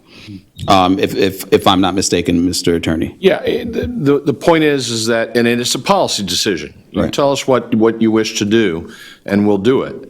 Is if we don't invoke zoning in progress right now, and we defer it for a month, as the mayor suggests, that's perfectly fine, is that gives that many more projects the opportunity to submit a formal site plan application, and they would be grandfathered under the existing regulations and would be subject to whatever are the new regulations that you direct staff to adopt and implement. We can, to Mr. Armstrong's comment, modify Section 2, and I can read that into the record. I've assuming you all tell us to move forward. So, not as he's with the modification to Section 2. Oh, well, I had additional You still have the floor. Commissioner, so- I'm sorry. Your statement. Yeah, here's my question. The mayor mentioned two properties. I'm not sure what properties you're referencing. For the record, it would be the Harbors and Marina Palms. The Harbors and Marina Palms, okay. Those are the two highest developments that we have here in our city right now. Okay. So is there any reason why by the time that we, that you guys come back, that those wouldn't be incorporated? I'm trying to figure out where's the issue here? Well, let's assume that that as a community, at your direction, we were ready to start putting pen to paper on the new regulations tomorrow. In the absence of zoning in progress, that process, just that, not the studies, not the charrettes, not the meetings, but just the adoption process would require a hearing before the P&Z board and 2 public hearings before this body. And again, that's after noticing requirements and scheduling, that's a month and a half out. So that's a month and a half where additional applications could be submitted. Right, I see what you're saying. The sole purpose of invoking zoning in progress is to hit the pause button, to give everyone an opportunity to step back and see, based on all the information that the consultant puts together, how to proceed and then do so, adopt those new regulations, and then the pause button would be released, applications could be submitted, and they would be subject to those new regulations. But, Mr. Attorney, would it be right to push the pause button, not even having all the information before us to make a decision? An appropriate decision? Well, to that point, Mayor, the Section 3 of the draft resolution specifically creates a 180-day window for your consultants and staff to get all that information, present it to you, have the requisite public meetings, get information, and then draft regulations that we would then bring through that process that I just mentioned a moment ago. Yes, go ahead, Vice Mayor. Mr. Attorney, the biggest question is, haven't we had a 4 or 5 month pause already? No, and in the sense that items haven't come before you, yes, but applicants have been submitting items to community development are in the interim. So we didn't hold up anybody by not? No, sir. Okay, thank you. Go ahead, Commissioner. You know, I feel like we can always reverse it. The whole purpose, and if we were all there at that meeting, the whole purpose and the people that are residents that were there in the pouring down rain, the worst night of all, even our presenters couldn't get there. The public came out to say, I don't have my swale because people are parking on it. I don't have my sidewalk because people are parking on it. So we know that we need to do something. If we just put the pause on it now, then if we need to reverse it, we can reverse it. We're not voting on what we're doing. We're saying any new application, there will be new guidelines. Bring your application, it's okay. We're not saying no to you, and we're not saying that the guidelines are going to shut you out. We're just saying there will be new guidelines, but bring your application forth. And I think that, what are we waiting for? When you keep saying Marina Palm, and you say the Harbor, they have their own parking garages. So what's that study going to show? That they don't have enough parking or that they have too much parking?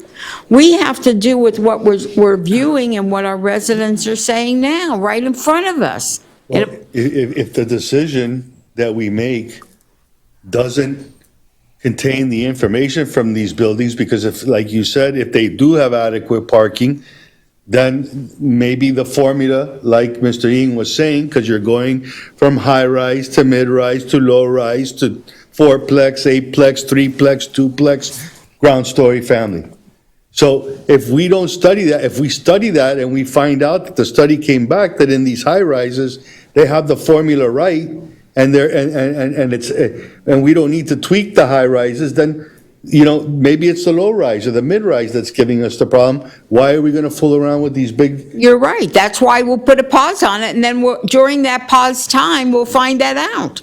We won't have new applicants coming in that may be the wrong answer, but they got in underneath the carpet, and they get to do it anyway. So we'll put a pause, and if we see the way it works and they bring their application, great. If it doesn't work and they bring their application, we work with them to make sure we can work it, and we can give them a yes. Go ahead, Commissioner Smucker. All right, thank you. This is actually something that I've been trying to bring forward for like a year and a half. So all these people have had a year and a half to bring things forward. It's not like they even lost those 3-4 months. They've had a year and a half. But, and the Palms, I'm sorry, and the Harbors and Marita Palm, it's not like, when you go there, you're not parking on the street. It's not like Lazul that you're going to park on the street and take up street parking. When you move there, the only place you can park is there, and that's it. So I'm not exactly sure if it is or if it's not the best, but we need to get this going. If we vote this down, or if we table it, it's just another month, another 2 months, another 3 months, another 4 months, another 2 years, that it becomes, because we may keep on finding excuses. If we just vote on it and get the process going, and in the meantime, we can do those correct studies. We're not going to hear this for another month. So let's do the correct studies in the meantime and bring the information forward, hopefully by the May 18th meeting. Okay. Any other questions or comments? Mr. Mayor, the public comment still hasn't finished. You listened to him, but you didn't listen to the rest. Oh, okay. I didn't see more on the list. Go right ahead, Mr. Kazan. Thank you very much, Mr. Mayor, commissioners, staff. I think this here is long overdue, Mubarak Kazan. It's long overdue. I remember Commissioner Smith, she was Councilwoman Smith, when that project from Highland Village came. And immediately during the conversation, she said, we have to get a workshop on this. Nothing took place. Building after building after building. Staff was very much in favor of the developers. They come here, they're very friendly to the developers, but staff doesn't live in the city. We live in the city. You go on YouTube and you see parking wars because buildings were designed without even a thought of parking. You go all those cities around, okay? We hear shootings, people being killed because they don't have parking. When is this going to stop? How many grandfathers are we going to be getting? I had 2 grandfathers, that was enough. We have the grandfather with a strip club, we could never get rid of those. Now we have the no. You have to put a line. It's enough. It's long overdue. It's not 4 months, sir. It's 8 years, 10 years we've been counting for this workshop. And this workshop, when I remember Commissioner Smuckler, and I think Mr. Mayor said, bring on the Marina Palms. Nothing. That didn't even come with it. Four little buildings came, 1.82. 1.18 parking and 1.32 parking. You ever saw a 0.18 car or a 0.32 car? It's a full car, drives down the road. It's an aggregate number. Yeah, I mean, it's ridiculous. If I get a 2-bedroom in any one of these places, I expect at least 2 parking spots. Here in the city, just passed tonight, a 1.47 parking spot for a 2-bedroom. And counting. And then I think at the workshop they said for every 10 units you would get 1 visitor parking spot. So if you're a Jew, you invite your family over for Passover, or you for Christmas, and you invite your family over for Christmas for dinner, where are they going to park? The people at the church, Hanford Boulevard, they complain that the people come and park in their parking lot, the church.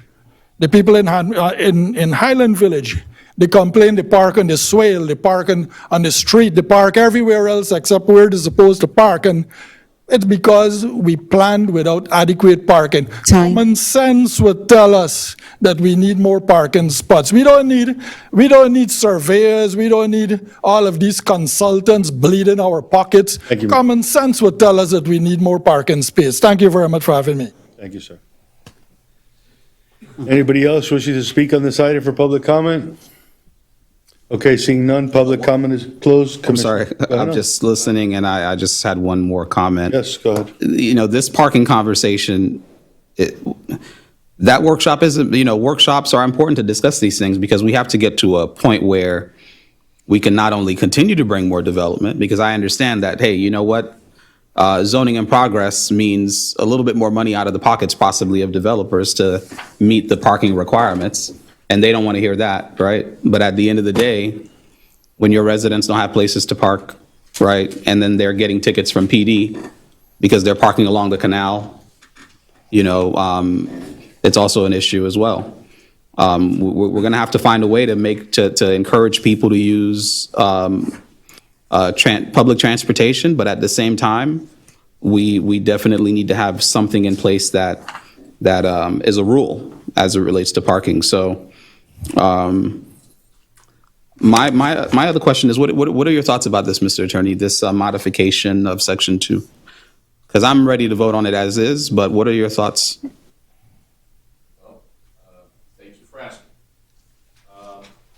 I would recommend, as I mentioned before already about the change the title and the whereas clauses, to carry through, consistent throughout the document, a reference to multifamily and mixed-use development parking requirements, because as I understand it, there is an issue with both, particularly as more and more projects come before you that are using the ability for having that mixed-use concept. So what I would suggest is modifying Section 2 of the draft resolution to read as follows. During the zoning in progress, any site plan application submitted after the effective date of this resolution that requires multifamily or mixed-use parking shall be processed subject to any forthcoming change to the multifamily and mixed-use parking requirements that may result from the zoning in progress. Any site plan application already submitted shall be exempt from any forthcoming change to the multifamily and mixed-use parking requirements. How many are there, can I ask, right now? In terms of site plan applications, I believe I have to double check, but I have about a dozen in the pipeline. How many? But are submitted. Pardon? Submitted. Submitted, yes. 12. About 10 to 12. I have to double check on my board, but What you're saying makes sense, and what the attorney said made sense, and for the builders it makes sense, but for what our goal is, it is so out of the left ballpark. If you were there, which there weren't many because it was the worst storm ever, this can't wait for 12 more units to not be involved. Those will be processed under the existing regulations. They're approved. Those 12 have already been submitted, and they will be processed under the existing regulations. So what do you, the way he said it before, why did the attorney come and speak to us about making sure that that was included? It wasn't included originally? No, Pre-application. Pre-application. Okay. So how many pre-applications? Maybe this is the question. That's the question. Okay, there you go. I thought he answered 12 pre-applications. No. I was freaking out. Do you have an idea of what the pre-application number is so that we know? unfortunately not off the top of my head. I do know that active on my board that I'm personally handling, including outreach to places like the Humane Society, for example.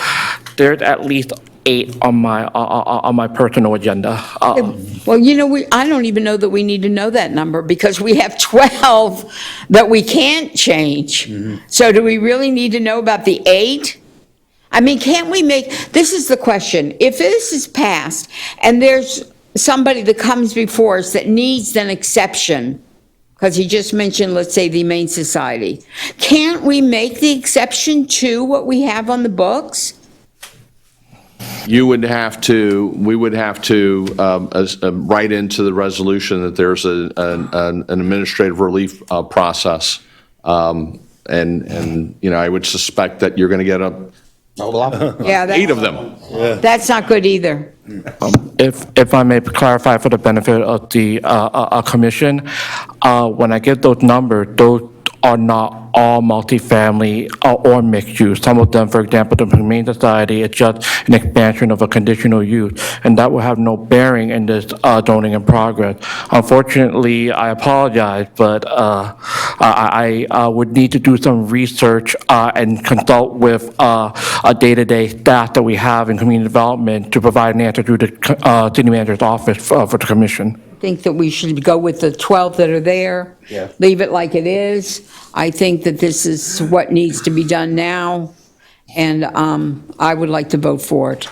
I'd like to make, Mr. Mayor, Go ahead, Commissioner. I'd like to make a motion to adopt the resolution with the amendments as requested by our city attorney. And I second that. Okay, it's a motion and second. It's a voice vote, so all in favor? Aye. Aye. Any opposed? Okay, it'll pass unanimously 5-0. Okay, Introduce resolution number R 2023-28. second, Mr. Attorney, 11.6. Mr. Mayor and Commission, this is resolution number R 2023-28, entitled Resolution of the Mayor and City Commission of the City of North Miami, Beach, Florida, authorizing city staff to negotiate an interlocal agreement with Miami-Dade County to extend trolley services to the Golden Glades Multimodal Transportation Facility and Aventura Mall, providing the city manager and the city attorney with the authority to do all things necessary to effectuate this resolution and providing for an effective date. Okay, Good evening, Mayor, Vice Mayor, Commissioners, David Scott, Acting Assistant City Manager, almost said Public Works Director. Before you is a resolution approving an interlocal agreement with Miami-Dade County for the extension of the trolley services to include Route E. Although Route E has begun, it is a 12-month pilot that did begin in October and will run through October of 2023. Miami-Dade County requires us to have an interlocal agreement for all of our trolley services. So that agreement exists for trolley routes A through D, but we were negotiating this agreement for Route E. So before you tonight is that extension of that interlocal agreement for Route E. It did require a public hearing, so that is what is before you today. If you would like, I can just walk through the presentation, or you just want to consider open it up for, it's up to you, Mayor, if you'd like me to go further. And also, let's hear public comment, and if we have questions, maybe we'll need the presentation. and we also, Presentation first, please. Excuse me, sir, I'm running the meeting. Can you kindly? Thank you. Thank you, sir. Thank you. Okay, public comment is open at this time. Anybody wishing to speak, please step forward.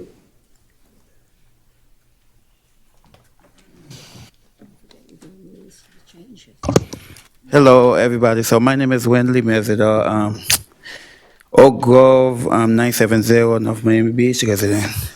Hello, Commissioners. So yeah, I would actually support that resolution because I think public transportation is big in North Miami Beach. Since my mother, she's not really much of a driver, like she used public transportation a lot. So expanding that would actually be a good resource for her as well, so, and other residents in North Miami Beach that don't drive. Thank you. Thank you, sir. Thank you. Next speaker, please.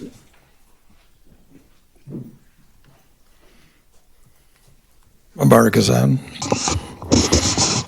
Every time I see these buses, they're about like empty.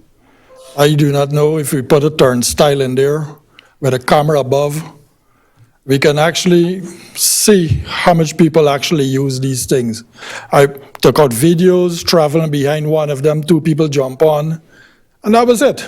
And they drove from my area all the way over to behind Walmart, and they parked up. And it's pretty much underutilized. I do not know how much thousands of dollars we spending behind this, but I think, it's a lot of money being wasted by government. And this North Miami Beach government is included. We can probably give out vouchers to people or something, catch Uber if it's around here. It might be much cheaper. Come up with ideas, but this reminds me of that ambulance that we used to pay over by Eastern Shores, when actually Miami-Dade County was supposed to be providing that ambulance. And we spent like $400,000. Pardon? 500. Oh, $500,000 coming out of taxpayers' pockets from here for an ambulance that Dade County should have been providing. And I just think you need a turnstile, Mayor, Commissioners. You need a turnstile, video over there so that nobody could be spinning the turnstile with any on accountability. So you can literally see when a passenger comes on and comes off. Thank you very much for having me. Thank you, Mr. Speaker. Mr. Manager, we were just talking about this the other day. The manager's on it, and This happens to be one route, though, that is going to be, and is being utilized much more than the other routes, this one that goes to the mall. So, yes, we know, and we had the same issue in this municipality I worked at 12 years ago, that the counts aren't always accurate counts, so we're doing some different methods to get accurate counts. And to be honest with you, tonight also, it's important that we take up 11.8, which is the grant for the freebie, which is a lot more cost-effective in terms of cost per ride as compared to certain aspects of the route. So we're evaluating that. Mr. Scott, as Director Scott, is also looking at it to make sure we can justify in this upcoming budget process what's most cost-effective. Thank you, Mr. Manager. Anybody else in public comment wishing to speak at this time? Okay, public comment is closed. Commissioner Flourmont, Commissioner Smith, and then Commissioner Smuggler. Thank you, Mr. Mayor. As far as the ridership is concerned, I personally have gotten on the trolley just to see, how, it functions and to kind of get an idea. So I've taken the trolley on I think more than one occasion, and I think similar to most transportation, you have your feeder routes. And I'm not sure if I'm using the correct terminology, but you have your feeder routes, and then you have some of the routes that are your main routes. So you're going to see that if you have a feeder route that's in Oak Grove, where you have more residential, that you may have a lower ridership as it's feeding into the main route, which is probably 163rd, or a main route that's Hanford Boulevard, or something like that. And as you said, Mr. Manager, the importance of this particular resolution is for one of the most utilized routes. And we were talking about last meeting connecting to Aventura Mall, and connections between Freebie, the trolley, and Aventura Mall and Golden Glades. This is exactly what this is all about. And we've had a presentation on this item. This is just a way to continue to make it happen by approving the interlocal agreement. But we have approved the route. The route is functioning now, right? Yes, sir. Yes, sir. So this is just approving the interlocal agreement between the county for the intermodal? Is that it, or for a Golden Glades? Or Route E, which goes between the Golden Glades intermodal to Aventura Mall, as you mentioned. But the agreement is specifically for the county part, which is the intermodal, right? It is for, the county approves all of our trolley routes. Correct. So we have existing interlocal agreement for routes A through D. This one allows us to have the approval for Route E. We have been operating Route E with the understanding from the county that at some point in time, we will execute this agreement. Right. So I just wanted to iterate that, or reiterate that this is something we all voted, well, not we all, but a majority of us voted on. I think it was Commissioner Jean, Commissioner Smuggler that partnered up on this particular route. for expansion. So we actually do want this. I don't want it to get confused between something we want and something we don't want. It's just a process of making it complete. Thank you. Yeah, you have to do the interlocal. We're actually, 8 months behind on this. Right. So it's going to end effectively October. We don't have the interlocal agreement that has to be in place. So it's really just a housekeeping matter, if you will. Yes. Mr. Mayor. Yes, go ahead. So, thank you. Even though it's a housekeeping matter and it's a necessity, again, we lost 4 months, but the big thing is 2 issues. One, that we use our half a penny for the trolley that we get, and so maybe the participation, we can eventually, as the ridership grows, get the county to even participate more because it's taking the workers to the bus by the expressway, as well as Aventura. Maybe if we see that that bus is always full, then maybe they'd want to partner and pay a little bit, because they discontinued, I think, most of their trolleys, if not all, and that was because of the readership, which obviously, if I'm reading between the lines, you already know to look at, that's why I was going to bring up, because I had 2 different people ride the trolleys last month. One of them saw one person that was actually on vacation, and so they rode the trolley, and the other person saw quite a few. The one over here by the swimming pool saw quite a few. By Eastern Shores, they saw one, and I've ridden it by Eastern Shores. Nobody gets on the bus. So the amount of money we spend there, we could always get more freebies, and then that will make the difference. But if I read between the line, everybody's on the same page with that. We're all looking into seeing if we need to eliminate some of those routes. Thank you. Yeah, I agree. Thank you. Yes, I would actually like to see, trying to see if we can get Aventura Mall to put some money into us actually stopping there so people can spend money there. Let's just tell them. They got a big budget. They can do it. Yeah, they can do it. All right, thank you. I spoke to Aventura, the city of Aventura, they were not open to that, but I did speak to them, but the mall maybe, Okay, Commissioner Fleury, are you good? No, I just wanted to make a motion to approve it. Second. There's a motion and seconded, it's a voice vote. All in favor? Aye. Any opposed? Okay, item passes 5-0. Thank you. Move to introduce resolution number R 2023-29. Okay, Mr. Attorney? Mr. Mayor, members of the commission, this is resolution number R 2023-29, entitled "A Resolution of the Mayor and City Commission of the City of North Miami Beach, Florida, authorizing city staff to enter into a covenant for maintenance with Miami-Dade County for special improvements along Harriet Tubman Highway from northeast 164th Street to northeast 173rd Street, providing the city manager and the city attorney with the authority to do all things necessary to effectuate this resolution and providing for an effective date." Okay. Move to approve. We do that? Second. Yeah, Mr. Scott? Thank you, Mayor, Vice Mayor, David Scott again. What you have before you is approval of covenant for maintenance between Miami-Dade County and the city of North Miami Beach for the installation of pattern crosswalks within Dixie Highway. I mentioned earlier, you heard me describe the county project along Dixie Highway. The CRA has requested that those crosswalks be pattern crosswalks, which will probably be stamped roadway or concrete, similar to what's in front of City Hall.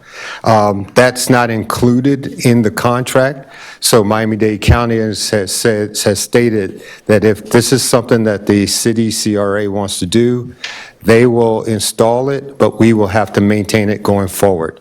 And we will also pay the cost for the installation. So that cost for that work is approximately $113,000, $113,526, and will be funded solely by the CRA. If the commission would approve this covenant of maintenance, the city and CRA will enter into a interlocal agreement by which the city will then maintain that crosswalk going forward, and the CRA would then fund that continued maintenance. The county has already approved, on their side, already approved this covenant for maintenance. They're waiting for the city's execution to move forward. But why should we have to upkeep that, though? Because we're asking for, it's an enhancement They would put normal sidewalks in under their contract, and normal crosswalks in under their contract. So why don't we put normal ones in? This was a request from the CRA. I mean, $113,000 plus continued maintenance. I mean, I don't know. When we got an airplane full of holes of bullets that we just got riddled with, I can't see how we're going to spend this money just for asphalt, for going with pavers instead of just asphalt or crosswalk. I don't know. I'll hear my rest of my colleagues. This is where they're doing the construction now, right? Where Yes. It's going to be on, by the post office. This is going to be along Dixie Highway where the new widening is going in with the bike lanes, the beautification. So CRA has asked for these these pattern crosswalks in that area. Okay, just a second. How much does it cost how much to maintenance? How much can we anticipate maintenance would be? Would that be annually? I don't have that number, Commissioner, but I would foresee that it's similar to the maintenance here where we're having to paint it, monitor it, and there's a cost associated with that as well. And that's annually? That would be as needed. Every month, it depends on the wear and tear. Because I want to tell you, this is my big thing for Eastern Shores. I believe that Eastern Shores should have stamped concrete, that colored concrete that you don't have to maintain it. I think look at what they're showing us for Hanford Boulevard. So Hanford Boulevard, you had your pick of the grays and the beiges, and look at how beautiful, and that's going to designate a walking area, what Hanford Boulevard's going to be. We just saw it tonight. So if we have all this development where Lorenzo's is and where the new project is, and do we want to, let's not so quickly say 113,000, but if it changes the landscape of the community, that's not a lot of money. If it makes us upgrade to what we want to be, let's not negate that. I'm more concerned about the cost of maintenance, and I also want to say, instead of painting it, why aren't we just coloring the concrete? And then the maintenance is going to be minuscule. I don't want to just negate it so fast. Vice Mayor? In that same light, Mr. Scott, aren't we better off that the CRA is paying for it and then we have to maintain it because now we're in control of it? That's what's happening. Under this agreement, the CRA is paying for it, and then we will issue or work with CRA to develop an interlocal between the city and the CRA, where the CRA continues to pay for the maintenance. Public Works would do the work. Oh, so the CRA is going to CRA will pay them, yes. But again, we're getting what we want, which is the fancier, nicer, better for the community. Correct. I agree with it. And this interlocal is because it is Dixie Highway. Right. The county is allowing us to enter into their right of way to maintain these crosswalks. Just real quick, let me just ask, did the CRA approve this? I don't have that answer, Commissioner. This came to me from the CRA, We haven't. Considering we're the board. Well, hold on one second. Mr. Manager, this wasn't before us at any time in the CRA agenda. So will this go on the CRA agenda now for approval with them, being that it's already been approved by the commission? I don't want to put the cart before the horse. Well, to be honest with you, I can't give you that answer because I don't know if it was done as the prior manager being the executive director or if it's been done since then, obviously. But I wouldn't imagine it would come before the commission without it already having been before the CRA board. But we can check through the clerk's office, whoever maintains the CRA's minutes, as to whether or not this has already been before them. Commissioner Flourmont. I think whether or not it's been before the CRA or not before the CRA, you still need both parts to get it to approve it. So I don't, whether it comes before us first or the CRA first, I don't think that really makes the difference. I think, for me at least, I'm speaking from my seat, that I'm trying to figure out, on Hanford Boulevard, Public Works maintains those roads, right? Yes. You pressure wash them or pressure clean them, the plants and all that, right? Do you have the same agreement with the CRA to maintain that area? We do, have an understanding with the CRA. I would have to check to see if there's actually a legal agreement. A payment, is there a payment being made from the CRA to maintain CRA areas, whether it's pressure Maybe washing? Marcia could answer that anything like question. that. I don't know if she could answer that question. Ms. Fennell, do you think you can enlighten us and maybe have an answer to that? Yeah, it's been directly from the CRA. One second, hon, just come to the microphone and we'll love to hear you. The expense comes directly from the CRA fund. For Hanford Right. and all of that? Everything on Hanford Boulevard, all the maintenance. So what about other areas that are within the CRA? Is it similar? Yes. Similar? CRA, West Dixie Highway. whatever's in the CRA boundary, CRA is responsible for it. Okay, well, That's their that's consistent. So if it's consistent, then I'm supportive of it. Okay. Thank you. Remember, we're going to put 113 or whatever the number is on the CRA budget now. That's Well, what, that's what, excuse me, that's what Commissioner Smith was mentioning, is that the improvement itself, with being in that area, with what's coming there, it's worth the expense. So I don't have an issue with the I'm not expense. questioning the expense. Oh, okay. I'm just saying we're throwing it on their budget. They don't have it on their budget. And don't forget, as Lorenzo's comes in, the development of Lorenzo's, we can do prior, please, to they can the dais, pay for it. prior to up here to negotiate, but we can They negotiate can pay for it. some additional, benefits. And the county's going to redo all that area anyways. So one thing is important is that we find out the timeline of when the county's going to do what they're going to do and what we're going to do so that they don't rip up what we already fixed during the process. So there's got to be some communication. Agreed. And what Commissioner Smith said is very true. Part of those 12 applicants that are in the process, before we get to this point, we would Yes. probably Before we come work up with here. a developer agreement or a community benefit program to have those included as part of their project for the benefit of the entire community. Very well. And I just want to add something that makes such a difference. People see with their eyes, not their brain. And so really and truly, we're upgrading North Miami Beach. We have to upgrade. We have to put the investment in it.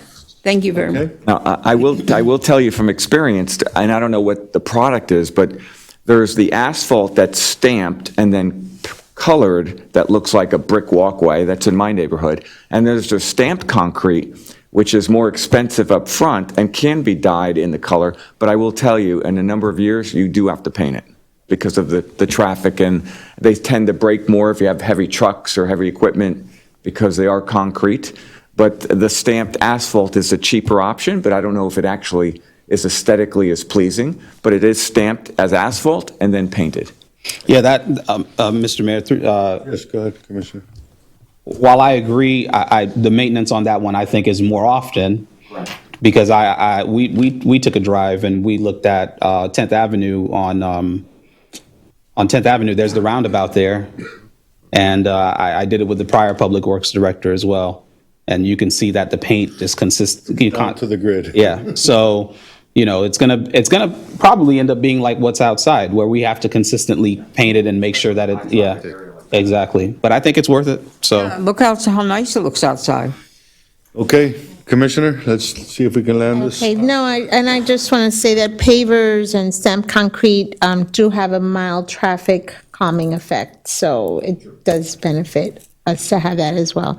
But I make a motion to approve? Second. Already, I believe. Oh, I don't know. Yeah, it's a motion Oh, and it's second. all right. Okay, anybody wishing to speak in public comment on this item? Oh, we did. No, We did that already. We didn't do, not for this item, no. no, sorry. Quorum. Ms. Smith? Quorum. Mubarak Azan? Okay. Tonight, I saw a few presentations, and every time we saw how the building was looking, or the buildings were looking, or the parking garage was looking, it would have been nice to see like a little graphics of what this thing you're actually proposing is about. $113,000 is a lot of money. If you go to the bank and borrow $113,000, you'd be paying over $300,000, $400,000 at the end of the 30th year. So we should not be taking this thing lightly when staff come up and say, oh, it's 113,000. Was it procured properly? All of these things, I did not hear questions being asked if it was procured properly. I heard the mayor, he was saying he does not trust the last administration. I do not know if he still trusts them to pass $113,000 here tonight. I'm just, we have to look out for the taxpayers because these monies don't come easily. Now, a nice graphics would have been very fine for see what the public is paying. It's pretty much absent. Sir, do we have a graphics design of that? If you can throw it up on the board there, it would be nice. Do we? I mean, I think the reason why we don't is because this is really the agreement between us and Dade County. I understand what you're saying. Another item would have approved the actual aesthetics, and that's going to be at the CRA, or has been at the CRA. Let us get to the Probably it's a CRA. good concept to go ahead when we do something like this, is just to have at least one graphic of what we're at talking. least one, It's a whole one different, postcard thing. would item we're work. actually discussing, because this is to approve the agreement for the maintenance, not the actual improvement. And just, But I hear what you're saying. And Right, right. I mean, there's a lot of money being thrown about all for the last 2 years, and there was no accountability. It was just a 4-vote or push this thing into the consent agenda, and the other three had no say whatsoever, nor the public had no say. Now I think we'll be having a say. We need to see how every dollar or every dime is being spent, and not on a gallivanting trail like how we went for the last 2 years and 6 months. Thank you very much for having me. Thank you, sir. Thank you very much. Commissioner Sparkler and then Yeah. Commissioner Florimon. I'm looking at the memorandum, and it says from interim city manager Arthur H. Story III. Yes, ma'am. So if we can correct. many of these items continue to roll forward, and so we'll make those corrections. Thank you, sir. Yeah, but it actually says interim, yeah. All right, thank you. Commissioner Florimon. And No, I mean, let's get on the runway. Okay. Yeah. All right, so public comment is closed at this time. Anybody else wishing to speak? Okay, public comment is closed. We have a motion and a second. It's a voice vote. All in favor? Aye. Any opposed? Okay, passes unanimously, 5-0. Mr. Mayor, real quickly, while we're here, we have the Insight that is a little booklet that we hand out all over the city. It still has the old council. Can you get an updated one, please? What is that? That little magazine that we put all over the city still has the old commissioners. They don't have us on it. Yeah, the That's book David, that's our that we new go one. out with, it shows all the pictures of everybody and everything. Thank you. Sorry. Okay, yeah, that's the city line, what used to be the city line. They used to go out and get mail to everybody, and they changed it. Mr. Mayor, move to introduce 11.8. Okay, this is the freebie, let's get it Second. done. Mr. Attorney. Thank you, Mr. Mayor, members of the commission. This is resolution number R 2023-36, entitled "A Resolution of the Mayor and City Commission of the City of North Miami Beach, Florida, authorizing city staff to apply for and accept the Florida Department of Transportation FDOT at Public Transit Service Development Program grant, providing the city manager and the city attorney with the authority to do all things necessary to effectuate this resolution, and providing for an effective date." Move to approve. Second. Okay, public comment is open at this time. Anybody wishing to speak on the freebie, this is the time to come up.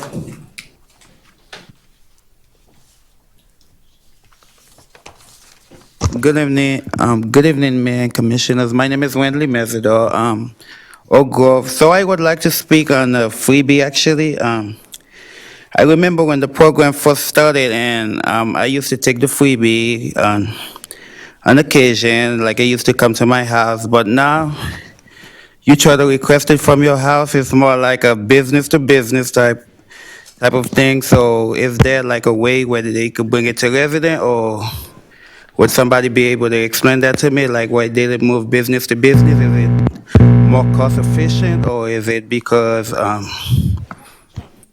no, it's business to business. They don't drop you at your house anymore. Yeah, they do. Yes, they do. Oh, they do? They still do. Because I was trying to request it from, That's you, Wenley. huh? No. If I may, Jack, go ahead.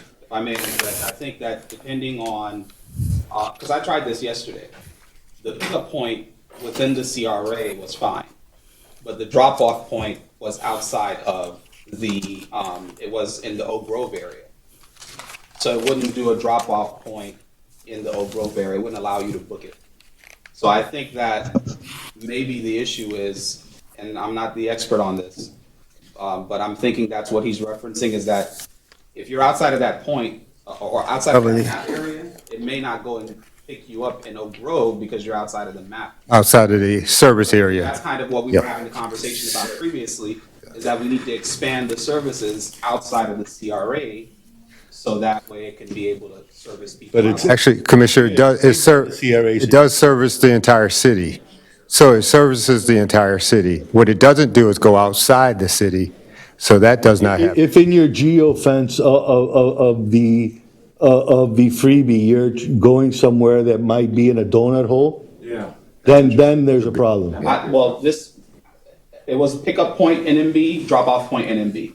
And it wouldn't allow me to book it, so maybe. I will check into that. Yes. Yes, I actually do live in NMB as well. So yes, my sister car was in the shop, so she was trying to book the freebie from, I think by the city hall, if I'm not mistaken, because I think her dermatologist is somewhere, somewhere around there, Dr. Serber. 19th Avenue. Yes. Okay, let's do something. Why don't you give Mr. Scott the addresses that you were trying to get picked up from, go to?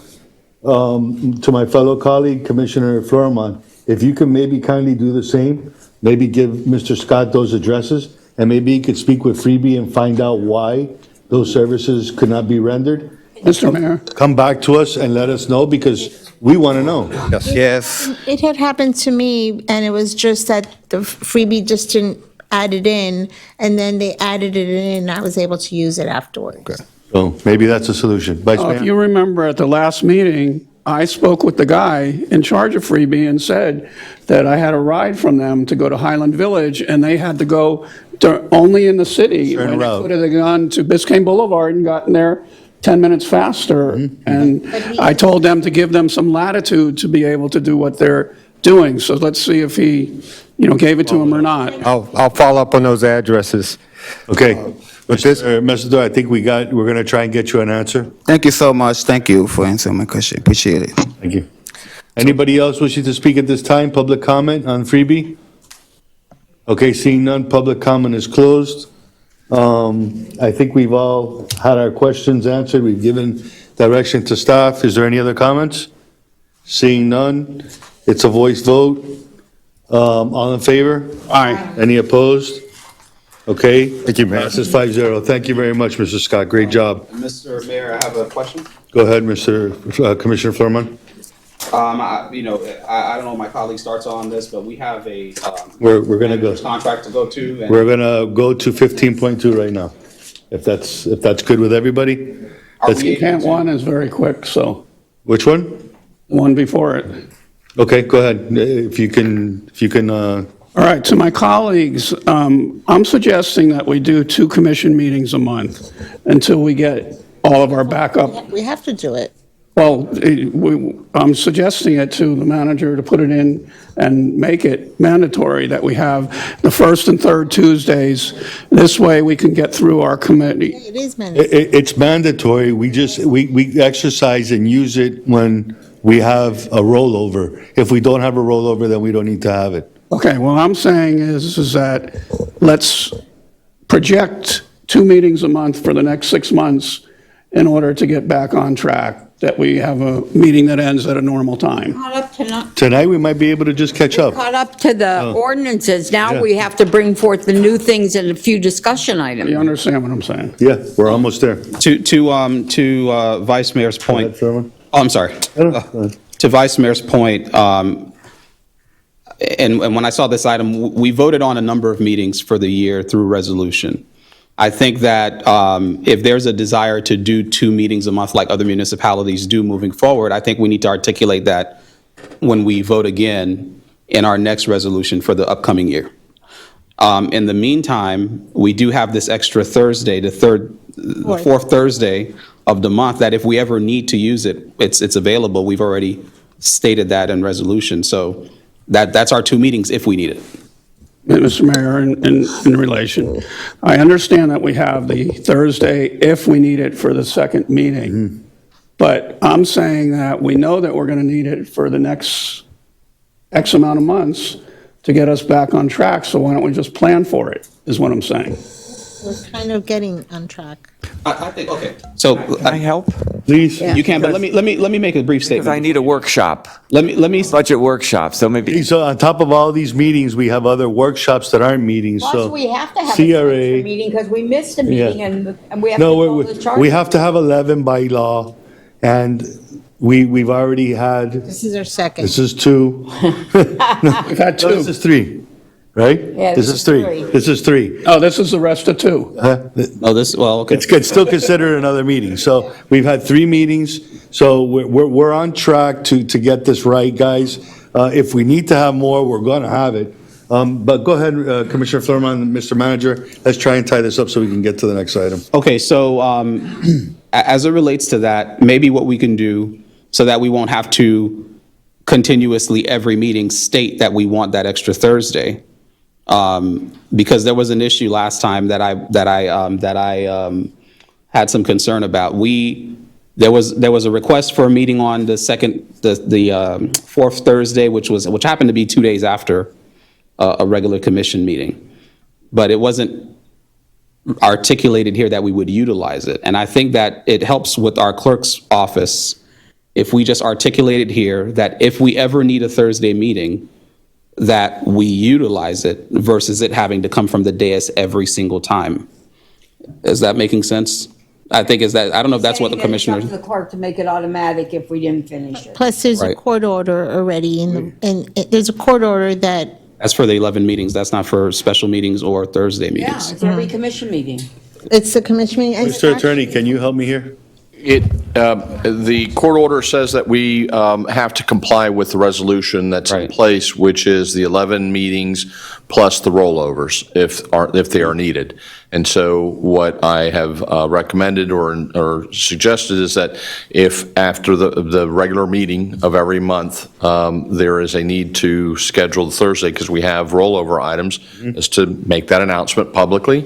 And End of the meeting, we're at the end of the meeting, so the rollover, so we all know we're coming back in another week and 2 days. And that will come from the clerk. The clerk will articulate that. Or 2 days, Yeah, depending. but the only problem with that is if we have quasi judicial, if we have any zoning, then we don't have the time to advertise it and do what we need to do.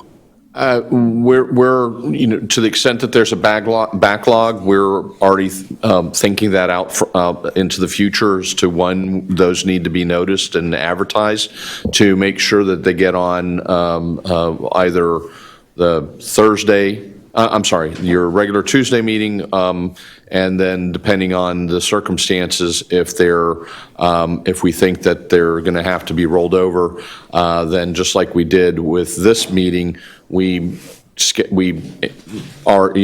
made sure that they were advertised for the Thursday meeting in advance. And that gets coordinated through the city clerk's office. Right, but sometimes it could be the second, 2 days afterwards, because the third Tuesday and the fourth Thursday can fall 2 days apart. Correct. But if we start getting back on track, we shouldn't have an issue where a quasi-judicial item is not going to be heard. I mean, we really haven't had that problem. We were having it now because we were 5 months behind, but we really. We're pretty much caught up if we can We're get to. hopefully hopefully next month in May, we won't have to have the second meeting if we're caught up. We only have 4 items that may be passed on if we can get through tonight.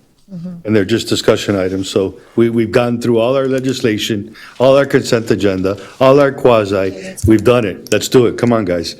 All right? But the manager wanted to ask. that Mr. for- Manager, I'm sorry. It's getting late already. Go ahead. if you do allow me, when we get to the city manager report, I do want to have a budget workshop prior to the kickoff, because I think we're going to get new directive and. Well, you're giving us your report, so finish it. Go. So basically, I guess the clerk would schedule that. I don't know what the process is for that, so. Madam Clerk? For budget workshops, we would also defer to the Chief Financial Officer, Marcia I think Fennell. what I'm looking for, and I don't know how the new manager feels, but I'm looking for a would be a closed session so that we can just, more strategic planning session with just the commission and staff to really talk about the needs of the department with the new manager, and Like an executive session? if it can be done for budget, I don't know. Well, you're asking for it, you let us know, coordinate the You dates. just said no. No? Strategic planning? You can have You can have an executive session. You can have a workshop, but you cannot meet outside the sunshine. And when I hear executive session, I tend to default to shade meeting or attorney-client meeting. And so, everything else I generally refer to as a workshop item. I mean, normally our workshops, we don't have public comment. They can observe, but they cannot talk. I'm looking for, and again, we'll defer to a new manager, but the way I'm used to doing it is more of a roundtable session. It could be open to the public, but in a different setting, so that we're all kind of at the same level, talking about what the needs are, what the desires are, what the directive is, so that we can implement a budget that's already in line with the commission's vision. We always did that on the fourth We've done floor of that the before. conference room. We always, on the big conference room, we all sat around there. And it's still open to the public. And it's open to the public, but only 2 or 3 people come, and one of them unfortunately passed away, but, and there's, even for the staff, they'll sometimes have to sit Yes. against the wall because there won't be enough room, but that's the way we always did it. So you give us the dates. Okay? I'll work with the clerk. The workshops, for the budget workshops, and please make sure that the manager is also in tune, so everybody's attending. Okay, so, Can I just say something for the record? I have in my personal calendar, I have the third Tuesday saved and also the fourth Thursday saved, so that I don't make any other plans in case we do have to have a rollover meeting. And I hope that the rest of you do the same. listen, I'm buying a Murphy bed for my office, okay? Don't worry, the taxpayers aren't paying for it. Vice Mayor, are you good? I'm good. Okay, this is your item. All right, so we've got that discussion item down pat. We hear you loud and clear. Mr. Manager, Madam Clerk, get us the date so we can all convene and get together. Item 15.2, discussion regarding the terms of City Manager Mario Diaz. Mario, if you can kindly come up, we appreciate that. I'd like to make to our lawyer a correction on the first page of the contract, please. On the first whereas, the third line where it says town charter. All right, thank you. Third line what? The third line of the whereas, the first whereas where it says town charter. At the end. The first whereas. No, here. Oh, I got it, You got it? okay. Yeah, Where's charter? Okay. Mr. Attorney, do you have the paper for me? Yes, I'm sorry, I emailed it to you asked me. How am I going to do an email? So, I'll explain it, and because you have there's 2 versions of the document, this has been an ongoing process between Mr. Diaz and The one I studied has changed. It's been a moving document. Correct. Okay, a working document. To the Thank extent you, that though. the document that was provided to you prior to the start of tonight's meeting around 4 o'clock, that's been cleaned up. It's been properly formatted. It is the one that's been handed out to you all, subject to the Commissioner Spengler's change on the issue of the whereas clause. But I received 2 of them, are they both the same? No, they're not. Okay. The newer one is the one you got right now. Okay. We have to find out what we're really looking at. That's the purpose of working through the document. So, we received the proposed document late yesterday afternoon, been working on it and sharing it with you all. And the basic terms have been agreed to between, or with Mr. Diaz, obviously subject to your approval. This is the unique time under your charter that you have the ability to, make the sausage, so to speak, to the extent that this contract reflects what is a majority of you all deem are appropriate. The change between the first one that you had and the most recent one is in section 2.1. That section will read, "This agreement shall commence and be effective on June 13th, 2023, and shall remain in effect until terminated by either party as provided herein." June 13th or June 12th? 13, figuring that we need to have a swearing-in ceremony, and so figure that Monday would be probably the best date. Many people have reached out asking, please let me know, I want to be there. And so I think we'll have something well-attended, so I just wanted to make sure we had enough time. No problem. Okay, any other change, Mr. Attorney? Yes, on page 3. All right.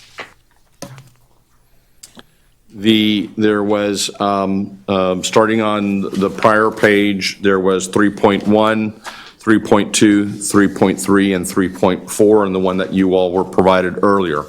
3.2, and the earlier version has been deleted. The entire paragraph dealing with automatic cost of living has been deleted, and 3.3 and 3.4 obviously have been renumbered 3.2 and 3.3. 3.3. So as it stands, there would be an initial base salary as set forth in 3.1.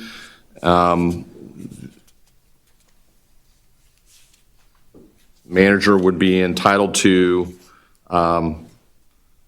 any cost of living increase as any other employee would be. And alternatively, the city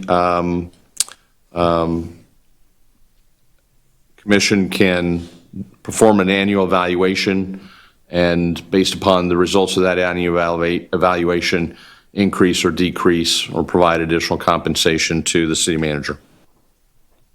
I like that we have an evaluation process here. So there is an automatic cost of living, but there is no automatic merit increase. Where's the automatic cost of living? It actually got inadvertently deleted from what but it will read, commencing with October 1st, 2024, and each fiscal year thereafter, city manager shall be entitled to an automatic cost of living increase to the base salary if such cost of living increase is approved by the city for its employees. So if there's no cost of living to the general employees, there's no cost of living increase to the city manager. If there is, he gets the benefit as would any other employee. So 3.2 is not totally deleted, only the first sentence is staying. No, the first sentence would stay, and the remainder would be deleted. That deals with the merit. I just want to make sure I'm reading it right. And the last sentence would stay too. I'm sorry, no, the city commission reserves the right to increase or reduce such cost of living. Okay, that would go too? Yeah. And just to point out, and thank you for pointing this out, Mr. Attorney, the cost of living provision would take effect not for the upcoming fiscal year, but for the one after, because it would then be looking at October 2024, which would not be this upcoming one. I didn't think it was right to try to get something as a cost of living so close to it. The city manager is asking for a one-time retention bonus of $15,000 upon the completion of 5 years of service. Section 4.1 is the manner in which the city can terminate the city manager. It has an escalating severance provision based upon years of service, but obviously any severance pay cannot exceed the limitations set forth in state law of 20 weeks.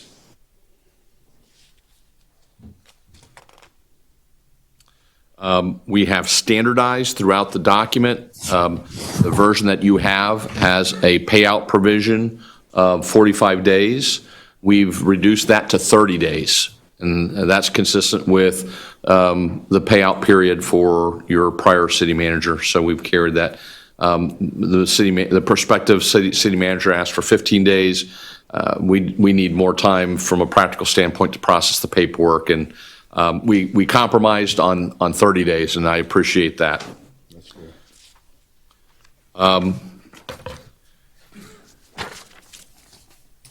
One of the things that we, and particularly I, on behalf of the city, tried to accomplish in this document is to expand and explain when for cause arises, because we've had so much discussion about that, and I've seen it happen in other jurisdictions that I've worked in where it's just, the city can terminate with or without cause, but it doesn't go into what constitutes cause. And so we've laid out a list of activities or actions or inactions, as the case may be, that would trigger the ability of the city commission to terminate the manager for cause. And to the manager's point and concern, some of the language he felt was loose and not undefined.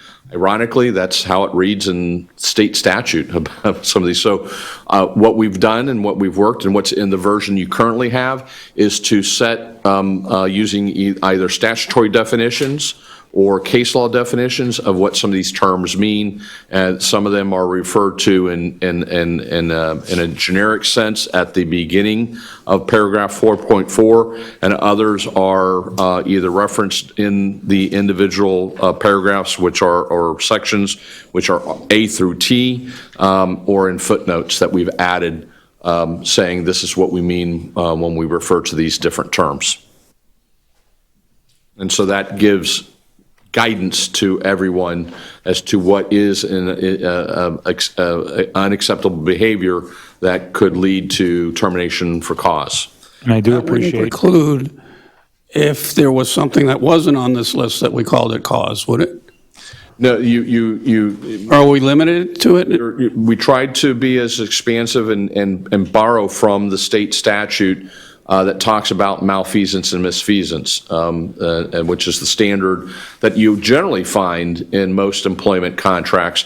We've expanded upon those terms to add in additional items. And I did just want to thank the attorney. This is something new, expanding those. I know it hasn't been really done before, although I know in his negotiation with other managers in other cities, he's trying to implement it a little bit more. And I do appreciate the clarity on some of these items. And so thank you very much, Mr. Attorney. I think it's absolutely fair. I think it holds the accountable, but it also gives the certain protections of what these definition means and what does it mean when we say for cause because of X, Y, Z, how that matches state statutes, which is ultimately where the commission wants to be able to work from, because that gives the city the most protection as it's defined by state law. So I do appreciate that. Thank you, Mr. Attorney. Thank you. There's then Section 5, which provides essentially termination by the city manager, resignation. And to be clear for those who may be listening, if the city terminates the manager with cause, or if he resigns, then there's no further obligation and there is no severance. It's just payment of any accrued or sick time, which is what we would do with any other employee. There is the right to accelerate the resignation because the city manager has an obligation to provide you with at least 90 days. And there's, again, a sliding scale if for whatever reason, due to unforeseen circumstances, that timeframes is shortened on his behalf, then there's some penalties to him. There's provision for the city to provide either an automobile allowance or an automobile. He has the right to select which of the two. And depending upon that election, how that works, there is a provision that I did provide that if on the cessation of his employment, that vehicle has to be returned, within 24 hours to the city as well. Mr. Diaz, is there anything you want to interject on this automobile allowance while we're going over it?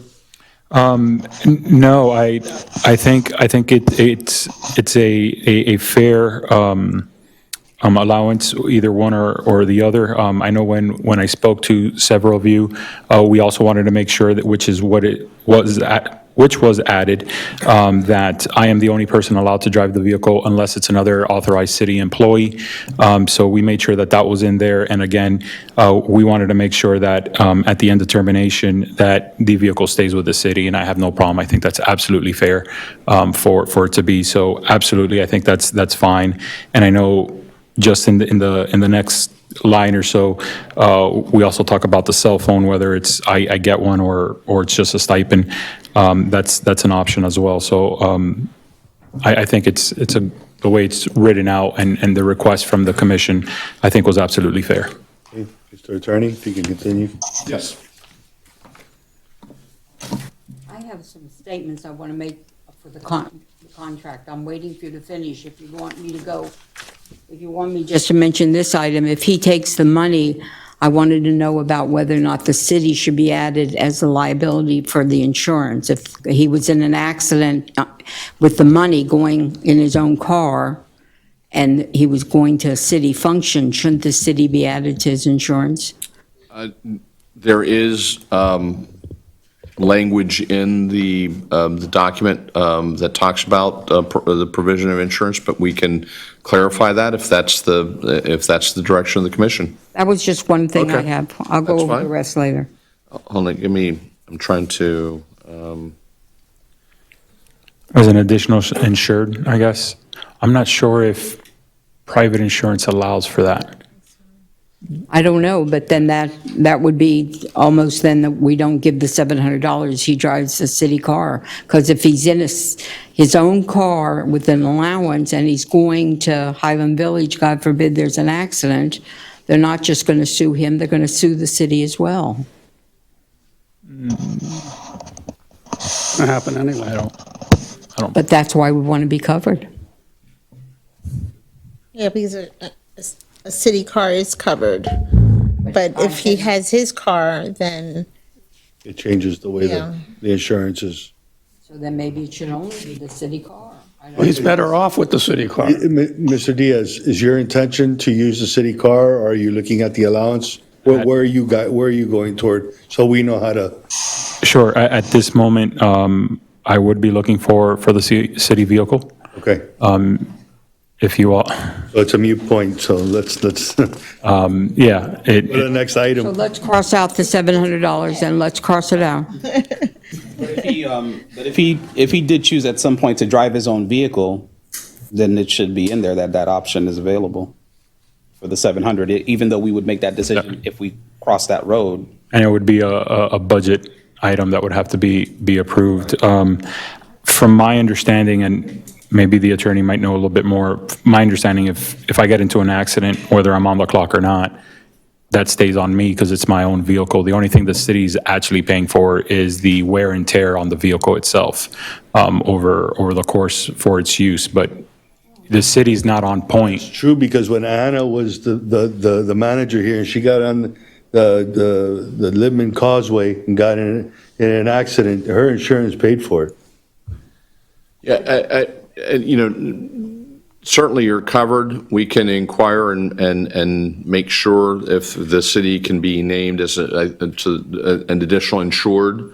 And I'm not opposed to that, just to, So, if it's available. yeah. we'll, in the next day or two, we'll talk to our risk management people. We'll talk to Mr. Diaz's through him with his insurance company, see if we can work them. We'll include that language in the contract. but I mean, right now, he's interested in a city car anyways, so it's. We have Correct, time. but, yep. But for Mr. Diaz, it would be much better to have a city car through the budget, pick the car he wants and get it. As written, I would not disagree.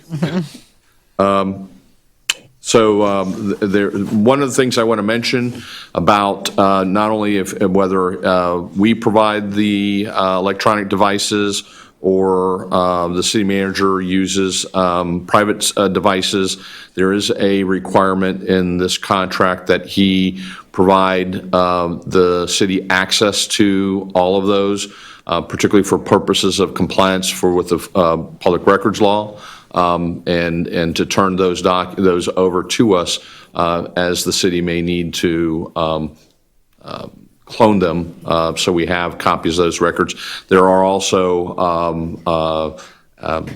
some programs that some apps that I'm aware of that will help capture some of that information if it's a private device. And certainly we can look into that, but there is a requirement that be provided and made available to the city upon request. Failure to do so is actually then constitutes a breach of the agreement. Right. Dues and subscriptions, Section 7, Section 8, professional development.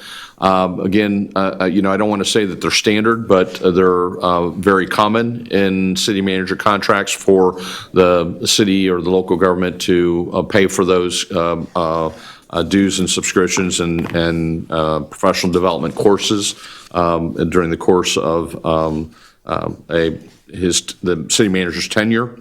There is also a provision in Section 9 that anticipates that the city manager would be engaged in civic involvement in different organizations.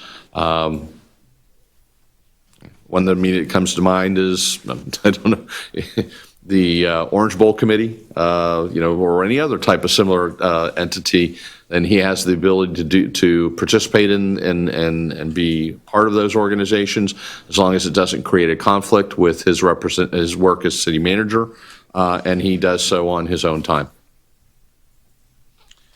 Then again, in Section 10, the city manager would accrue annual leave and sick time in the same manner as any other employee at the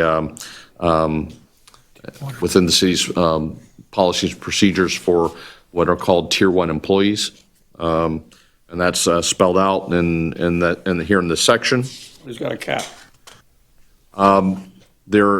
Yes, sir. It's capped same as the employees for that classification. It would be pursuant to that policy that we have in place. Again, Section 11 is recognition that he's entitled to all the city's holidays. Yes, ma'am. I just want to clarify, I wanted the changes, and if we're going to go over it, I have made plenty of notes that I want to clarify for myself, because as you just said, we got this during the CRA meeting. So if there's changes, you can tell us that. If we're going to go over No, it, this, then I'm- we've already, there aren't any changes, I'm sorry, beyond Section 4.4, and when we get to Okay. Section 13, there are no other changes to what you have. So if there's any comments, period, that you have, please speak up. This is your document. This is the city commission's document, and the whole concept of that we're engaging here is for this document to be reflective of what you want it to say. Right. So if you have any questions at any point on any of these paragraphs as we go through them, feel free to raise them. Ready to open it up. Well, listen, if you have a question, raise your hand so I can see you, or turn your mic on, I'll see your light. And this way we can get through this quickly. Go ahead, Commissioner, since you Okay, already have the so question. Mr. Diaz and I have been on the phone a lot, so he already knows that I have a lot that I want to say, and I want to get my fellow commissioners, because I have no idea, of course we don't discuss it. This is the only opportunity we're going to do this. So we want to make it right for Mr. Diaz, for sure, for sure. We want him to come in and feel 10 foot tall, but we also want to make it right for the public, is what I feel in my seat. There was a big change for a reason. There was a change because our city had been gouged, and the public saw it. You could say it, you could deny it, you could say, but the public proved that the city had been gouged. And Mr. Diaz and I have gone over this, how, if it was so far this way, I want to be careful and not make it go so far this way that he's uncomfortable. But I definitely want to keep in mind to allow room for us to see the performance, and once we see him give us 6 months, we reevaluate it, and I'm willing to put it in the contract to reevaluate where we need to put him after he has his learning curve, after he's learned about our water plant, after he's learned things. So, I understand your document, and I understand your changes. Yes, there's quite a few questions. Number one, the 30 days, that we're going to make it 30 days that we pay him. I like that idea. I like it better when it's 35. And the reason I say 35 is look what just happened to us. We had a commissioner that voted one way. The 30 days would have come if it was in a month that was 31 days. He would have been paid, and then the commissioner came in and changed his mind. So I would feel comfortable if it was 35 days. And that would not cause a problem if there was a problem like we just had. I don't disagree. Commissioner, my original proposal was 45 days. I think 35 days for sure, so that if there's a change in a 31-day month, which we just had, when people would think, there's never going to be a change, we just had a change. So that would one thing right there that makes it easy. Mr. Diaz, are you good with that? 35 days? Can you live with that? I will be amenable to it. Of course, anything like that obviously would create further, could create further issues with regards to personal finances and for the family. But I would be amenable to making it 35 I mean, days. the commissioner has a point. I understand. Credit where it's due, you know? No, I understand. He's got a point. So, I mean, it would only be the right thing to do. So again, So that item number was which one, Commissioner Smith? It's throughout the document. It's in 3 different sections of the contract. I have a comment here at the top, 35 days, not 30 days. We'll search and find each place and substitute that out. I mean, at the same token, he's willing to give 90 days. I think it should say up to 90 days. 45 to 90 days, because if there is a situation where he's leaving, who's going to wait 3 months for him? So that, and I discussed it with him, protection of him, I think that 90 days is a long time for him to give notice. And I'm not the bad guy here. I am an elected official to take care of the public. So let's make it clear that I'm going to say what I feel is fair to everybody, and it's open for discussion, and if nobody wants to change anything, I'm fine with it. I have no problem with him doing anything outside, as long as it's not a conflict against our city. So there's one place that it says no conflict, but on 1.3, it doesn't say that. It says obtains the approval of the city of such limits. When it says the city, I assume that's the council. I'd like to say approval of the council. Who's the city? The city commission. City Commission. It doesn't say that. City manager advises and obtains the approval of the city. You all are the city under the law. Okay. It could say city commission. But okay, if you feel that way, I trust my attorney. If you feel that way. It's also explained in the first paragraph, Commissioner, where City of North Miami Beach, Florida, Florida Municipal Corporation located within Miami-Dade County would be, in parentheses, it says the city. In other words, throughout, for second references or there such as, anything that says city means. Oh, on the top. Okay, I didn't go back up to that. Thank you for pointing that out. I didn't go back to that. And that yes, he can have all the endeavors. I know he's very active with his children. He's active in his family things, but, and there are no conflicts.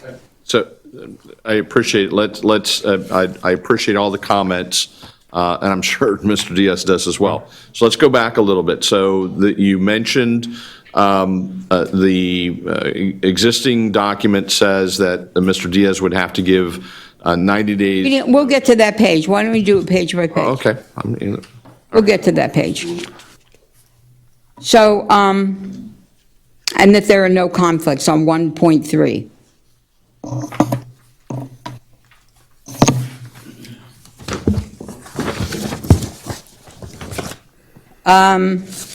You know what, Mr. Diaz? I have no problem giving you 15,000 in 3 months, I mean, 5 years. I have no problem giving you 15,000 in 5 years.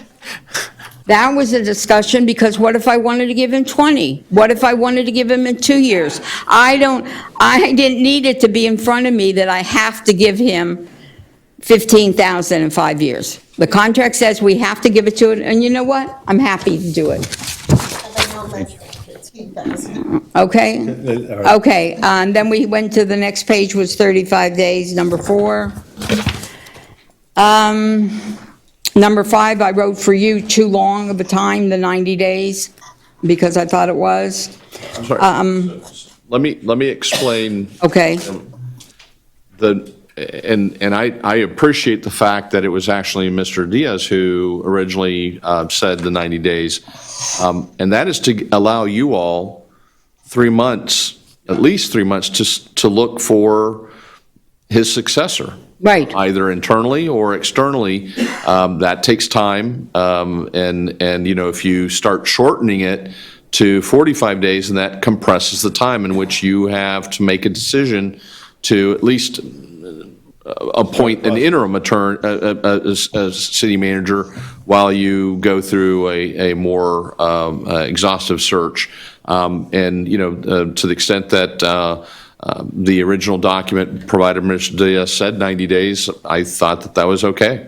But again, it's your document. No, I think it's very generous. That's what I'm saying. It's very generous of him, but at the same time, yes, we can get interim, and we can also go to the Association of Managers, which they do have managers that come here.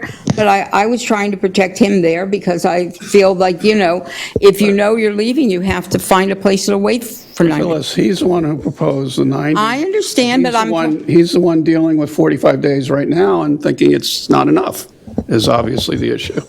What do you mean he's thinking it's not enough? He's dealing with it right now in Biscayne Park, the 45 days. Yeah, so He proposed 90. if I may, part of the agreement was, of course, to give the city enough time. I think this is one of the sections that is in the contract but never gets used, because I hope to retire from here. So it'll be used 20 years from now. And so. I'll be here. You're gonna be commissioner up there in 20 years? If All we right. change it, that I can run Then we four can, terms. then we can do it. I do understand, and I do appreciate the commissioner's feedback.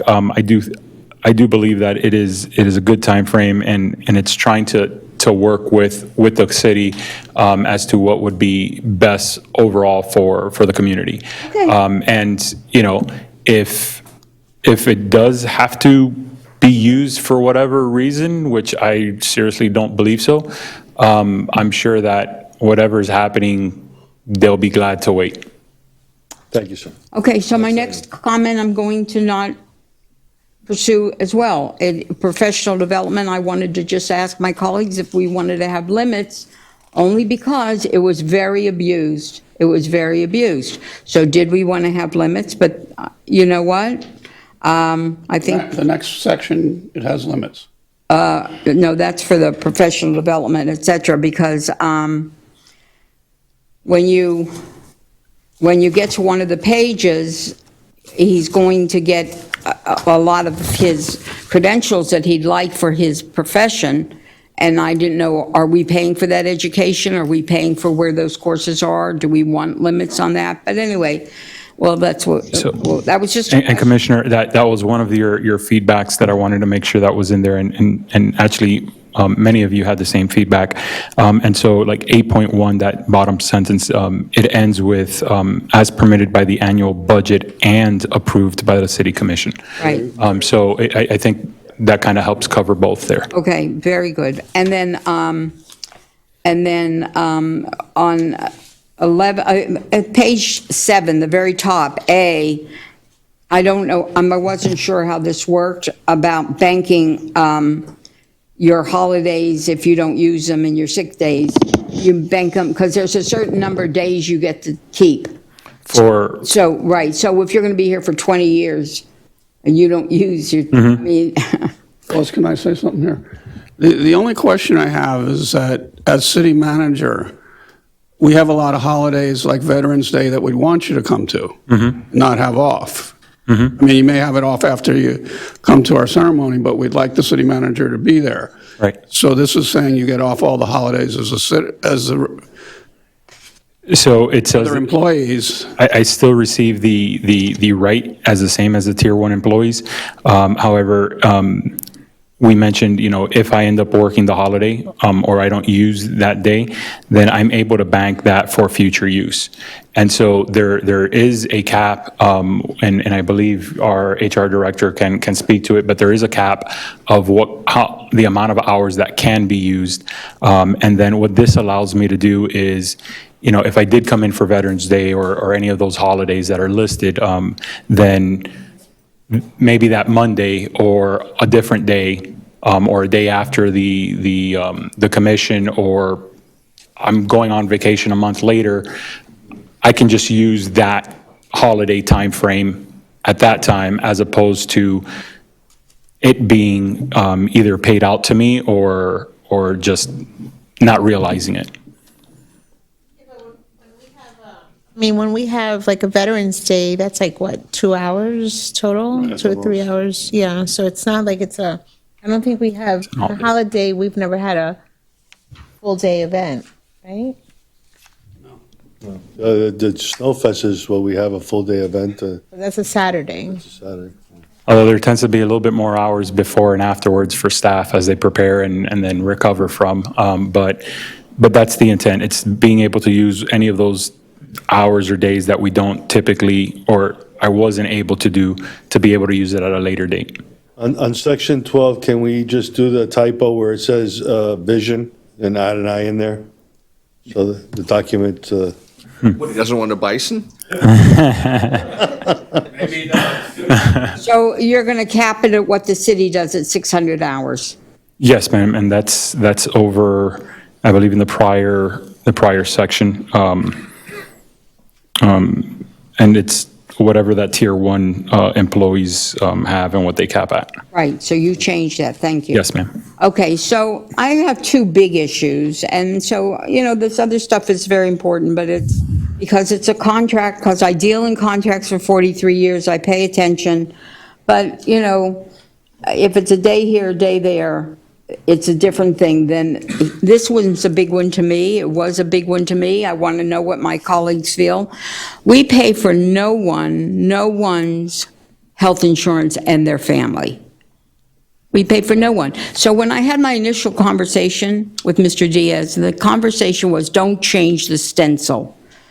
I'd rather give you more in what you're going to receive as either income, but don't change the stencil, because once you give the family insurance and give it to one of your charter event officers, and you can give it to all your charter officers. Once you do that, then the commissioners will want it, based on past experience that I've seen. So it's not you're doing it for one person that it comes to $6,000 a year for your family. You're going to do it for 10 people eventually. You're changing the stencil of what North Miami Beach does. And so I wanted to discuss that with my colleagues. yeah, I was, Sure, yeah, here's our human resource told gentleman. the words right out of my mouth. Andrew, Mr. Peugeot, if you can And- kindly enlighten us on what the protocol has been, and if we do have employees or commissioners that it's covered under their family plan. And Mr. Mayor, before he answers, could I publicly thank him? I have had him on the phone so many times because I don't understand it, and he really helped me to understand what I was reading. Thank you so much. Thank you. Please. So right now, historically, we have not provided full cost of insurance to charter officers. They've participated at the employee rate. So that's basically how we've ran the benefits program for the last however long. So we've never had it here. So it's just conversation, nobody has to get angry, just conversation, that, that we have never done it, and you're opening a Pandora's box. That's all I'm saying. So it's not a question of how much, because the money's not extensive. It's $455 a month, if anybody wants to know how much it is. But the other thing is, we could have a charter officer, if anybody remembers Beth Spiegel and Barbara Kramer, who wanted the money for the insurance instead of the insurance because they didn't take the insurance. So we could have a charter officer that has no family, a single person, and one person would get their insurance plus the family, and the other person would only get their insurance. So to me, I thought we should not change the stencil. That was my thought on it. So let's go over the rest before we all comment. That was something that I was... You should address it right when you're at it. Well, but I want to put it all in one big package because I'm not comfortable with the salary. So the first discussion I had with him, and he and I have talked many times, and we're still good, right, Mr. Diaz? Of course. We're still good, is that it's a package. So if you're getting this, then you can't, let's make it what it should be. Let's be right about what we're doing here. Well, let's be right about it. I feel very strongly that's my second thing that's a big item to me is the salary. I was shocked when I saw it just now. I was shocked. I hadn't seen it until 4 o'clock today. But I feel that he is going to be, and he knows it too, and we hired him, I hope, at least Phyllis in my seat, I hired him because I know his ability and I know his character from the few times we've met and from the people that he knows that I know. But he has to have a learning curve. There is no CRA, there is no water plant, there is no commercial. You're coming from a village to a very big endeavor, so therefore he should be compensated, for sure, but not these, I would rather say in 6 months, and I'm willing to put in the contract, let's readdress it and make sure we compensate his accomplishments and where he's taking the city. Let's do it that way. Let's not, we were just gouged. I can't look the other way from that. I cannot. I want to bring it to where we're reasonable, and he's right. Mr. Diaz, I researched it this afternoon. You'd be very proud. You're right about what managers make, and we want to make sure you get there. But I think that we need to have a period that he has an adjustment period. It's something that's fair to the residents, to the taxpayers. We have taxpayers that are struggling to fix their roof, he came tonight, or pay their bills. So those are my two things. I mean, I wanted to know about risk management, how much do we need? I wanted to know, is it sunsetting in the retirement in 23?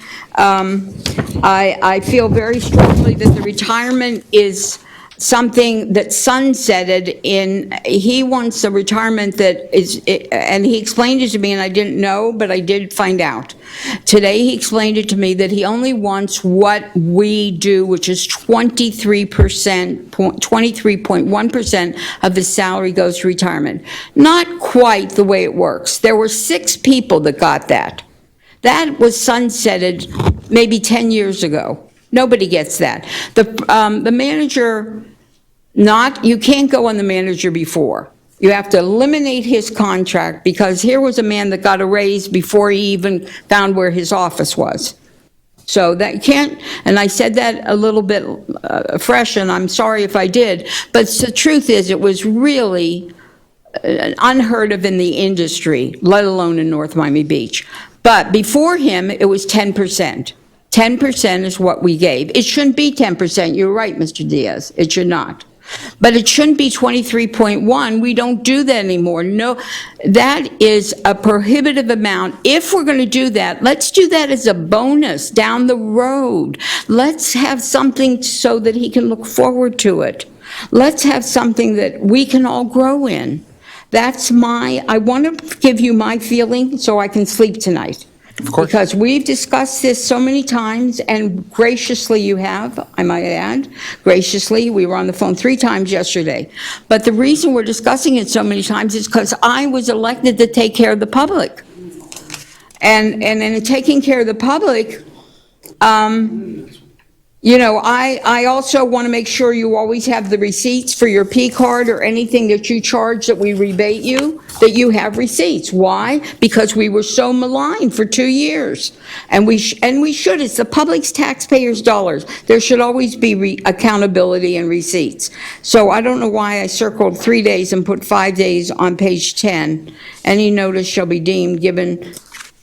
Again, protecting you, Mr. Diaz, you might want to forget it, because 3 days to make sure you get your mail. The way they deliver mail here, I think you need at least 5. I wouldn't put 3. I would fix it to 5. This one here, it is understood and agreed that this document incorporates and includes all prior negotiations, correspondence, et cetera, et cetera. How could this document possibly even have that in that? How could it? We didn't talk amongst each other. We didn't, okay. Anyway, any calculations or computations regarding required herein shall be made by the city finance director, subject to verification by the mayor and the city attorney. I'd like to add the city attorney because he's going to be here 20 years and we don't know who the next mayor is going to be. So I would like to add the city attorney, I'll say. What section is that? That was number 19.12. Number L on page 11. You're going to be very excited because this is my last one. Upon satisfactory completion of graduate was just a question of, do we want to set a limit? Who pays for the education? Do we pay? It wasn't here as part of you getting an education. Who pays for that? How much is it? And I would like the 2 main things or 3 main things is to discuss the salary. I would like to discuss the family getting that, and I'd like to discuss the retirement. And then at least let's put it on record how each one of us feel, because for me, I'm excited to come back and revisit it and give him the pleasure and the excitement of getting the bonus. Commissioner Smith, if I may, I apologize. I misstated something earlier. I believe the language about education was borrowed from another employment agreement, and it's been deleted because I don't believe that. I'm not going for my PhD. So that's. Oh, you're going to have plenty of education. It just won't be with a teacher. You wait till you get to our water plant. That's been deleted. Oh, okay. So let me cross that out, and thank you very much. Yeah, and so, Commissioner, thank you for pointing that out, and thank you for taking so much time to be able to sit with me or on the phone. wanna going make it through right each for and every point. So I do appreciate that, and I do appreciate the entire commission, because I felt that it was important that we each had our own conversations, and I could address each and every one of your concerns from the beginning. So with regards to the salary, as backup that I've provided, the city of Miami Springs, or the village of Miami Springs, is also going under a recruitment for their next city manager, since their current city manager is now retiring in May. They hired a firm to do that recruitment for them, and they did a salary survey. In the Excel spreadsheet that I sent you, it also has what finance directors have, but I kind of just hid it. It's there, but it's hidden because it wasn't germane to our conversation. You'll notice that in there, even though Miami Gardens, which is a city of 100,000, is not listed, they didn't respond to it, and Opa-locka isn't. But regardless, the average salary for a city manager is $245. My initial request was $240, so it was under the average for Miami-Dade managers. After speaking with each one of you and seeing where you were within the salary, how do I pick one or the other? So I just added them all up and divided it by the 6 that commissioners that I was able to speak with. And that's the number that was presented in the final proposal to you, which is $234, $333, and 33 cents, although I think one of the commissioners would like the 33 cents removed, I think for luck purposes. But that's how we got to that salary. Again, I'm okay with that. It is well below the average, and even the average would have put me at, I think, the 13th paid manager. With this upcoming, with foregoing any cost of living or merit for an entire fiscal year, knowing that you have multiple cities who are going to now jump over 230, it would put me towards the bottom of the managers within Miami-Dade County for the 7th largest city, and a city that has close to $200 million. I know I'm rounding up, but close to $200 million as a budget. And so I think what is being presented today is more than fair. I think it kind of addresses, no one gets exactly what they want, but I think it's a good compromise for everyone, which is actually what negotiations and really comes out to. With regards to retirement, more than half of the cities that I'm aware of within Miami-Dade County and probably throughout the state are under the Florida retirement FRS system. City managers are considered a senior management level, which accrues 31.57%. That is currently what I am making. My initial request was bringing that down to 27%. When speaking to some of you all, there was a little bit of a concern, hey, that still might be too much.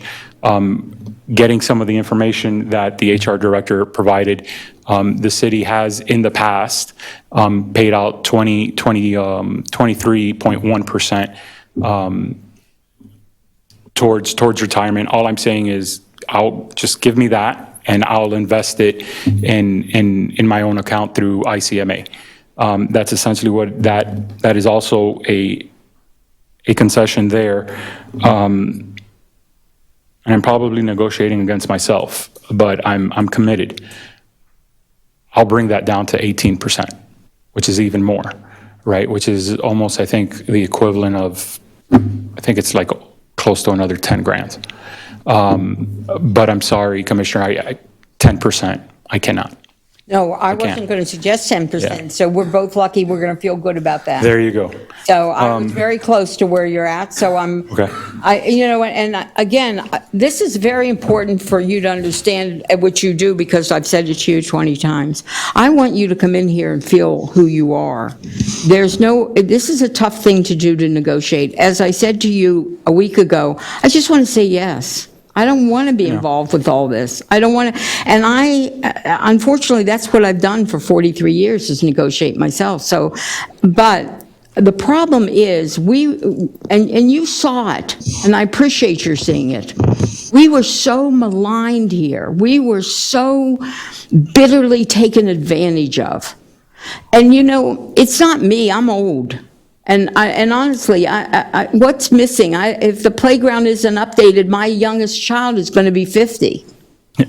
Doesn't live here. But the problem is, there are taxpayers here that it costs them blood, sweat, and tears to pay to make a better city, and they were really gouged.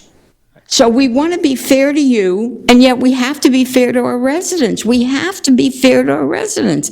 And I think the salary, which I understand, and I want to give you that, but I want to give that to you in my seat. What I would like us to think about is to start a tiny bit lower and give him a little bit more in 6 months. And let's show the public that at least we're going to show them what we brought, and we're going to do it the right way. That's all I'm asking.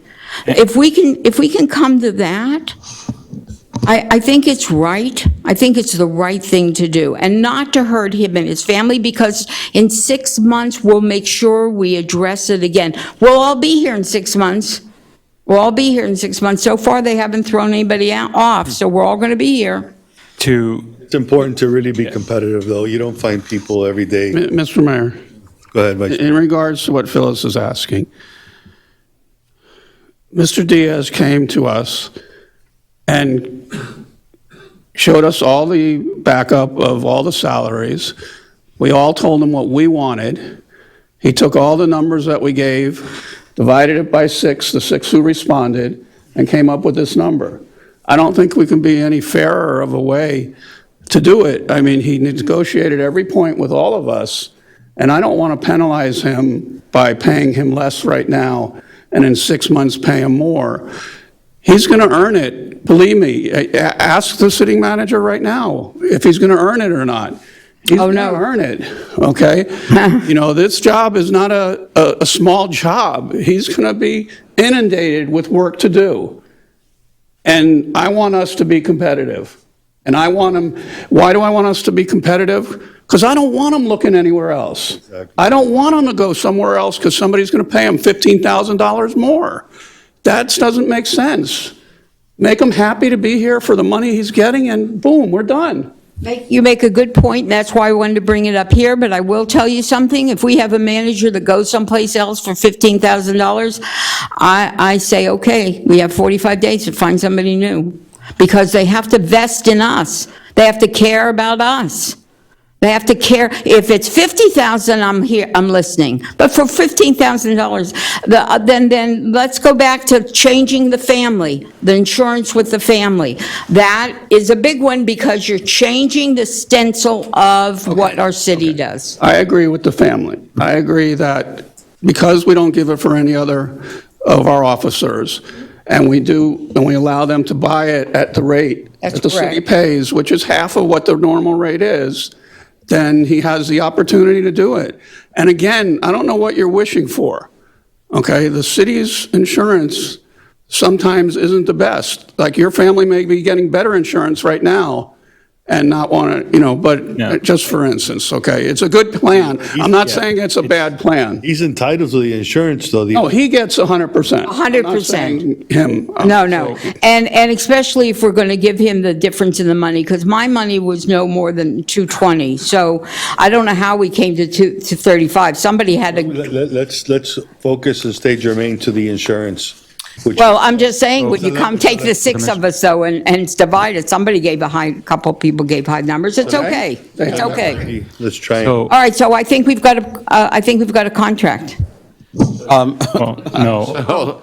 I appreciate it, Commissioner. So with regards to the insurance, that is A, a benefit that I'm getting now, but B, I don't know of a manager that doesn't have that within their contract. Within Miami-Dade County. That is a standard benefit that everybody gets. Again, that's not, if we want to say, hey, don't do the family and we'll take that and add it on to the salary, okay, I'm willing to go with in that route. But also just remember, I offered $10,000 right off of the bat here in this conversation with regards to retirement. So I'm hoping that you all see that as well and take that into consideration. So, you know, Excuse me, yeah, Bijal, how much could a family plan cost? up to about 6. So if we look at the HMO family plan, the total cost for that would be $2,380 with 63 cents. A year? Full premium. No, that's just. A month, but that's not including the fact that we're going to pay for his part. That's the full cost of premium. So if you're doing 100% of his insurance at the family rate, that's what the cost would be. Right. And then I think the PPO at most is up to like $6,000. PPO is $2,325 with 9 cents. So wait, I just want to clarify, I'm sorry. Month. I'm confused. I know, it's a month, but we're going to be, forget the family, we're going to be paying for his insurance. So in addition. $455. So $455. in addition, it's going to cost an extra $2,000 for his family? No. No, so I want to know in addition, how much? So what I guess, so I understand. Are we talking 100% of the single-only premium, and what's the difference between single-only and the family plan? Correct. Yes. Yeah, so the single plan is $850 with 22 cents a month versus the family plan at $2,380 and 63 cents a month. So it's. No, That's the salary. I just. So looking at the family base, at least on the package on the website, the PPO is at a $113 weekly deduction. Correct, $113.75. Right. So that is multiply that times, $455 for the month. right. So that's what we're talking, 455, multiply that times 12, and that's the yearly amount. $1,460 a year. Yeah, So if we pay for his family, we're paying $6,000 more. right.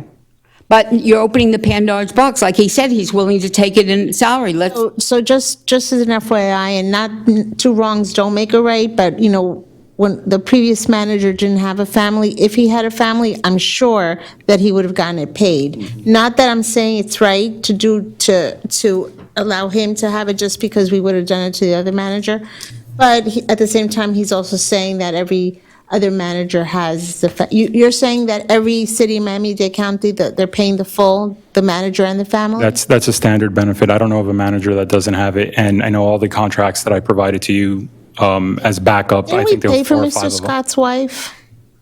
For her, I feel like we did. From my recollection, he paid the same rate as employees. We did. who did? Biscayne Park is paying you full family right now? Yes, sir.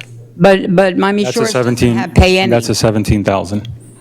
Miami Shores pays nothing. He doesn't have an insurance policy through the city. So it goes across the board.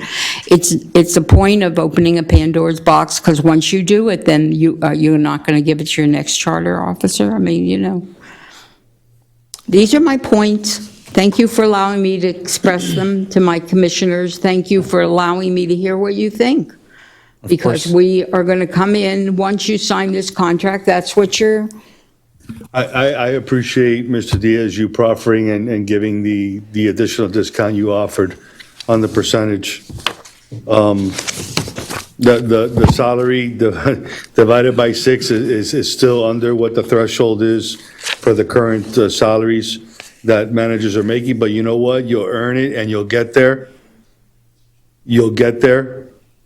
But in the meantime, I don't want to be penny wise and pound foolish and not, I want to see you come in on day one and be happy. And I just don't have a problem making sure that you and your family are covered under the health policy. For the difference, it's not much to ask for what you've given up and what you're going to be making.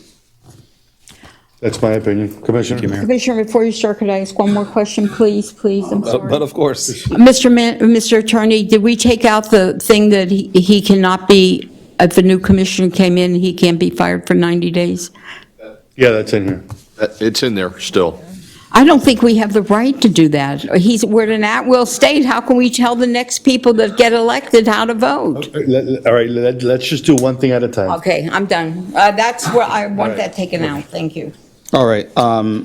So on the retirement, what I just wanted to, I wanted it to actually, I wanted to see if we can actually put the percentage in there, because, you know, the language is one thing, but the percentage would make it even more clear that we can't go over a particular percentage. Absolutely. So can we, We're okay with 18? that nothing more than 18%?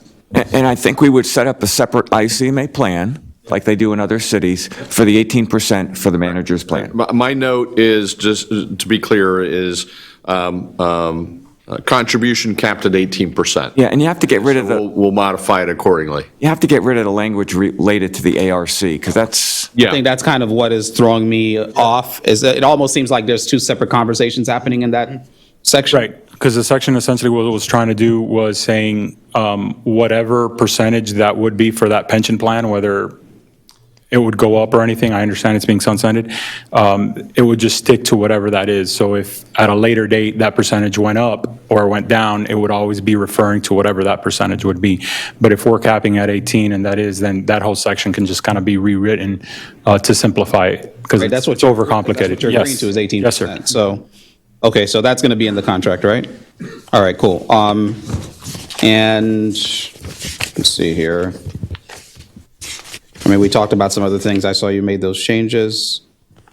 I mean, the 90 days, you know, I had some concerns about that, but I can understand how, to a certain degree, it may serve both sides of the coin, because I think to a certain degree, when not only a manager, but employees who may have come in under a certain manager feel like their jobs are in limbo and they don't know where they stand, that may cause a lot of uncertainty in morale issues. So that's the way I want to look at this, is that at least there'll be, anybody in the building could say, hey, look, we have 90 days to try to figure out what's going to happen in this city. And so part of that is, Commissioner, and Commissioner Smith, thank you for touching on that subject. So one point of even giving the 90-day notice, it's a two-way street, and that's how I've always approached every item within that contract of what was being proposed. It's a two-way street between us. And so the 90 days after election, it's not saying that they can't remove, they can give notice. Any new commission can give notice the day after election saying, hey, we're going to exercise this right and we're going to move forward, just like I would give notice to you all that I would be terminating the contract. So that can still be done. This is something that is becoming more and more popular as something in a manager's contract, simply because we work day to day, honestly, not even meeting to meeting. We work day to day because at any point, a city can call within 24 hours a special meeting and be able just to act on a dime. And so there's a lot more risk with the city management or city manager's position. I know in our charter, every other employee has a lot more protections than any of the charter officials. So I think this kind of helps bridge that gap a little bit. It gives me an opportunity to get to know any of the new any new colleague that you would have on the dais, or even just to negotiate that way out of what we're going through. If the request is, Mario, thank you for everything you've done, we're going to go in a different direction, it's like, okay, if we can come to terms and it's less than 90 days, then both parties are agreeing to something like that. But, it's like, hey, look, we're going to do this within 90 days. It is what it is. And so giving you all 90 days as well, for me, felt fair and felt honest. And that's where I was trying to get to with that. I think overall, the city, I don't think this is any different than when a city votes on a new construction project or a new capital investment program. We're dedicating time and resources to it that are going to far exceed just the fiscal year that you guys have in front of you. And so you're committing to that beyond those times. So I didn't think this was anything crazy, and it gave me a certain level of comfort, not only for me, but as you said, for the rest of the staff as well. And I think conducially, it also gives you all a level of comfort as well, as, we can talk everything out and we can just move on if we need to move on. Yeah, I think the 90 days, like I said, it works both ways, and it gives us some sort of a, ability for people to know, hey, you know what, their lives aren't going to be, upended in the next commission meeting. But aside from that, section 12.2, you reference health and vision coverage purchased at the rate of the city employees as provided in section 1120801. Talk to me about that a little bit, because you said not at the COBRA rate, but for how long? And I'm sorry I didn't speak to you about this before, but this is something that I'm bringing up now. What's the COBRA rate? What's that mean? And item 12.2, please, if you can, let's spell the city manager. Because it almost says, Missing an A. it almost is saying that for as long as you want, you can be on the city's plan. Right. So I think the idea, which is somewhere else in the same section, which would allow for, like, upon retirement, to be able to continue to purchase that. So maybe we can make that a little bit clearer, right? So if I separate from the city and more so as out of retirement, that I can continue to purchase, but it's at my expense. So there's zero expense to the city with that. So as opposed to purchasing the plans through COBRA or through the open market, I would still be allowed to purchase the plans completely on my dime of whatever the rate is for the employee at that time. Okay, so cessation, you're saying retirement, not if you were terminated without cause or if you decided to resign. That wasn't the intent. And I had that in my contract as well. The only thing I would ask is, I retired at 40, say. Is that my retirement, or is there a definition of retirement? So that's the only thing, for your protection as well. I had it in my contract, but if I chose to retire at age 40, does that mean it applies to me? So I just would want to, well, I want that word changed because, the word retirement. Yeah. And I understand your point. We have to put the word retirement in there. And then maybe if there is a definition that legal can come up with. But aside from that, though, you said it would be at no cost to the city, but Yeah. when you say when you clearly say here, purchase at the rate offered to the city. No, that is generally what my plan was, and I think you would look for the same thing. Right. At a retirement age, whatever that's defined at, mine happened to be 55, that I was allowed to continue on the insurance policy of the city, paying the rate that was, I think they had to use a retiree rate, because there's but it was at a reduced rate, in other words, but it was on my dime. Don't mind indulging me. So currently, any retiree does pay the full cost of the premium. They do stay on the city's insurance plan. They don't jump on COBRA, but they are able to participate at the full cost of the premium. So the full cost of the premium is the entire cost. Correct. It's not what an employee would pay with the city's contribution. full That is the Got it. retiree Okay. cost, the retired employee's cost. Okay, got it. Okay. Ms. Fennell, can you confirm what's being said so that we know what's coming out of finance, what the city's policy is and what it normally pays? Yes, Come up front. if you can come up. And while she's doing that, Mr. Mayor, so if that's what you're saying, right, that full cost, so then it would just say here, why don't you just put at the full cost to the city versus saying at the rate offered to city employees? That's Because I think those are two different statements. okay. That's not a problem. I need a correction on something. For clar- Yeah, what was the question? The question on the city's portion, is that the 20% that we pay? What is the percentage that the city pays Oh, that's pension. on the pension? Yes, I think it's a resolution, and we do have an account with ICMA, charter officers, and the city contribute 20%. That was never provided. I just want to put it on the record because Okay. Are we talking about two different things here? I'll take that. We're talking about retirement? He just said he would take 18. 18, he said he would take 18, but this is so we can see, guys, I understand. what but- he's, I'm sorry, we have an ICMA account established for the 20%. I mean, the commission can change it, but it's for charter officers. It doesn't apply to Ms. Bernard because she's in one of the old pension plan. But Garcia had it. Sori had it. Esmond was in one of the old plan. But I think this came around Mr. Bonner time when he did not want to be in the management plan. The city created an ICMA and the city contribute 20% for Okay, but- charter officers. You already said 18. We're talking about, with all due respect, Mr. Mayor, we're talking about the health insurance. no, correct. I just want to clarify so that people can see that the gentleman is No, I'm there giving with up, you. is giving up here and there. I'm there with you. I just want him to clarify section Yeah. 12.2, that The that he- idea, if he You're correct, wants sir. to participate at the rate that the employees are paying, that's taking into account that the city's contributing No. towards that rate. That's So not the I just intent. wanted to be clear what you're saying. I You can rephrase the sentence. Yes, sir. To say at the full cost of the coverage. yes. That's all I'm saying. I agree to that. That was always the intent, and I'm sure that the attorney will be able to do his linguistic ninja skills to That's clarify. it. So aside from that, I'm good with the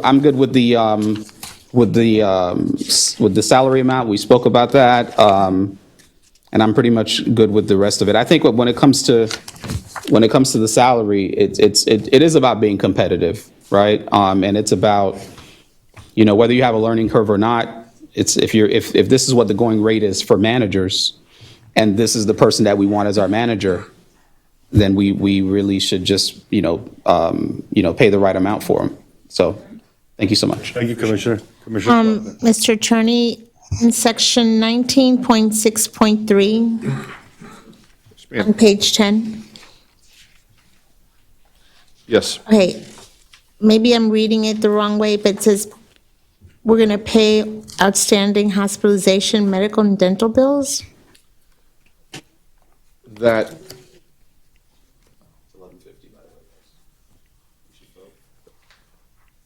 For the record, we have 10 minutes left, so I'm going to call I make a motion to extend 5 minutes, or 10 minutes, 10 minutes. Second. All in favor? Aye. Any opposed? One. One. Okay, so we're going to stay 10 extra minutes. It's Jane. Well, Okay, speed up. Go ahead, Commissioner well, this Spotler. is a good thing that this is important. I found a mistake and it needs to be fixed. So I think what we can clarify that is by saying in that section, payment of all outstanding and unpaid hospitalization, medical and dental bills in accordance with the city's insurance policies and plans. So if at the time of the manager's death, He lives to be 120. Okay, go on. Not going to happen. if there's unpaid claim, I know. If there are unpaid claims, then that were submitted prior to his passing, then those would be paid by the city's insurance carrier. But isn't that the That's- obligation of the plan? I'm sorry, Commissioner. What he was going to say, but it's also saying, it makes it look like we're paying it. Who's paying that? The city's insurance carrier. But here it's saying we will.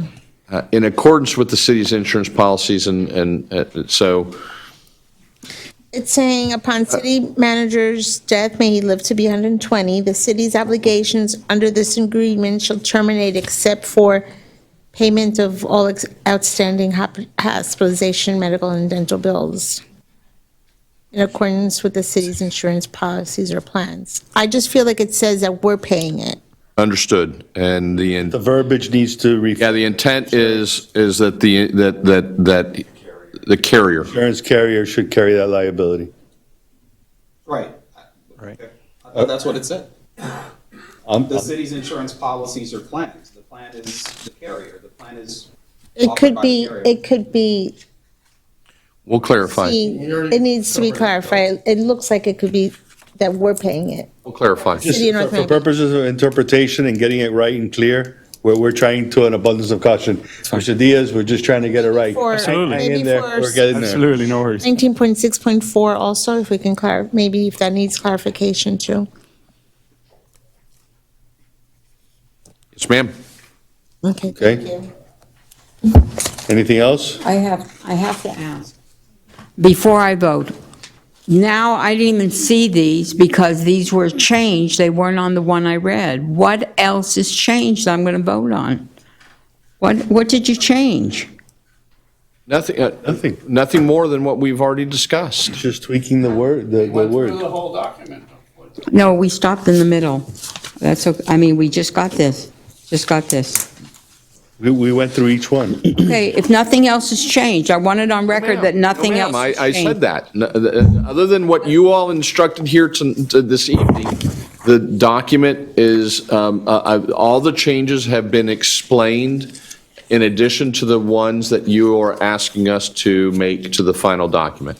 And the ones that he told us at the beginning. Correct. That's, So what are we doing with the family insurance?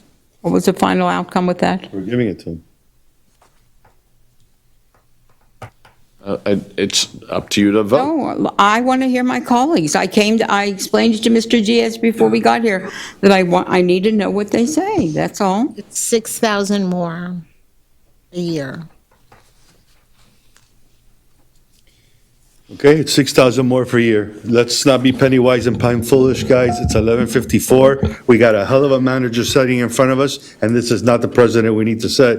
We are really turning a new page, a new chapter here, and there's fiscal accountability and people that will stop the train in its tracks if we need to. So, guys, I need some help here so we can He's get gonna going. Call the question, Ms. He's going to save us a lot of money, and just as Mr. Antonio has done, Mr. Diaz will also save us a lot of money in other ways to compensate for it. Okay. Do we have to make a motion that we're going to keep the two attorneys from June 13th? I mean, the two managers from June 13th? Or that's up to the new manager, or how we can work it? Okay. Okay, so we have a call the question. Tag team. Let's go ahead and call the question. Madam Clerk? Vice Mayor made the motion, and who seconded? Seconded. And I'm sorry, just for clarification, because Mayor, you brought up with regards, we're going to keep the cap at 18 instead of the 20. That's correct. Okay. Okay? Commissioner Smith? Yes. Commissioner Smuckler? Yes. Commissioner Florimon? Yes. Vice Mayor Chernoff? Yes. Mayor Anthony DiFilippo? Yes, as amended. Correct. Passes Peace. 5-0. Congratulations. Congratulations. Thank you so much. I appreciate it. Thank you. And I know that you're going to work well with Mr. Antonio, so I'm looking forward to the collaborations, and thank you for already To the collaboration and transition. And he's already been acting as our manager because he's attended a few events and stuff, and I appreciate that, and so do the residents. Not a problem. Thank you so much. We know he's going to be a good manager because he puts up with me. City Manager, I think you gave your report and what you were saying. Is that correct when you said? Okay. Mr. Attorney, do you have any reports you need to give? Yes, sir. I do need to request the authorization to work with the manager and with the clerk to schedule a shade meeting in the litigation styled City of Miami Gardens versus City of North Miami Beach, case number 2018-042450 CA01. There's some developments that I've recently discussed with our outside counsel and with administration that we really need to have a discussion with the commission to get direction on how you wish for us to proceed. A settlement proposal's been tendered by the City of Miami Gardens in that matter, and we need to get direction. So I'm asking for that authorization to go ahead and schedule that meeting. Is that meeting going to be held by you, or do you have an attorney that you're appointing to this negotiation? No, I will You come to be in us? attendance, but we will bring in our outside counsel, which is Mr. John Shubin, to update you, and so we can, you can give both him and me direction on how to move forward. Okay. Just for the record, I want everybody to know who's handling the case and what's going on. Do we need a quorum for that, just out of curiosity? Yes, you will need a quorum. Mr. Mayor, can I direct the city manager to pick a date that we can do a meeting with all of us to find direction for our tennis center? I want us all to be on the same page of moving forward. I've asked them to We do look that in the into workshop? pickleball. That was the workshop. Yeah, I'd like to have A workshop that we're not limited on time with a Right. meeting coming after that we're going to have to cut our conversation. yes. Short. Mr. Mayor, I apologize, but I do need you all to make a motion to authorize me to do that and vote on it. So moved. Second. All in favor? Aye. Any opposed? Thank you. You got it.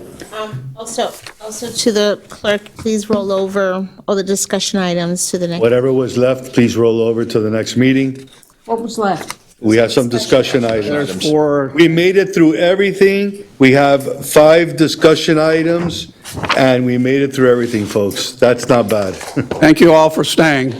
And City Clerk, could we please have the list of who we need to appoint for our different boards? Could we have that, please? And who's missing what? Each commissioner, let us have the list of the boards and who is appointed to that board by each commissioner, so we can all place people that we wish. And actually, a year and a half ago, I asked for a workshop on those boards, and I never got it.